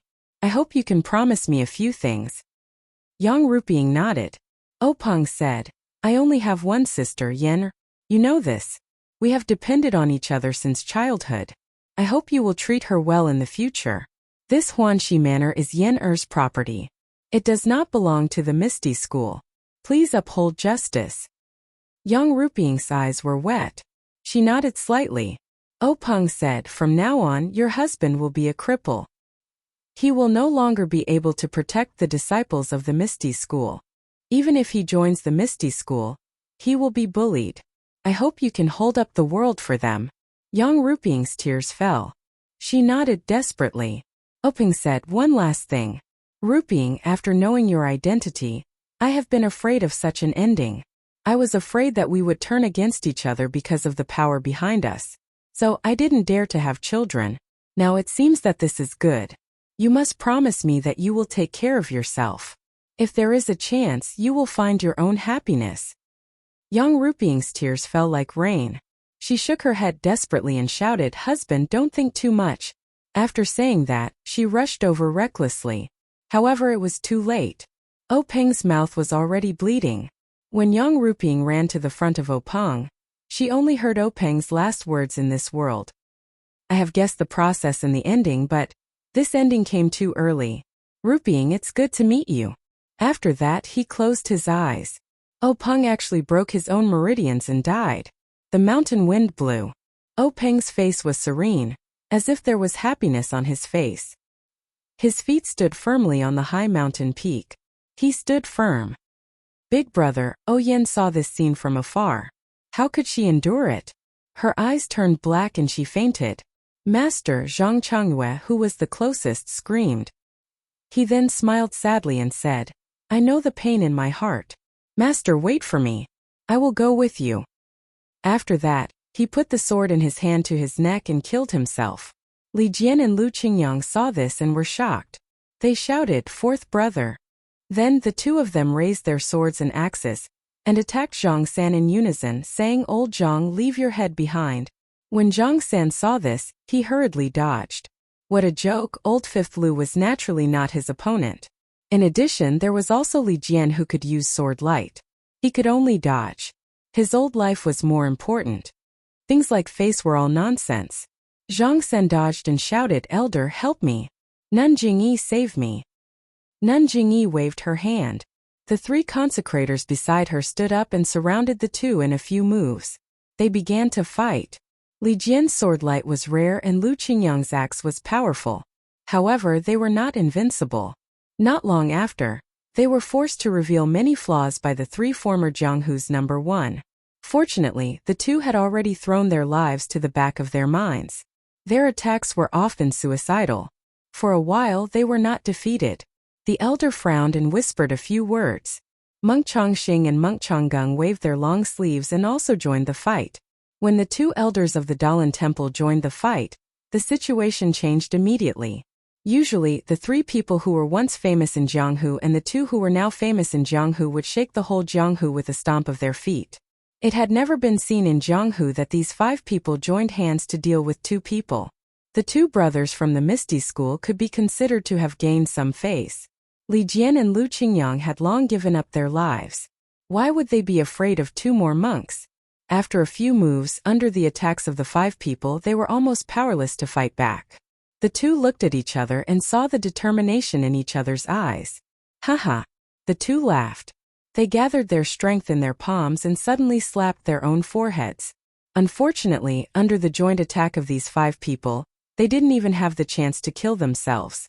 The old man in the linen robe suddenly rushed forward, and with a quick move, he actually sealed the meridians and acupoints of the two people, making them unable to move at all. But things didn't end there. When the three turned around and returned to the side of Nanjing, the two monks from the Dalan temple attacked again. One of them punched Li Jian's dantian. Blood spurted out from Li Jian's mouth. His dantian, which had been refined for many years, was broken at this moment. The other monk's 10 fingers danced like a dragonfly skimming the surface of the water. It didn't take long for him to caress all the joints in Lu Qingyang's body. Lu Qingyang instantly collapsed on the ground. This was Jianghu, pure Jianghu. When they saw this, many of the injured disciples standing around them could no longer remain standing. They had just lost their beloved sect master. And when they saw the two elders screaming in pain, they rushed forward and used their bodies to protect the two elders who were already crippled to the point that they could not be any more crippled. They would forever be the elders in their hearts. Looking at the disciples who were looking at him with eyes burning with anger, Zhang San smiled. If looks could kill, the first one to be killed on Misty Peak would be him. But can looks kill? Of course not, so Zhang San spoke. Sect masters, although Peng has been punished, the whereabouts of the sheepskin scroll are still unknown. What should we do? I ask the two of you to support me in capturing all the disciples of the Misty School and torture them one by one, especially her. Zhang San's finger pointed at Yan, who had just woken up. Her eyes were shining with determination. Before he could finish his words, the sound of a sword clanging could be heard. Yang Ruping pulled out the sword from Peng's waist and placed it on her neck. She shouted, "Master, Yan is my husband's younger sister. She has no strength to truss up a chicken. Your disciple has just promised to protect her for life. How can I let others bully her now? And these disciples of the Misty School are all my subordinates. Your disciple has to fulfill my husband's dying wish and protect them under my wings. If Master agrees to this bastard's unreasonable request, your disciple will not be able to face my husband who has just closed his eyes. Only by following my husband can I be at ease." With the sword on her neck, Yang Ruping's left hand held onto Peng's body, which was gradually turning cold. Her right hand was incomparably firm. The sharp edge of the sword had already left a bloody mark on her skin. No one doubted her words. If she didn't get a definite answer, she would definitely not hesitate to fulfill her promise. That promise was willing to be lovebirds in heaven, willing to be intertwined branches on earth.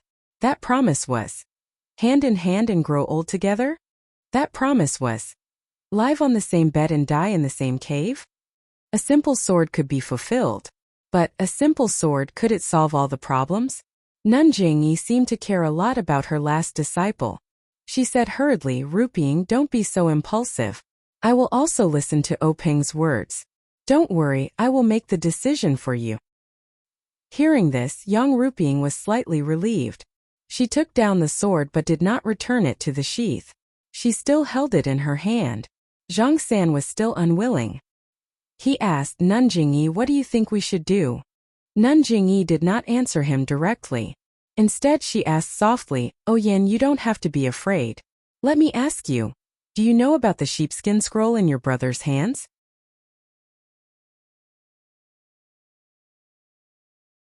Chapter 341. The delicate Yan was very determined at this time. She bowed from afar and said loudly, "Master, my elder brother didn't tell me anything about the sheepskin scroll." "Good." Master Jingyi nodded and turned to Zhang San. "Leader Zhang, did you hear that clearly?" "I understand. Master, Peng must be afraid of implicating his sister, so he may not give the sheepskin scroll to Yan for safekeeping.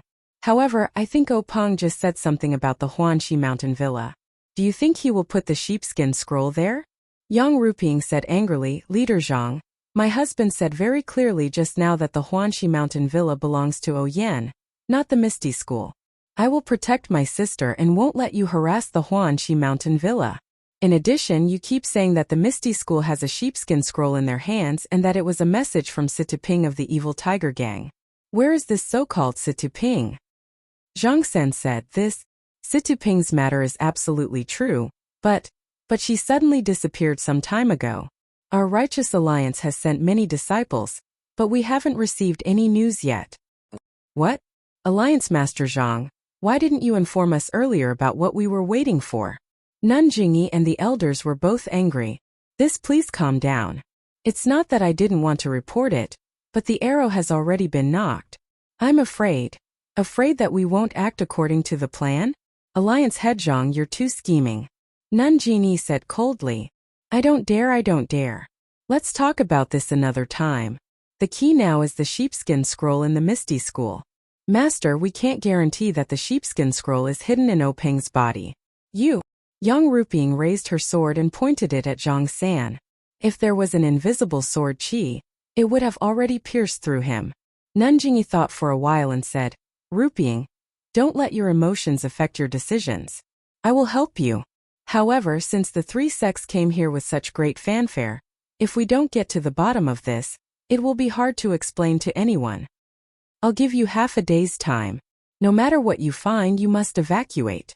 From now on, your righteous alliance is not allowed to take a single step into Huanxi Manor.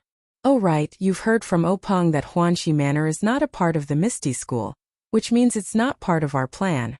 You can't touch a single blade of grass, a single tree, a single person or a single animal in Huanxi Manor. Otherwise, don't blame me for falling out with you. Zhang San pondered for a moment and said, Nun Jingyi is right.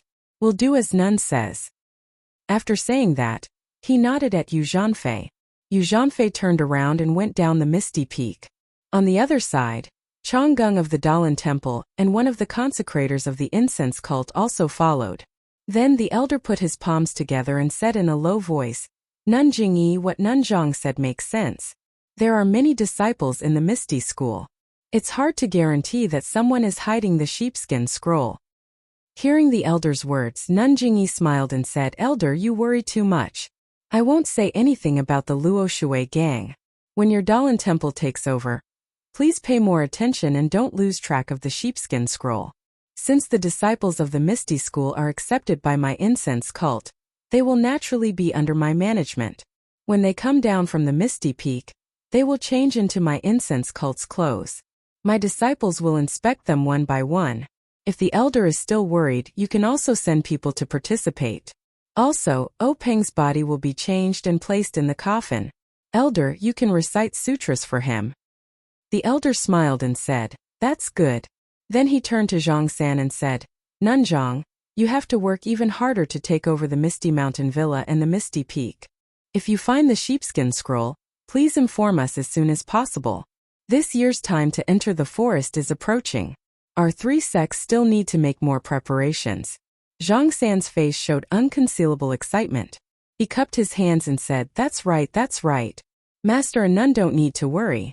This one will definitely worry. I hope that our three sects can find a way to enter the secret plane soon so that our three sects' strength can be further improved. Others were the meat on the chopping block, while others were the meat on the chopping block. In the blink of an eye, the incense cult, the Dalan Temple and the Alliance of the Righteous Tao had settled the Misty School's 10,000 years of inheritance. As the master of the Misty School, the disciples of the Misty School could only watch from the side and listen. They were at the mercy of others without the slightest bit of argument. Even Yang Ruping, who was now the barrier, could only wipe her tears and endure in order to complete her husband's unfulfilled wish. At this time, half of the blood-red sunset in the sky was still exposed outside the mountain. The blood-red glow was like the blood dripping from the Misty Peak. When the sun set, there was no trace of people on the Misty Peak. The mountain wind only whimpered and whistled. No one knew that the whole mountain had changed owners in one day. Another sect with 10,000 years of inheritance had been annihilated in the cruel Jianghu.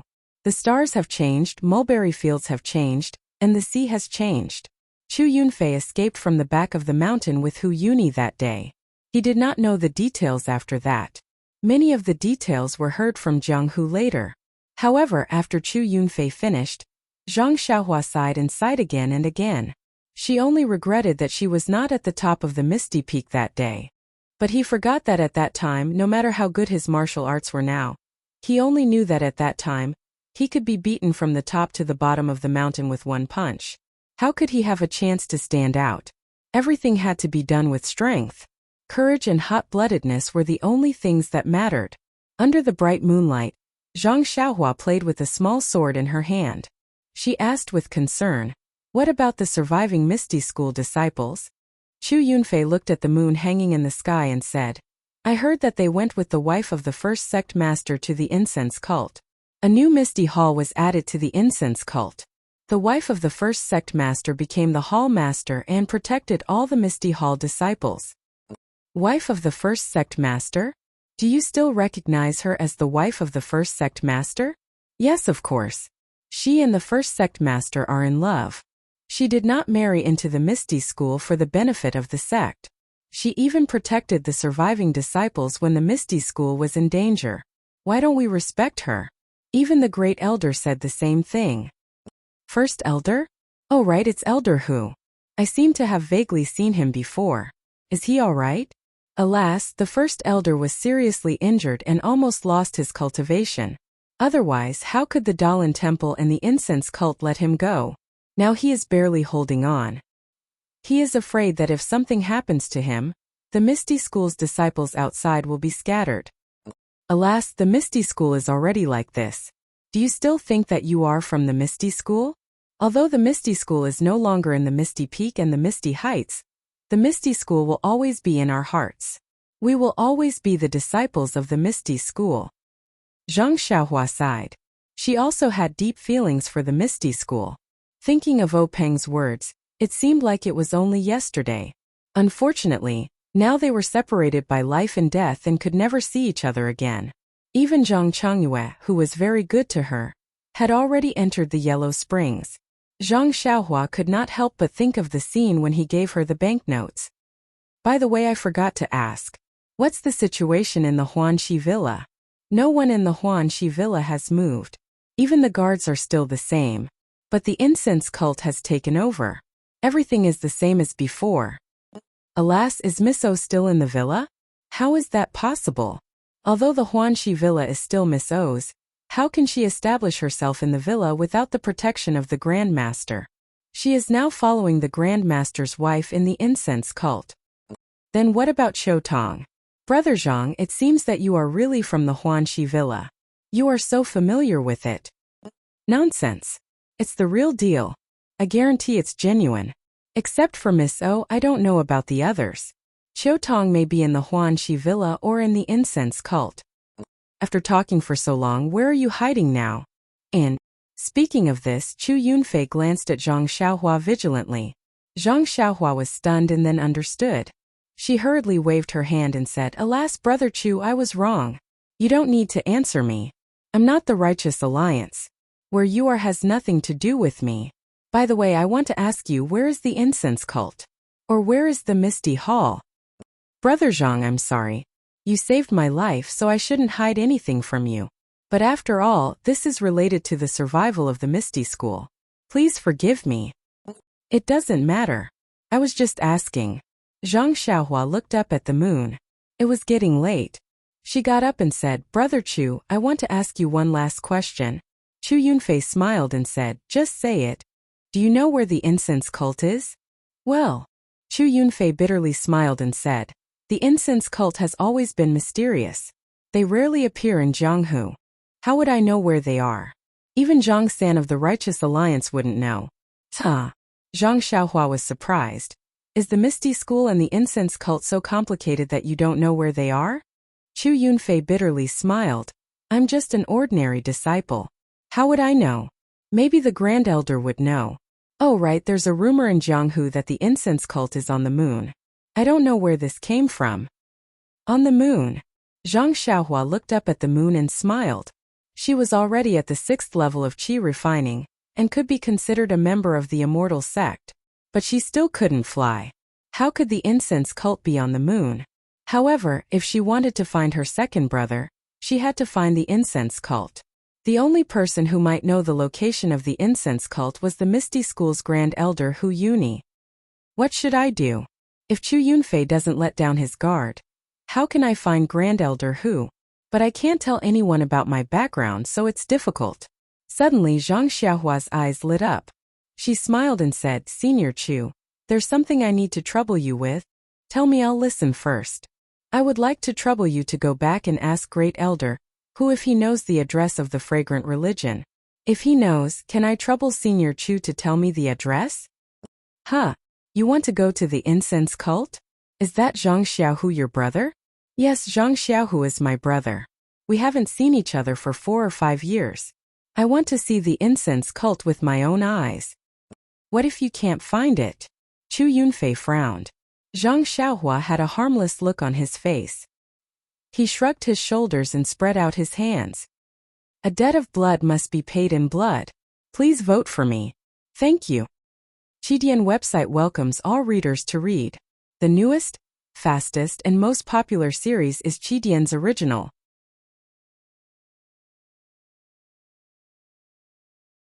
Chapter 342.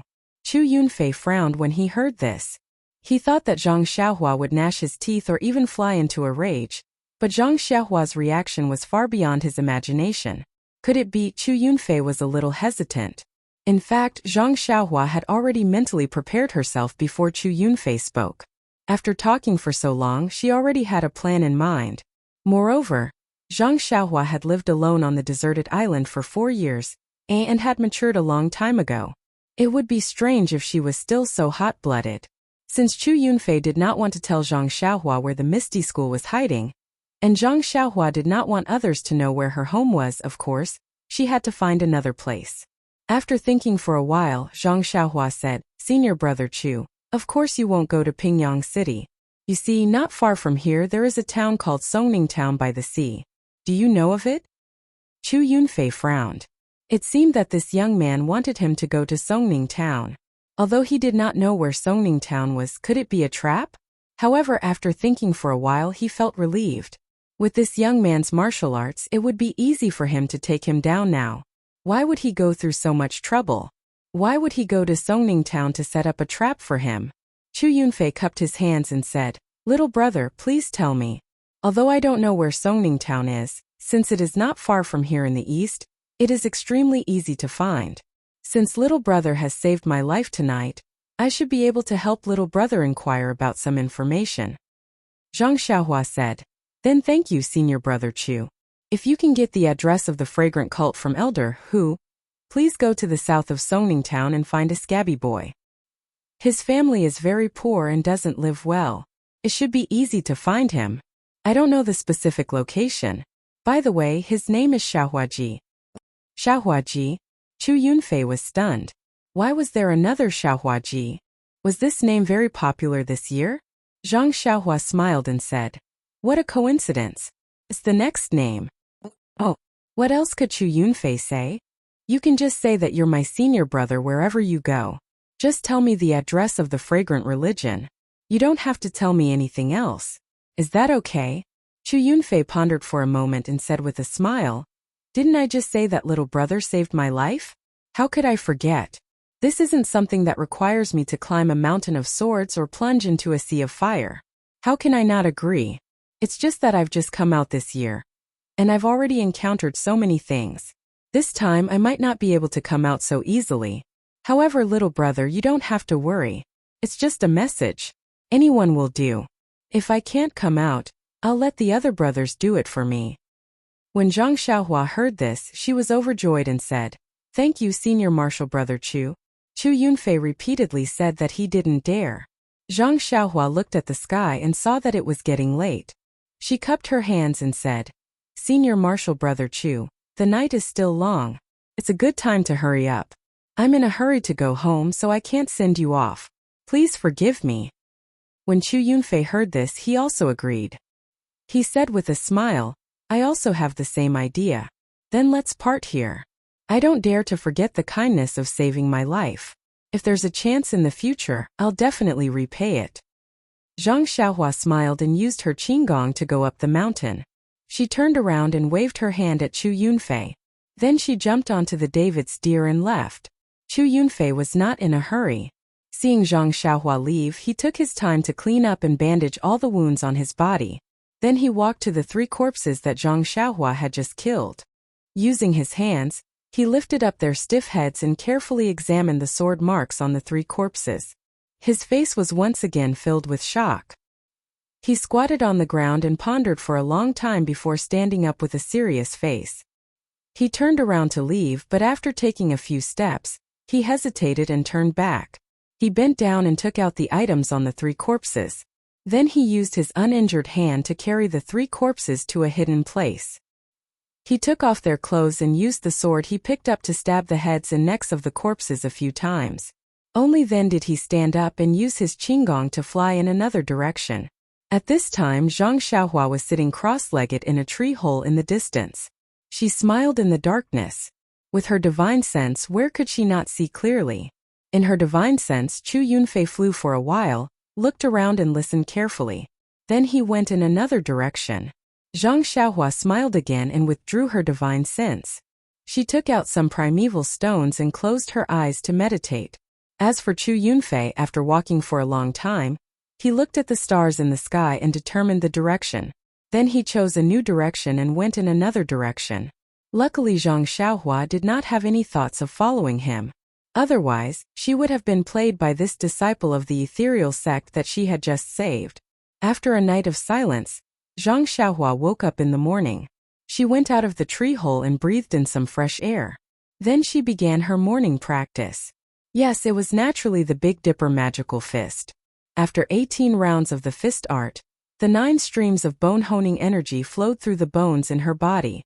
Zhang Xiaohua faintly felt that her fist art seemed to be showing signs of leveling up. This was a feeling that she did not have when she practiced the Big Dipper magical fist in the past. Zhang Xiaohua thought for a while. Could it be related to the body odor in the tea house a few days ago? Since she could not think of a reason, she could only scratch her head. However, wasn't it a good thing to be able to improve? Zhang Xiaohua grinned. She lifted her leg and got on the David's deer. Without waiting for him to speak, the David's deer galloped forward. Ha ha ha. Zhang Xiaohua laughed like a happy person. Her laughter shocked many birds that had gone to look for insects to eat. In the next few days there was nothing much to talk about. Zhang Xiaohua was in a hurry. However, there were a few things that were quite troublesome. You say this person is too much. I'm just traveling alone. I don't have any bags with me and I don't wear any gorgeous clothes.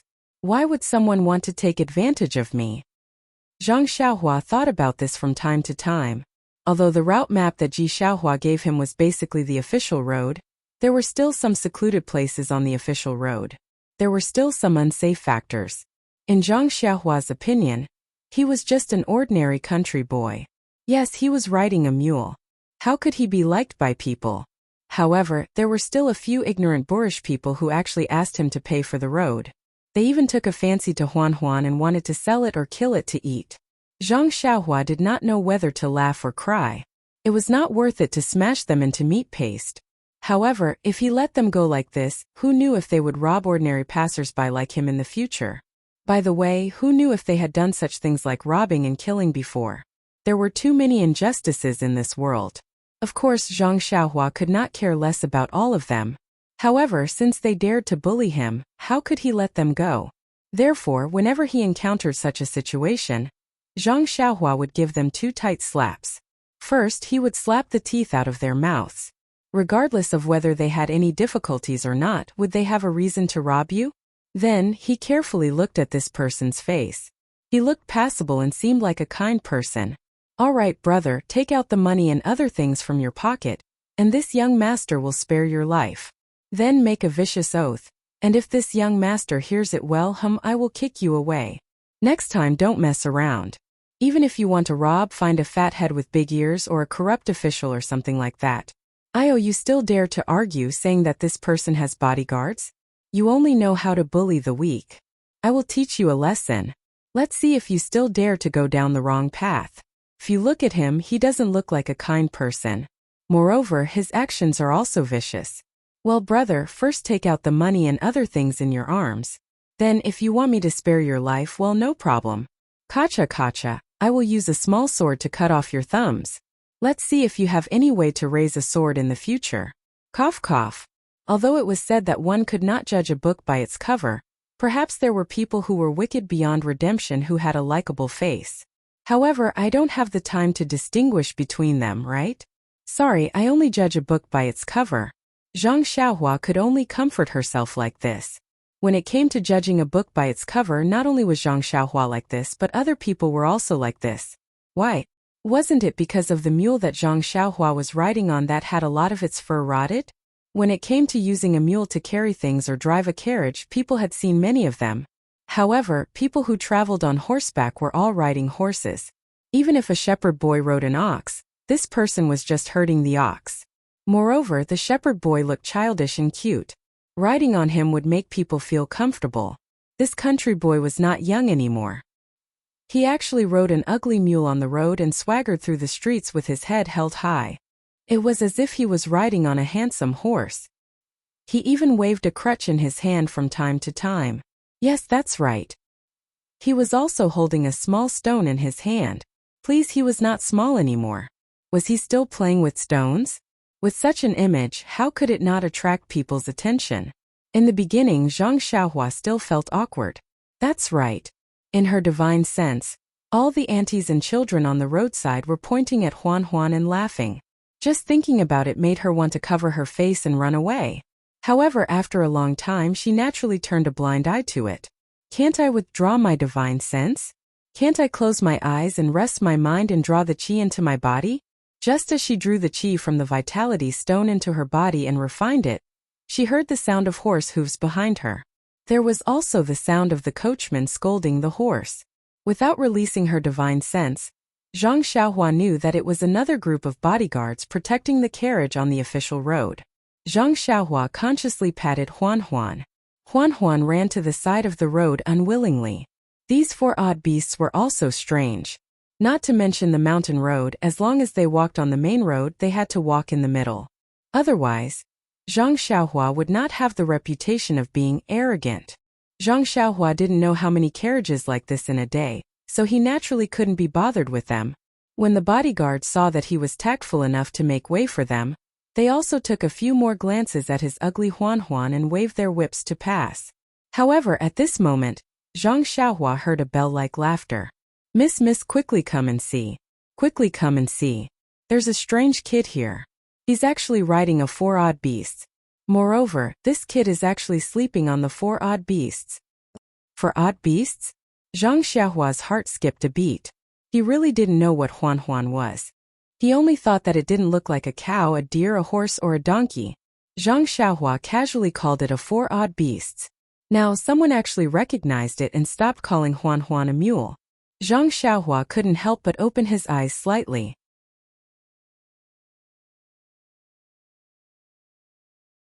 Chapter 343. The carriage that sped past Zhang Xiaohua was a rather luxurious one. It was only slightly inferior to the one that Ouyang used to sit in. With a single glance, one could tell that it belonged to someone of status. There were 8 bodyguards in the front, back, left, and right of the carriage. They were all riding horses of different colors. All of them were very handsome. They looked 100 times better than Zhang Xiaohua. The carriage was running very fast. However, the odd beast that Zhang Xiaohua was riding was not slow either. Therefore, Zhang Xiaohua could still see everything clearly. The curtain on the carriage was lifted up slightly. A round baby face peeked out from the curtain. He was looking at the carriage with a smile. Suddenly, the curtain on the other side of the window was lifted up as well. A pair of black eyes appeared. That pair of eyes looked at the ugly odd beast that Zhang Xiaohua was riding. They were also full of surprise. Little Orange, the young man sitting on the odd beast, is a mutant. Lower your voice. Don't disturb him. Oh really? Zhang Xiaohua was a little muffled. She thought about it carefully. Wasn't he just using his hand to cover his mouth? He really thought that he was a mutant. Then someone said in a low voice, Miss, I think this young man looks just like Ma San-er who grows vegetables in our house. He just looks very handsome. Why do you say that he is a mutant? Little Orange, didn't I always tell you that you can't judge a book by its cover? Don't look at the young man's ordinary clothes. Have you noticed that his clothes are not ordinary? He must be wearing very rare clothes. Also think about it. Although our odd beast is not an adult yet and has a gentle temperament, is there anyone who can get close to it? Our odd beast is very alert. As long as there is any movement, it will immediately run far away. Don't even mention being ridden on its back. That's right, young Mississippi. Now that you mention it, I do remember. Last year, young Master Biao wanted to feed the 4 odd beasts some food, but the 4 odd beasts refused to eat no matter what.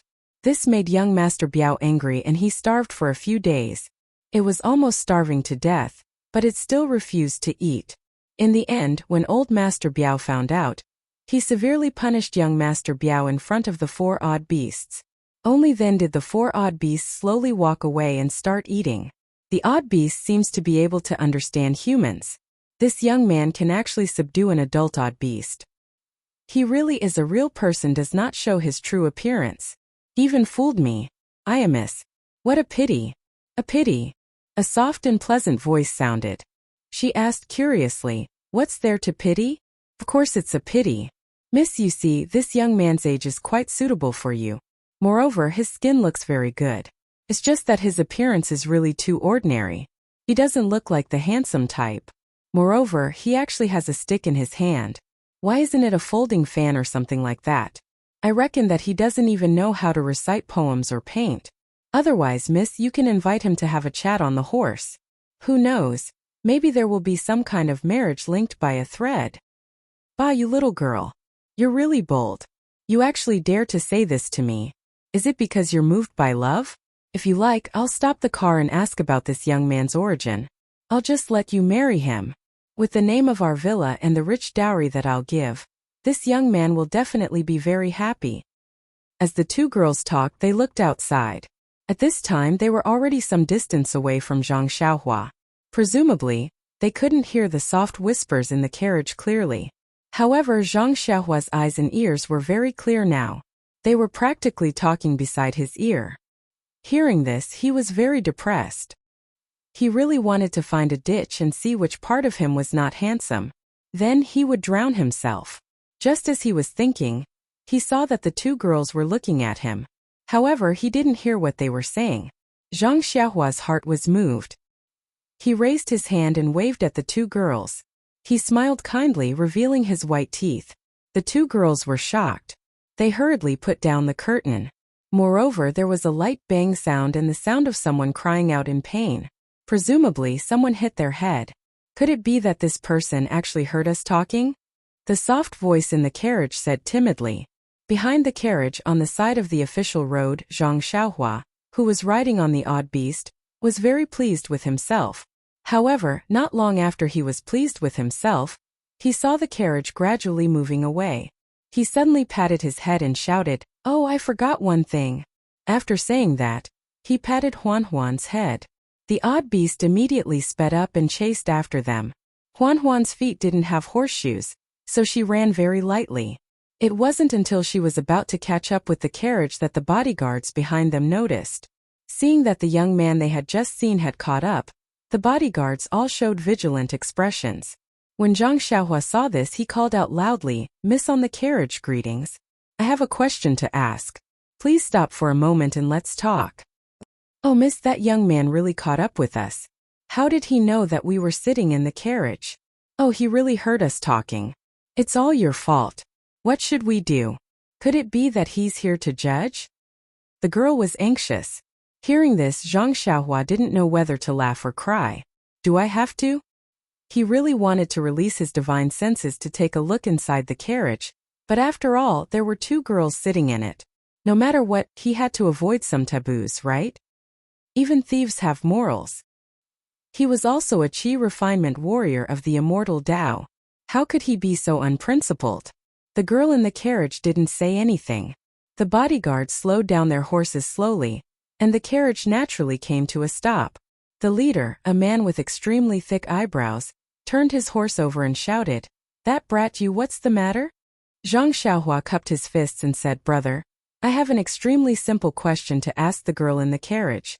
Please do me a favor."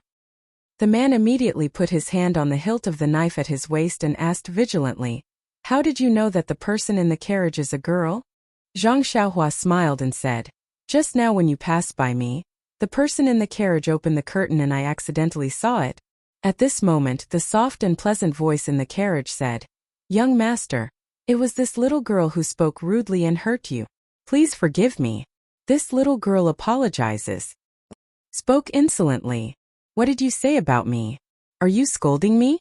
Zhang Xiaohua looked innocent. Well, the girl in the carriage was speechless. Yes, she apologized as soon as she arrived. What kind of path was this? Yes, my miss was wrong. She said in the future, Not just now. You're disturbing our journey. Who knows, we might be annoyed and scold you later. I'm apologizing to you now, in case you start sneezing all over the place and don't know who to look for, Little Orange said impolitely. Zhang Xiaohua was speechless. How could there be such an unreasonable girl? However, he was too lazy to argue with her. He continued, if you can answer my question, you can scold me all you want today. Zhang Xiaohua actually called himself a young man. It seemed that he was really holding a folding fan and wearing a scholar's headband. Young master, please tell me. See if I can answer your question. Oh, it's very simple. I'm just asking. What do the odd beasts usually eat? Fuck, what else can the odd beasts eat? However, the odd beasts really like to eat the grass with dew in the morning. If there is a bit of yellow in it, it won't eat it. If that's the case, then thank you for answering my question. This young man thanks you. Please go on. Zhang Xiaohua cupped his hands in a polite manner again. The bodyguards were confused by the two's conversation. When they saw the young man cupping his hands in farewell, they also cupped their hands casually. With a wave of their hands, the carriage continued to move forward. However, after a few steps, a scream came from the carriage. Oh, we were fooled by this guy. Since he didn't hear us, how did he know that we know what the odd beasts eat? After that, the curtain of the carriage was lifted again. A pair of black eyes accompanied by a thin oval face stared hatefully at the ordinary young man sitting arrogantly on the odd beasts in the distance. At this time there was no one on the official road. That Huan leisurely ran to the center of the road again. In fact, after asking the young lady, Zhang Xiaohua was a little regretful. Wasn't it a waste of time to ask? Cows eat grass, horses eat grass, donkeys eat grass, and deer also eat grass. Could it be that the odd beasts could eat meat? She was concerned about Huan and wanted it to recover as soon as possible. And the key was to make it prettier as soon as possible. That was why she was anxious to seek medical treatment. However, Zhang Xiaohua regretted one thing. Why didn't she release her divine sense to take a look? This girl who spoke so nicely, was she also good-looking? Sometimes being a gentleman was also not a good feeling. Although she was unhappy, who asked her not to take a peek at that time? Now she couldn't chase after them.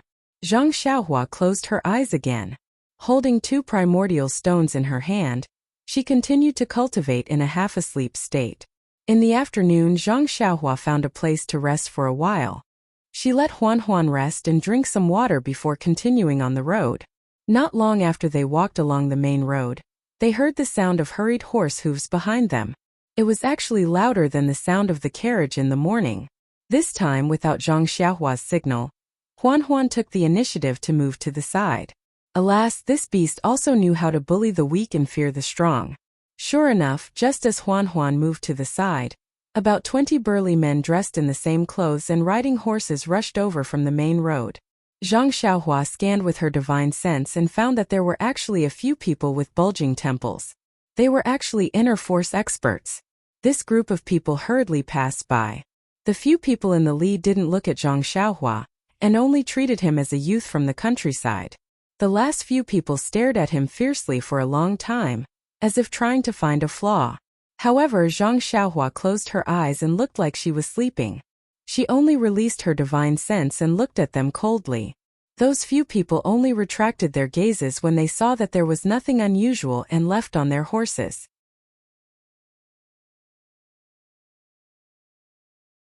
Chapter 344.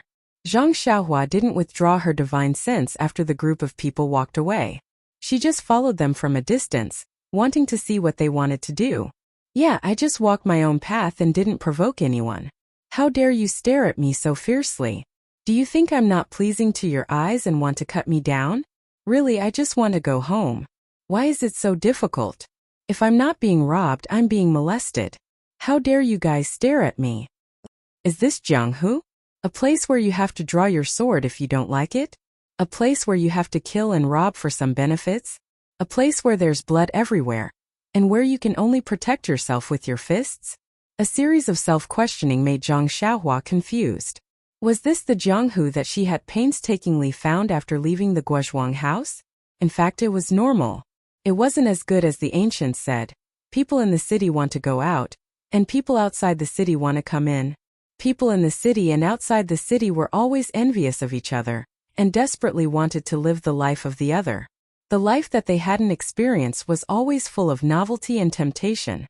When she finally lived that kind of life after racking her brains, she found that the taste of it was far from what she had imagined. The price she had to pay was far from what she could bear. Thinking about the years she had spent in Jianghu, she had experienced a lot of conspiracy, darkness, and killing.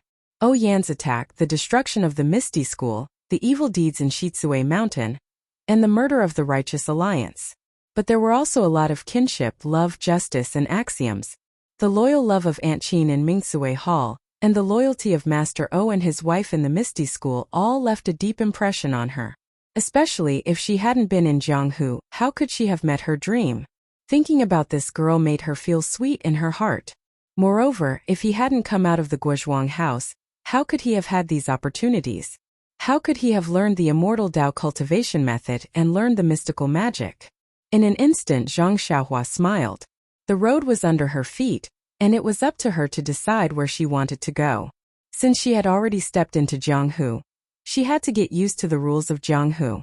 If she didn't want to get used to other people's rules, she had to be strong enough to establish her own order and make others follow her rules. Just like just now, if Zhang Xiaohua hadn't stepped out of the Guozhuang house, the other party wouldn't even look at her. She was just a chicken or a kitten, and the other party could kill her with a wave of his saber. If it was the Zhang Xiaohua from 4 years ago, the other party would certainly stare at her and might even dismount to chop her. But what kind of temper could she have? You should have used your qinggong to escape. Fortunately, you still know ethereal steps. But what about now? Although they would glare at you, although they would dismount and chop you down, would you be afraid? Don't you want to give it a try? Don't you want them to dismount and chop you down? Don't you want to go on a killing spree and leave behind all these things that you don't like? Even when the other party had already run far away, you still used your divine sense to chase after them, trying to figure out their background. What did this mean? With strong martial strength, you would have the right to speak. You would have the right to control the fate of others, and you would have ambitions and desires that were different from ordinary people. This Jianghu is no longer the Jianghu of the past. Zhang Xiaohua instantly retracted his divine sense. He seemed to have understood something. The corners of his mouth curled up into a smile. He casually played with the long sword in his hand and walked calmly under the autumn sun. Winter was always poetic, and the afternoon sun was always very long. Zhang Xiaohua, who had not enjoyed such peace for a long time, felt tranquil in his heart. He seemed to have entered a state of being unperturbed. He was very satisfied with his current life. It was as if this boring road was very charming. He did not feel that the long journey was far. Even when the sun set, Zhang Xiaohua and Huanhuan's shadows were elongated. When the sun set, the moon peeked out, and the stars in the sky shone brightly. Zhang Xiaohua did not open his narrowed eyes. However, at this moment, a clanging sound of weapons clashing sounded from afar. It completely disrupted the tranquil mountain and the tranquil night sky. Zhang Xiaohua opened his eyes abruptly. There was anger in his eyes. Could it be that he was in the mood to relax but was disturbed? He was very unhappy. He looked far ahead and saw some smoke rising in the night sky. Wasn't that the place where the clanging sound came from? If it were not for the silence of the mountain, the sound would not have spread so far. However, when Zhang Xiaohua released his divine sense and saw the situation over there, guess what? Zhang Xiaohua was sick of it. Almost instantly, a voice sounded from the bottom of his heart, as if a small hand was trying to reach out from his throat. Zhang Xiaohua looked up at the sky and shouted, "God, you're not playing with me, are you? Why am I met with an assassination again? What's wrong with this world?" Yes, in his divine sense, far away, next to a few bonfires, the gorgeous carriage that he had met earlier was parked there alone. The horse pulling the carriage had been cut down. He did not know if the coachman was dead or had run away. The 8 arrogant bodyguards were being beaten up by dozens of uniformed men. Weren't these men the ones that Zhang Xiaohua had met in the afternoon? This is Jianghu. Zhang Xiaohua could not help but think of his previous experience.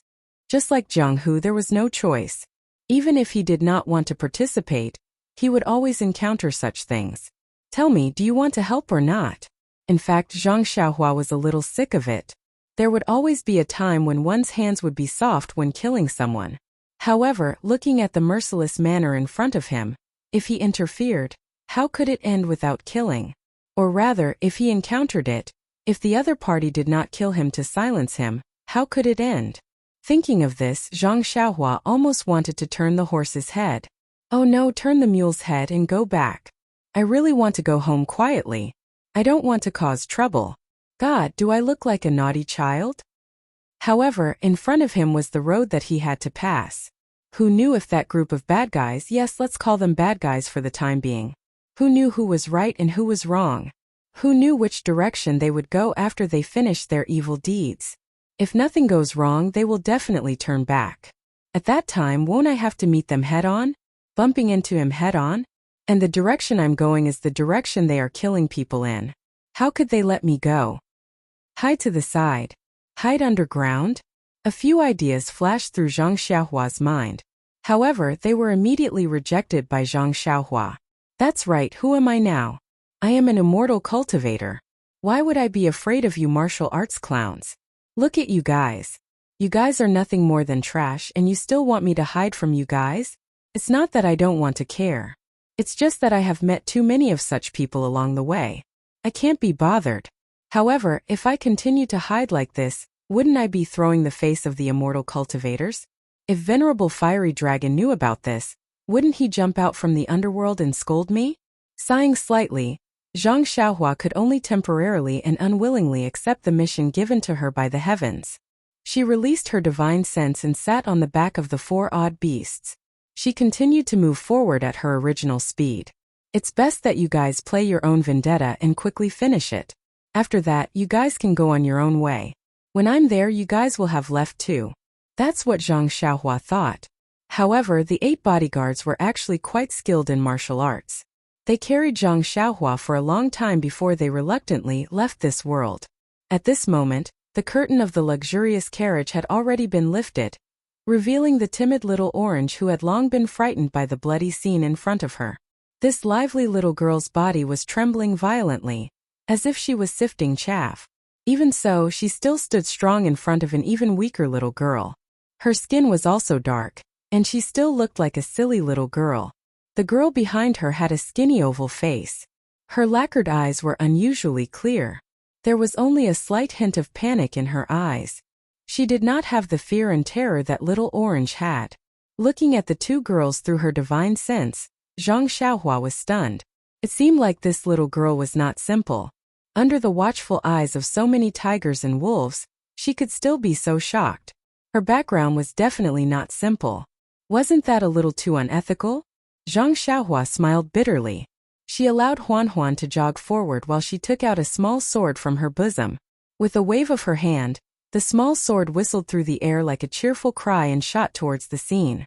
Next to the carriage, a group of bad guys tidied up the place a little. Like a pack of wolves, they surrounded the two little girls who were not wearing red hats. Miss Nia, I'm really sorry for interrupting your progress, the man said fiercely. I'm sure you know what we're going to do. I can guarantee that if you hand over the item, we'll leave right away. We won't harm you or the girl's life. Miss Nia stood behind Little Orange and asked very calmly, Who are you? How did you know I had something on me? Haha. The man laughed rudely. Miss Nia, are you trying to find out where we came from? If you know, do you think you'll be able to survive? Miss Nia bit her lip, thinking about something. Then she asked, Good man, I don't know who you are. But although the treasure is precious, it's a dead object. It's not as important as a human life. This little girl will hand it over right now. However, I'll have to ask you to swear an oath. What do you think? Haha, the man laughed. If I take the treasure and harm Miss Nia's life, I'll die from the flying sword. This, Miss Nia muttered. Good man, you're trying to deceive me. Why don't you include my maid? Well said, well said. If I harm Miss Nia and this unknown maid's life, I'll die from the flying sword. However, Miss Nia was still worried. This thug's martial arts were powerful. How could a flying sword take his life? However, she didn't dare to say anything else. She was just a little lamb. Whether or not he swore an oath, he could still forcefully take the item. Now that she was given a way out, it was best to quickly accept it. Chidian Chinese website welcomes all readers to read. The newest, fastest and hottest serial works are all at Chidian Originals.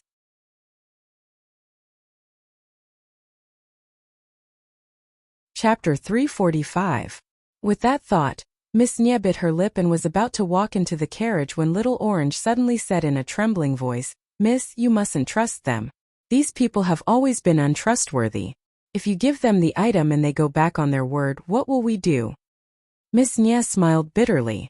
"Little Orange, you think I don't know? But look, even if we don't give them the item, they can still find it if they kill us, right? If we know what's good for us, maybe they'll spare our lives on account of our straightforwardness." Then, without waiting for Little Orange to say anything else, she lowered her head and entered the carriage. After a while, she hid one hand in her sleeve and held a small brocade box in the other. Standing on the carriage, she raised her voice and said, "Hero, this item is for you. Please be magnanimous and spare us two defenseless girls." Then she threw the brocade box to the man. Seeing this, the evil man rejoiced in his heart. He raised his hand and carefully caught it. Then he carefully opened it to take a look. After confirming that there was nothing wrong with it, he put it away. He did not think that he would be able to get it so easily. For a moment he did not know what to do. After thinking for a while, he waved his hand and turned his horse around to go back. At this time, a man with a scar on his face said, "Vice Hallmaster, we're going back now? Nonsense, we're done here. Why wouldn't we go back? But how should we deal with these two girls? How to deal with them? Didn't we just talk about it? Let them live. Since they're so straightforward, we can't just let them do the same. But if we don't kill them and they find out who we are, it won't be good. After all, we're not masked today. But didn't I swear to the heavens just now? Do you want me to die a horrible death? No, Hallmaster. How could I dare to curse you like that? It's just that. It's just what? I'll be frank with you. I just feel that it's a pity to let these two girls go like this." Ah! The so-called Vice Hallmaster looked at the two thin and weak little girls under the night sky. How could he have any appetite? Then, he turned to look at the lecherous light in the eyes of the scarred man. He smiled and said, "Thief, I didn't expect you to like this." Scarface waved his hand and said shyly, "Hallmaster, you're so naughty. To each his own." The so-called Vice Hallmaster immediately had goosebumps all over his body. He shrunk his neck in fear and said, "That's good. Later, if you have any goods you don't like, leave them for this Hallmaster. That's right, remember not to take their lives. This Hallmaster has already promised. In addition, after you're done, remember to sell them to a brothel far away. I seem to have only promised to take their lives. After today, I won't care so much." After saying that, he laughed and stood to the side as if he was waiting to watch a good show. At this time, many of the men next to him looked at Scarface with resentment and jealousy. Why didn't they think of that? When Little Orange in the carriage heard this, his face turned ashen. He had already lost his mind. He just hugged his chest and trembled non-stop. Miss Nye clenched her teeth and flames of anger appeared in her eyes. Yes, she was really too naive. He said that he wouldn't take her life, so he naturally had many methods to deal with her. How could these men, who were old enough to be her elders, be so filthy? Suddenly, the hand hidden in her sleeve reached out. There was a small knife in her hand. She resolutely put it to her neck and looked at the moon in the distance. The sky was full of stars. Under such a beautiful night sky, such a shameless scene was still playing out. She then looked in a certain direction. There seemed to be endless longing. Then her eyes flashed with determination. She waved her arm and was about to commit suicide. At this time, Zhang Xiaohua, who was sprinting over, saw this scene through her divine sense. She couldn't help but think of Peng, who was forced to commit suicide, and Yang Ruping, who put a sword to her neck and used her life to show her determination to protect the disciples of the Misty School. Although Peng was using her, in order to repay her for saving Yen, he treated her extremely well. Regarding this, Zhang Xiaohua had always been grateful, and Yang Ruping used her life to protect the disciples of the Misty School, including her second brother, Zhang Xiaohu. This couldn't help but be said to have touched Zhang Xiaohua greatly. And now, a dark and thin girl actually had such determination and decisiveness. How could it not resonate with Zhang Xiaohua? With a thought, the small sword circling in the air was about to strike down Miss Nie's knife like lightning. However, someone was even faster. Scarface casually threw an iron ball in front of her and hit Miss Nie's wrist with great force. Ouch! The knife fell to the ground. Her wrist went limp and tilted. Miss Nie held her wrist in extreme pain. Tears streamed down her face. Her wrist was actually broken. She heard Scarface say with a lewd smile, "Little girl, this uncle has long been guarding against this move of yours. Who knows how many little fellows have the same idea as you. He's seeing you in pain, this uncle's heart feels so good." His howl like a hungry wolf traveled far into the night sky. Speaking of which, Zhang Xiaohua had already arrived. Naturally, she heard those words. Her heart was filled with anger. If you guys want to rob me, then just take it. I'm not trying to enforce justice on behalf of the heavens, but going back on your words is your fault. Since you promised to let me live, then don't try to deceive me. What's more, from what Scarface said, this scoundrel has done many such bad things. This is good karma sent to my door by the heavens. How can I reject it? Having made up her mind, Zhang Xiaohua stopped moving forward. She jumped down from Huanhuan's back and found a big tree. She floated up and sat cross-legged. Releasing her powerful divine sense, the small sword that had stopped in midair suddenly sped up. Like lightning, it streaked across the night sky and directly stabbed into Scarface's throat. Scarface was proudly taking off his shirt and walking around happily. The lightning came so fast that he didn't have any time to react. He immediately covered his neck and collapsed on the ground. The vice hall master, who was prepared to watch a good show, couldn't help but laugh when he saw Scarface like this. He said, "Bastard, other people ride horses. Why did you go crazy before you even got on the horse?" While he was talking, he saw a flash of black light. It was the small sword that was shooting towards his throat. Since this vice hall master was able to become a vice hall master, he naturally had extraordinary skills. Although he was in a dangerous situation, he wasn't in a hurry. Seeing that it was too late to pull out the long sword from his waist, he boldly grabbed it with his hand. Seeing that he was about to grab it, the vice hall master was prepared for his hand to bleed. At least it wouldn't be cheaper than having his throat pierced. However, at that moment, the small sword that the vice hall master regarded as a hidden weapon rose up and avoided his hand. Like a snake, it quickly moved towards his throat. Flying sword! The vice hall master cried out in horror. Then the small sword lightly touched his throat, like a dragonfly skimming the surface of water, and flew away. The vice hall master was like a piece of rotten wood. With a plop, he fell off his horse. Before he died, he only had one thought. There are gods 3 feet above my head. Heaven is watching everything that I do. Why would I make such a vicious oath when I have nothing better to do? If what? Who knows? Maybe if I don't do evil anymore and take the things and leave? Maybe if there's a next time, I swear that I'll be struck by lightning and die a horrible death?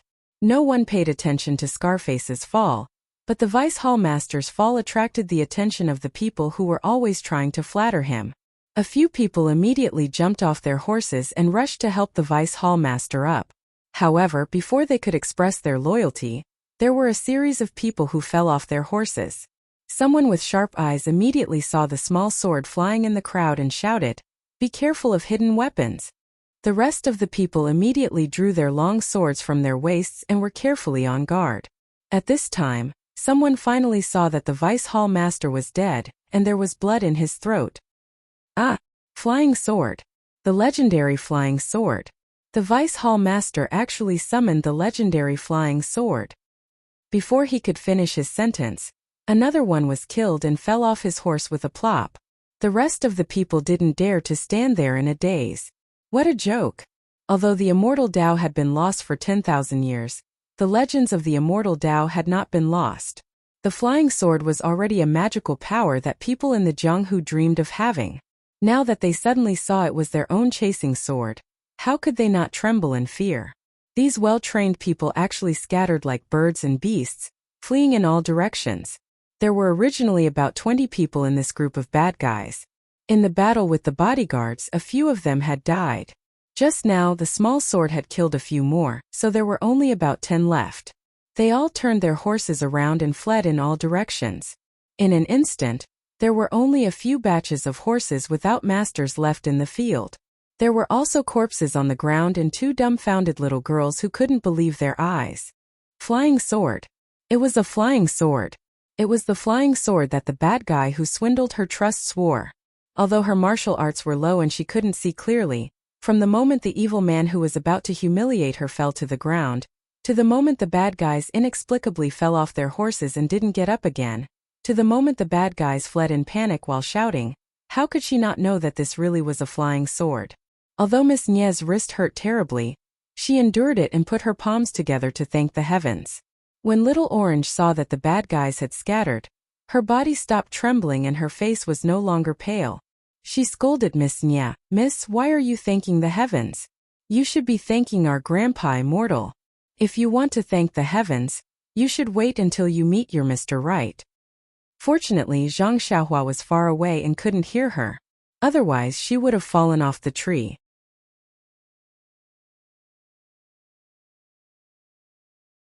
Chapter 346. The remaining dozen or so mounted their horses and fled in all directions. In their minds, even if the flying sword was powerful, there was only one after all. By the time he killed one of them, the others would have already fled far away. Even if he killed the others, there would always be a number of people who would be able to escape alive. As long as they could outrun the others, this path of survival would be theirs. Unfortunately, they were extremely wrong. How did Zhang Xiaohua practice the flying sword? It was a real kung fu that was practiced by killing birds and roasting meat. Even the seabirds on the island, which were not afraid of thunder and lightning, could not escape from Zhang Xiaohua's flying sword. How could a dozen bad guys on horses escape from Zhang Xiaohua's evil hands? Zhang Xiaohua made a gesture with her hands. Like threading a needle, the small sword shuttled back and forth in the darkness. Every time it passed by, it would take a life. Every time it turned back, it would take a little bit of blood. Since the secret of the flying sword had been exposed, it was impossible for Zhang Xiaohua to let any of them go back alive. Moreover, looking at their behavior, it was even worse than the bandits of Xichui Mountain. How could Zhang Xiaohua let them go? Not long after, before these bad guys could escape far, their lives were all taken by the small sword. Everyone died with the same question in their minds: I still can't outrun others. It was not that they did not resist. After all, they were a little scared, thinking that there was a white-bearded old man in the sky staring at them angrily. Moreover, the flying sword was really strange. The angle was tricky and the speed was very fast. They could neither catch nor block it, so they had to use their throats to block it. The flying sword completed its heroic feat of saving the beauty and flew back happily. Zhang Xiaohua reached out and caught it. Under the moonlight, she looked at the tip of the sword that had killed a lot of people. There was not a drop of blood. Zhang Xiaohua secretly praised it in her heart. What a necessary weapon for killing and robbing. She put it in her arms casually. With a crooked mouth, Zhang Xiaohua pinched her chin with her hand and looked far ahead. There were still some bonfires shining, but she did not jump down the tree to report the merit and receive the reward. I just used a flying sword to kill people. If I go down now, wouldn't I be putting a label on my forehead saying that I know how to use a flying sword? I can't kill these 2 little girls to silence them, so why should I go down? A hero saving a damsel in distress? Am I a hero? The 2 little girls aren't beauties, so there's no need for me to go down. Even if the young lady is a beauty, she's still too young. I really don't dare to be interested. Moreover, I'm not the type that she likes. Why should I ask her to marry me? It's better not to go down. God, I really don't want to cause any trouble. I just want to go home quietly and not cause any trouble. You saw what happened today. You forced me to be a chivalrous person and I satisfied your curiosity. Please let me go. It's already late and it's not good to sleep in the wild. The ground is full of corpses. I'm sure the 2 girls will be scared. They will drive the carriage away by themselves in a while. I won't go down to greet them. Anyway, we will have to part, so why do we have to meet them? It's already late. If I go down now and see them, I won't be able to talk much to them. How rude would it be if I go down now? Moreover, where do I sleep? How can they sleep? Men and women shouldn't touch each other. I still have this bit of manners. Forget it, I'll sleep on the tree branch. I won't go down. Zhang Xiaohua found countless excuses to hide herself between the branches of the big tree. It seemed that she wanted to escape from something. Sure enough, not long after night fell, Zhang Xiaohua fell asleep peacefully with a primordial stone in her hand, leaving Huan Huan to walk slowly under the tree. Tonight's tree was found by Zhang Xiaohua in a hurry. It wasn't very tall. When Zhang Xiaohua fell asleep, the starlight in the night sky was still shining around Zhang Xiaohua, forming a cluster of light that was invisible to the naked eye. This cluster of starlight was quite big. At this time it was already close to the ground. Huan Huan was originally pacing under the tree. Suddenly, its nose sniffed as if it had asked something. It slowly walked to Zhang Xiaohua's body and lay down in the cluster of starlight. Its mouth and nose instinctively inhaled and exhaled endless starlight. Zhang Xiaohua smiled and looked at Huan Huan. Suddenly her face changed. She instantly released her divine sense and her face changed greatly. "Oh, this is bad. These two little girls still haven't left?" Others may not know what Huan Huan's cry is, but they have raised Huan Huan before. They must know that I am here. If I don't appear, won't it be more conspicuous? This Huan Huan is really too much. Of all times, why is she shouting now? "Oh, this is bad. Why is that young lady lying there motionless? Why is the little girl crying so sadly? Is she dead? No, she still seems to be breathing. I have to be a good person to the end. I should go and take a look. I don't know what has happened." When Zhang Xiaohua got down from the tree, she rode Huan Huan to the side of the carriage. Several bonfires had been extinguished, leaving only embers. There were many corpses scattered around the carriage. Several horses were also scattered in the surrounding bushes. It was silent and strange. If all of this was not caused by Zhang Xiaohua, she would definitely be scared. Hearing some noise, the crying little orange raised her head in horror. But when she saw that it was the village boy she had teased yesterday morning, she could not help but let out a sigh of relief. However, she was also slightly disappointed. She and the young lady were saved by the flying sword yesterday. They thought that a godlike person would appear and tell them something. But when it was late at night and the bonfires were extinguished, he did not appear. It was very different from the plot in the novel. And in such a dark night, the two of them really did not know where to go. Should they drive the carriage forward? Needless to say, the horse driving the carriage had already been killed. And needless to say, the young lady's wrist had already been broken. She couldn't tame the other horse by herself, not to mention harnessing the carriage. Moreover, so many people had already died here. Even if there were any bad guys coming, they would definitely be terrified and would definitely stay far away. It was much safer than two young ladies traveling alone. After thinking about it, the two of them finally decided to stay in the carriage surrounded by about 30 corpses. However, Miss Nie's wrist had been broken by Scarface's iron ball, and was already in extreme pain. In the first half of the night, she fumbled around to fix the bone, applied medicine, and bandaged it carelessly. After that she could barely hold on. But in the second half of the night, she could no longer hold on. In addition to the shock, she finally fell sick and had a high fever. She started talking nonsense and her wrist was swollen to the point that it was bigger than a steamed bun. Seeing this scene, Little Orange did not even close her eyes for the rest of the night. She kept crying. At this moment, she saw Zhang Xiaohua looking around curiously, and looking at the corpses on the ground with curiosity and fear. Little Orange couldn't help but laugh. Could this be the mutant that the young lady mentioned? No matter how she looked at it, it didn't seem like it. However, thinking about how this guy waved his hand with bad intentions yesterday morning, he probably wasn't a good person. Would he take advantage of the situation to rape her? Thinking up to this point, Little Orange became a little scared again. Seeing Little Orange's worried expression, Zhang Xiaohua was very depressed. She had already worked hard enough pretending. "Big sister, can you please say something?"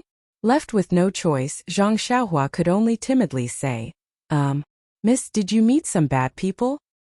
This guy was really good at pretending. Little Orange immediately threw her fear to the back of her head and said while crying, "Young master has good eyesight." "That's right.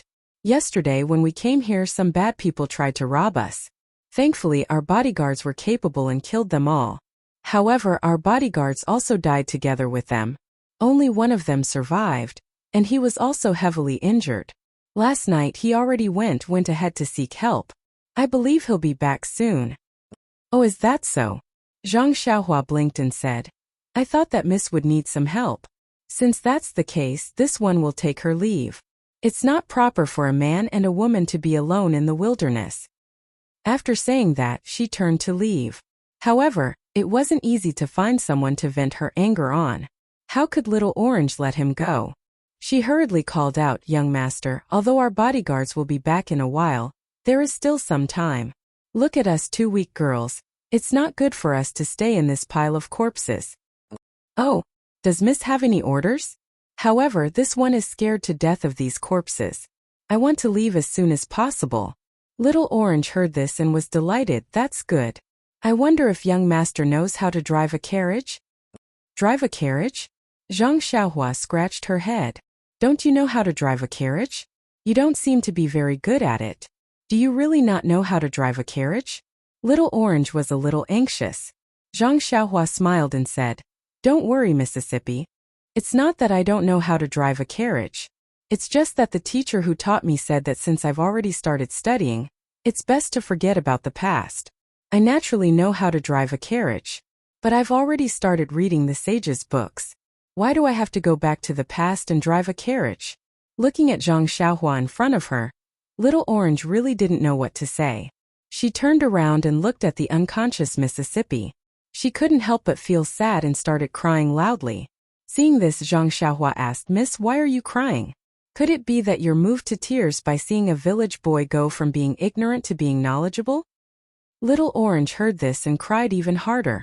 She choked and pointed at the carriage and said, You'll know when you come over. Don't, Mississippi. See no evil, see no evil. Zhang Xiaohua waved her hands. Little Orange was anxious and jumped down from the carriage. She grabbed Zhang Xiaohua's hand and said, Come over, come over. You'll know when you come over. Zhang Xiaohua covered her face and said, A gentleman uses his mouth, not his fists. See no evil. Sigh, this guy is really good at acting.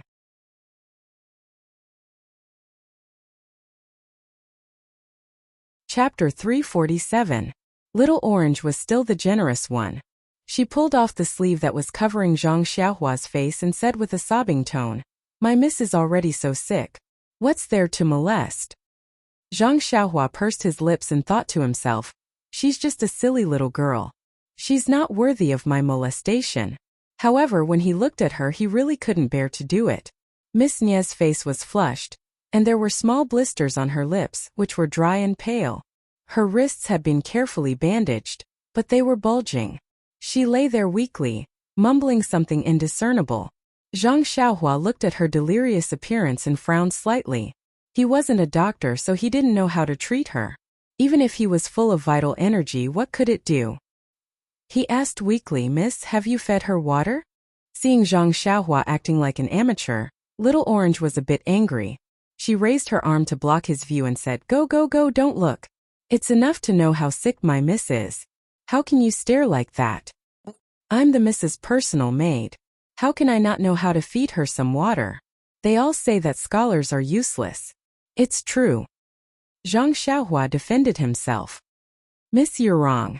I've just entered the school and can't be considered a scholar. However, if you think I'm a scholar, I'm very happy. I didn't waste my 2 months of studying the 3-character classic. Puffed. Little Orange's sadness almost turned into joy. This guy was too funny. She said, You've only been studying the 3-character classic for 2 months. You don't recognize many words, but you've learned the tone of a bookworm. You're a genius. Miss, you have sharp eyes.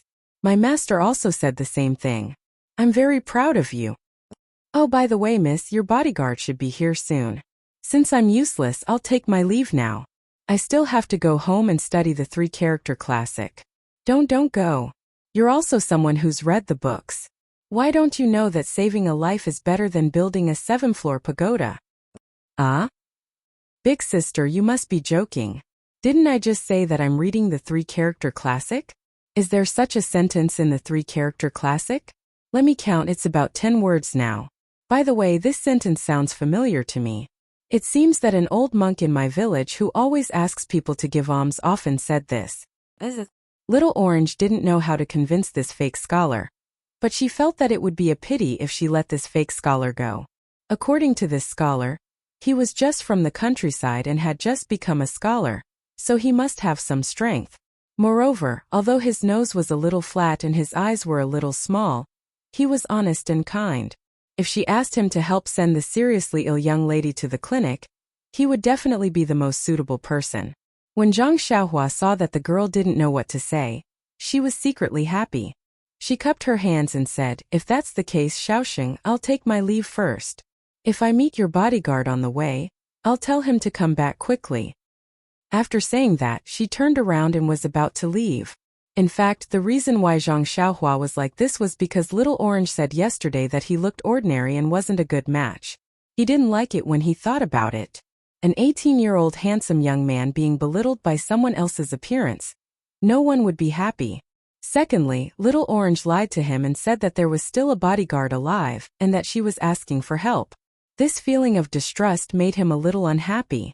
With these two factors added together, he acted as if he was purposely making things difficult for her.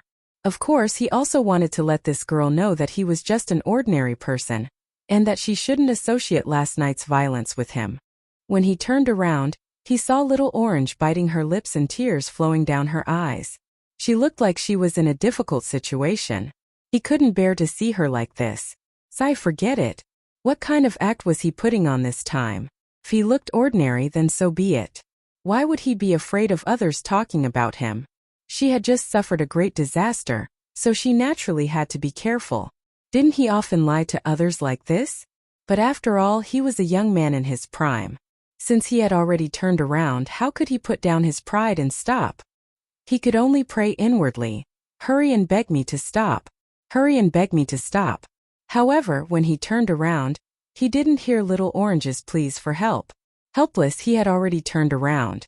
Zhang Xiaohua felt a little remorseful. Right at this moment, a moan came from the carriage. Don't kill me, ouch." Miss Nia, who was in the carriage, moved and suddenly clutched Little Orange's hand tightly. The last cry of pain must have come from Little Orange touching her wrist again. Sigh. Zhang Xiaohua sighed. In the end, he still couldn't bear to take the first step. When he turned around again, he saw Little Orange also clutching Miss Nia's hand tightly, tears streaming down her face. That's right, she was just a little girl. How could she have encountered such a situation? It wasn't easy for her to meet a somewhat pleasing fake scholar, but he didn't give her any face. What opinions could she have? Zhang Xiaohua looked around and randomly picked a horse from the scattered horses. He found a water sack on the horse's back and uncorked it to take a look. He walked over with it and raised his hand to hand it to Little Orange. Little Orange was crying inwardly when she suddenly saw a large object being handed to her. She really jumped in fright and looked up in panic. When she saw it was Zhang Xiaohua, she opened her mouth, wanting to say something, but no words came out. She took it with difficulty and carefully fed it to Miss Nia. The water sack was really big. Although Little Orange was careful, she still spilled quite a bit of water on Miss Nia's face. Perhaps it was because of the refreshing water or because she wasn't thirsty anymore. But Miss Nia lay quietly in the carriage again. While Little Orange was feeding Miss Nia, Zhang Xiaohua didn't stay idle. He walked over and brought over the black horse with the water sack. He threw the saddle and other things on the ground and put everything from Little Orange's carriage onto the black horse's back. That black horse was already trained. When Zhang Xiaohua took the water sack from its back, it dodged to the side. Now that Zhang Xiaohua wanted to take it away, it was even more impossible. Zhang Xiaohua didn't panic and only pressed her hands on its back. With a bit of force, the black horse couldn't take the force and fell to the ground. When Zhang Xiaohua let go, the black horse used all of its strength to stand up. The horse's eyes were filled with fear. Seeing this, Zhang Xiaohua didn't waste any time and easily dragged it to the side of the carriage. That black horse was very docile and obedient to Zhang Xiaohua's manipulation. It was as if Zhang Xiaohua had been training it. At this time, Little Orange was shocked and looked at Zhang Xiaohua's somewhat clumsy but very easy movements. Little Orange had seen the David's deer before and naturally had seen horses. Of course, she knew that horses weren't easy to be controlled by strangers, not to mention that this horse was specially trained. Otherwise, she would have already gotten off the carriage and didn't need to wait for Zhang Xiaohua to come. Although Zhang Xiaohua had never set a carriage before, when he went with Oyenin last time, he was just a servant. It was very normal for him to help the coachman unload the horse and set the horse. It was just that he had forgotten about it. The reason why he said it was very easy was because if you had the strength of thousands of pounds, what kind of work wouldn't be easy to do? Not long after, the carriage was set. Zhang Xiaohua said, "Miss, I don't know how to drive a carriage. However, I think that you wouldn't be able to either. Then I will reluctantly give it a try." Little Orange said gratefully, "Young master, my name is Little Orange. You don't have to be so courteous. Just call me Little Orange. Now that my young mistress is seriously ill, she can't thank you in person. I thank you in advance." Zhang Xiaohua waved his hand and said, "You don't have to be so polite. Miss O, Little Orange, I am not a young master. I am just a boy from the countryside who has been studying the 3-character classic for a few days. The way I spoke just now was very awkward. I am not used to it. Oh right, I am Ren Xiaoyao. You can call me Brother Xiaoyao." Seeing this fake scholar reveal his true face, Little Orange's face revealed a trace of a smile. Her anxious heart had a little bit of sunshine. She said, "Young master's personality is very good. So straightforward. My mistress will definitely like it." "Ah?" Zhang Xiaohua was stunned and said, "This is a good personality? Little Orange, are you saying that all the people in our village are straightforward people? Will your mistress like it?" Little Orange's face turned red and said, "Then I won't be so polite. However, it is not appropriate to call you brother. You are quite tall, but you are about the same age as my mistress. You may not be older than me." Zhang Xiaohua smiled and said, "Then you can call me Ren Xiaoyao." "Then okay, Ren Xiaoyao." Little Orange finished talking to Zhang Xiaohua and looked at the sleeping mistress. She said, "If it is possible, please drive the carriage to the town in front as soon as possible so that you can treat my mistress." Zhang Xiaohua said, "That is exactly what I was thinking." After saying that, she jumped onto the carriage and sat cross-legged on the coachman's seat. She thought of how the coachman used to drive the carriage and imitated him. She picked up the reins and prepared to drive the carriage out. But Little Orange suddenly thought of something and called out, "Ren Xiao, wait." Zhang Xiaohua was stunned and said with a smile, "Could it be that you know that I don't know how to drive? If you can, then just come." Little Orange said embarrassedly, "No, I just thought of something." Little Orange said this for a long time but couldn't say what it was. Zhang Xiaohua thought for a moment and knew what she wanted to do. She smiled and said, "Could it be that you want to go to the toilet?" "Bah." Little Orange's face immediately turned red. She spat at Zhang Xiaohua and said, "No." Actually, how could Zhang Xiaohua not know? She was just saying it casually. Thinking about it, Zhang Xiaohua was now 18 years old. She was in the prime of her life. When would she have the chance to talk to young girls in the past? She had just returned from the deserted island and met these 2 young girls. Although she didn't have any romantic thoughts, it was normal for her to say something inappropriate. You're tuning in to the Li Mei's Sword of Destiny YouTube channel. We're so grateful for your support, and don't forget to subscribe to join us on this incredible journey through captivating stories. Your generosity through donations truly makes a world of difference, as it's the primary source of revenue that allows me to expand and enhance this channel for you. Thank you from the bottom of my heart for being a part of this adventure.